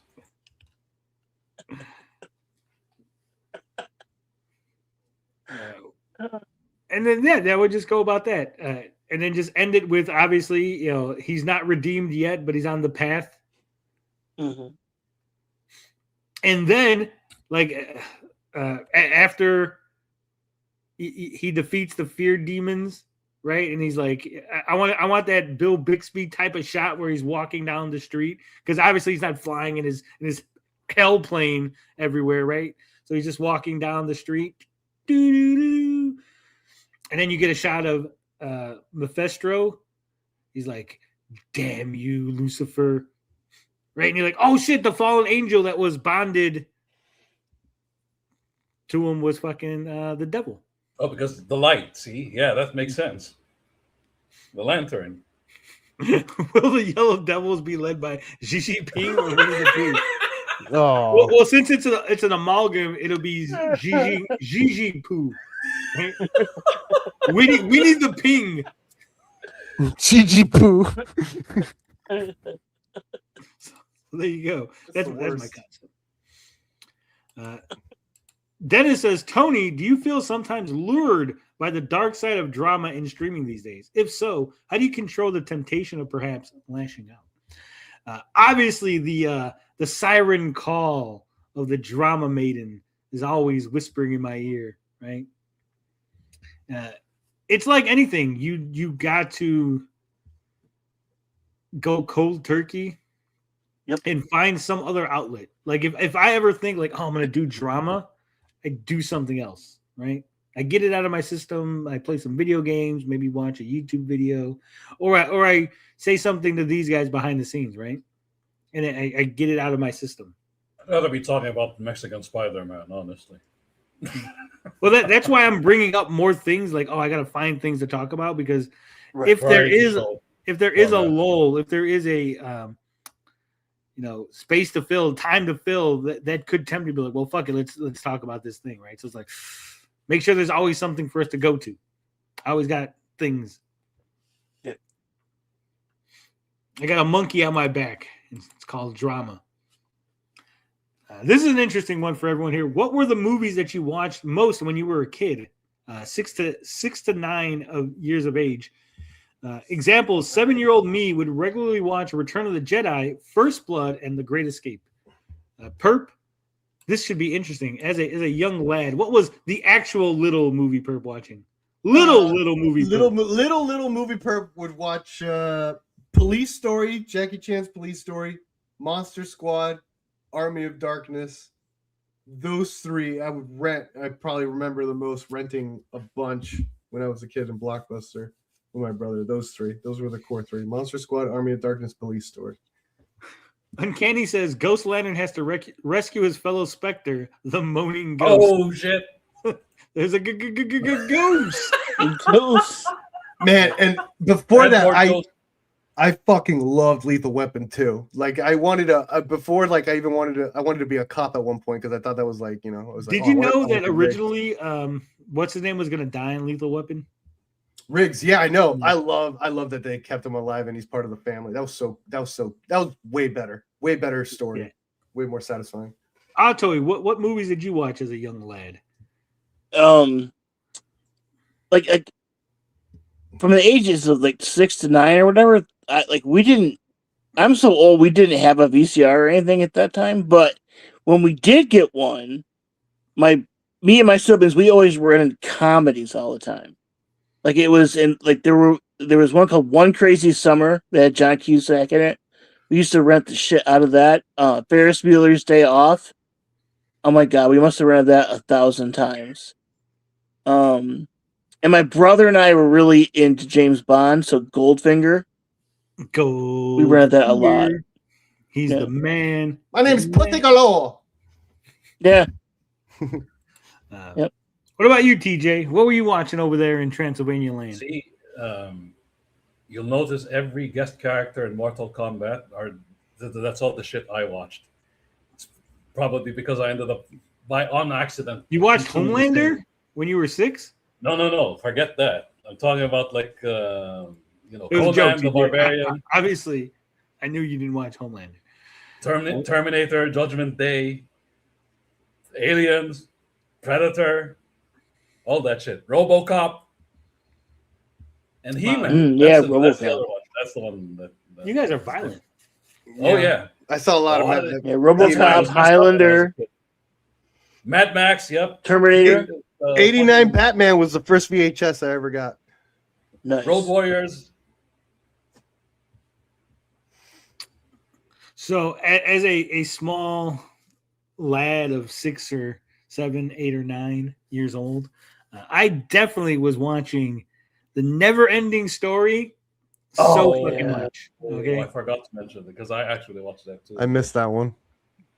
And Goonies. Goonies is another. Yeah, I love fucking Goonies. Okay, I like the idea that you could go on an adventure. Like they didn't go into like a mystical land. They didn't go to a fucking like far away place. Like they were in their town and they just the like Boondocks. Yeah, they had a fucking adventure and there was like pirates and there was like an octopus. And it was real scary, right? Yeah, sure. The octopus never made the scene. You're talking about a deleted scene, asshole. Don't do No, that. but that's what he says in the thing. Oh. He goes, "We faced an octopus." That's why everyone's like, "What?" Like they thought Data was just making it up until the deleted scene came out. Yeah. But I love that fucking "Hey, you guys," fucking Ruth, baby Ruth. And then when Ralphie's he tells the in story there. about throwing up, that man, like the movie, like it goes in so many directions. Like it's like an action. That's my favorite part. That's my favorite part. And then the thugs are like, I'm starting to like this kid. Yeah. That was my Or he's favorite gonna, or she's gonna put his hand in the blender. Hit Fury! Fair pie! Like the whole thing is so good. Like it was so good that I bought the fucking Goonies 2 NES game based on the fucking because I love the fucking Goonies movie. So yeah, Goonies, Never-Ending Story, and Muppets Take Manhattan. I was a big Muppets guy. And then as a bonus answer, like these weren't movies I wanted to watch. Okay, let me really preface this. I didn't want to watch these movies, right? Those 3 movies, my father would make us watch. I swear to it felt like every weekend, but it might not have been, but it felt like it. Every fucking weekend we had to watch The Warriors, The Wanderers, or The Outsiders. And he has all 3 on a VHS tape. Okay. Yeah. I hate those fucking movies. Yeah. Not the Warriors. That one's awesome. But the fucking what was the one that the Outsiders? Oh my god, that would fucking kill me. Nothing gold could stay, pony boy. Big gold pony boy. Big gold pony boy. My nephew is 6'5", and he dressed as Sloth one year for Halloween. Took me back. Sloth love chunk. Yeah. That's so man, that's so heartbreaking. You're gonna live with me now, Sloth. Sloth love Chunk. Man. Chunk got over it after a week and kicked that motherfucker out, bro. Like, Yep. Get out of here. No, Sloth- come on. Sloth What will do happened the to truffle Sloth? shuffle in no time. Hey guys, hey Chunk, where's Sloth at? Well, Sloth loved Chunk a little too much, guys. Okay. Yeah. Oh. You know, it's That's hard what to teach happened when Sloth got a restraining order. It's hard to teach boundaries to retards. I didn't figure that out. Like, holy shit. when someone's grown up being chained into a freezer for all of his life, so he gets a little feisty when he gets out, right? I'm the only one who didn't like that movie. I think you didn't like Goonies. That's crazy. You must be a Monster Squad person then. Dude, I love You have to Monster like that. Squad, but Yeah, I don't you think I either watched like it that that. much. I watched it all the time. I watched more than Goonies, yeah. Die Hard, Ferris Bueller's Day Off, and Indiana Jones Temple of Doom. See, I watched all those, but I wouldn't say I watched them on repeat. Yeah. But I know for a fact that I watched fucking Goonies. Oh, you know what? If we did only scenes, I probably saw that mine case in Temple of Doom more than anything ever. Because I used to watch only the last 30 minutes of that movie over and over and over again. Temple of Doom. The Warriors is straight fire. Can you? My dad does that shit all the fucking time. He'll fucking. I love the Warriors. It's okay, but it's not great. I guess maybe because I had a fucking watch it so much. No, not even a little. Yeah. Damn, The Renzo, soundtrack is Goonies. great.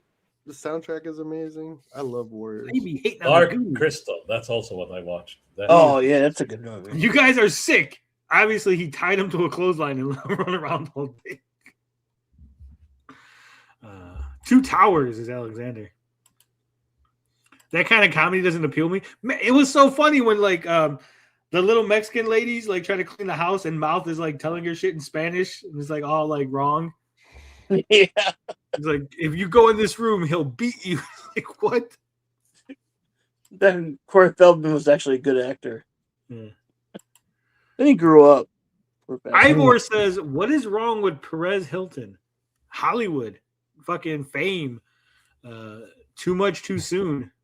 I think when you get fame based on let's be honest, Perez Hilton doesn't have a skill. Perez Hilton is not a great artist or an actor or musician of some sort. Writer, the guy who gossips and talks about people. That's got to eat at your soul, right? Yep. Yeah. He drew. People the way He would behave. draw cum on people, on celebrities. That was his claim to fame. He just Drama drew type people, right? fake cum. Literally all of that. That's all he did. So that's probably what's wrong with him. Question for Autoy. Oh shit. Oh. Last week, your co-panelists chose for you the Parmesan classic Giro Glare Devil Fruit. Would you eat it? The fruit description will be posted as a reply while this is being read. Follow-up question for Altoy. Which of the following fruits would you pick as an offering for your co-panelists? So, which fruit? The Press, Castle, Magnet, Brush, Arms, Hobby, or What Cookie? is going on? Yeah, I'm lost confused. too. I thought you guys knew what you were doing. Stop. These are all one-piece devil fruits. I have no idea, bro. Just say the strawberry one or something. Yeah, so the glare gives you you could look at people or something. I forget what the hell he said it was. Oh, these are powers? Yeah. They all have power. Oh, okay. Magnet. Okay. How do they work? So which one would you give to Little Movie Perp? Oh man. I would say he needs to learn how to cook. I'd say give him the cook one. Oh, for me, hobby. I think he'd enjoy that one because that's Yeah. very horror adjacent. You're turning people into toys. Yeah, but if I give him the magnet one, he could be like Magneto. How cool would that be? That would be cool. So yeah, that one. All right, which one would you give TJ? Oh, what was that? I know the castle one makes a castle inside your body. Yeah, and then people you can become a shrink and go moving inside your fortress. castle body. Okay. Sure. Why not that one? All right. Yeah, You get the we're all glare like glare not one. One Piece people. You get the glare one Nice. or whatever. Cosmic says, question for Little Movie Perk. Have you seen the Werner Herzog second film, Even Dwarves Started Small, from 1970? It's an absurdist comedy about a group of asylum patients rebelling against their overseers, ridiculously escalating in mayhem. I have not. I'm a big fan of Werner Herzog, both his narratives and documentaries. I've not seen Sounds that. fun. Haven't even heard of that. So I'll definitely be checking it out. Thank you for the recommendation. All right. And so to follow up, oh wait, no. Someone last night in your fucking stream did a hilarious fucking Warner impression. I think it was Stray Beans. Good job, Stray Beans. He has a really awesome Werner Herzog impression. So Glare makes the user an insight human who can see through solid objects by looking through their finger. Press grants the power of gravity. So you'll be like Vito, and like food will just float around you because you're like so gravitational pull. So you're a solar system, motherfucker. That's right. All right, those were the questions. Those were the answers. I know you don't always enjoy the answers to the questions, but sometimes the questions don't have answers that we want to give you. But as always, love, peace, booty grease. We'll be back tomorrow for JCW. And then the weekend is off this weekend. So I won't see you guys, most of you, till Monday. And as always, stay classy, San Francisco. Wake up. Doo-doo.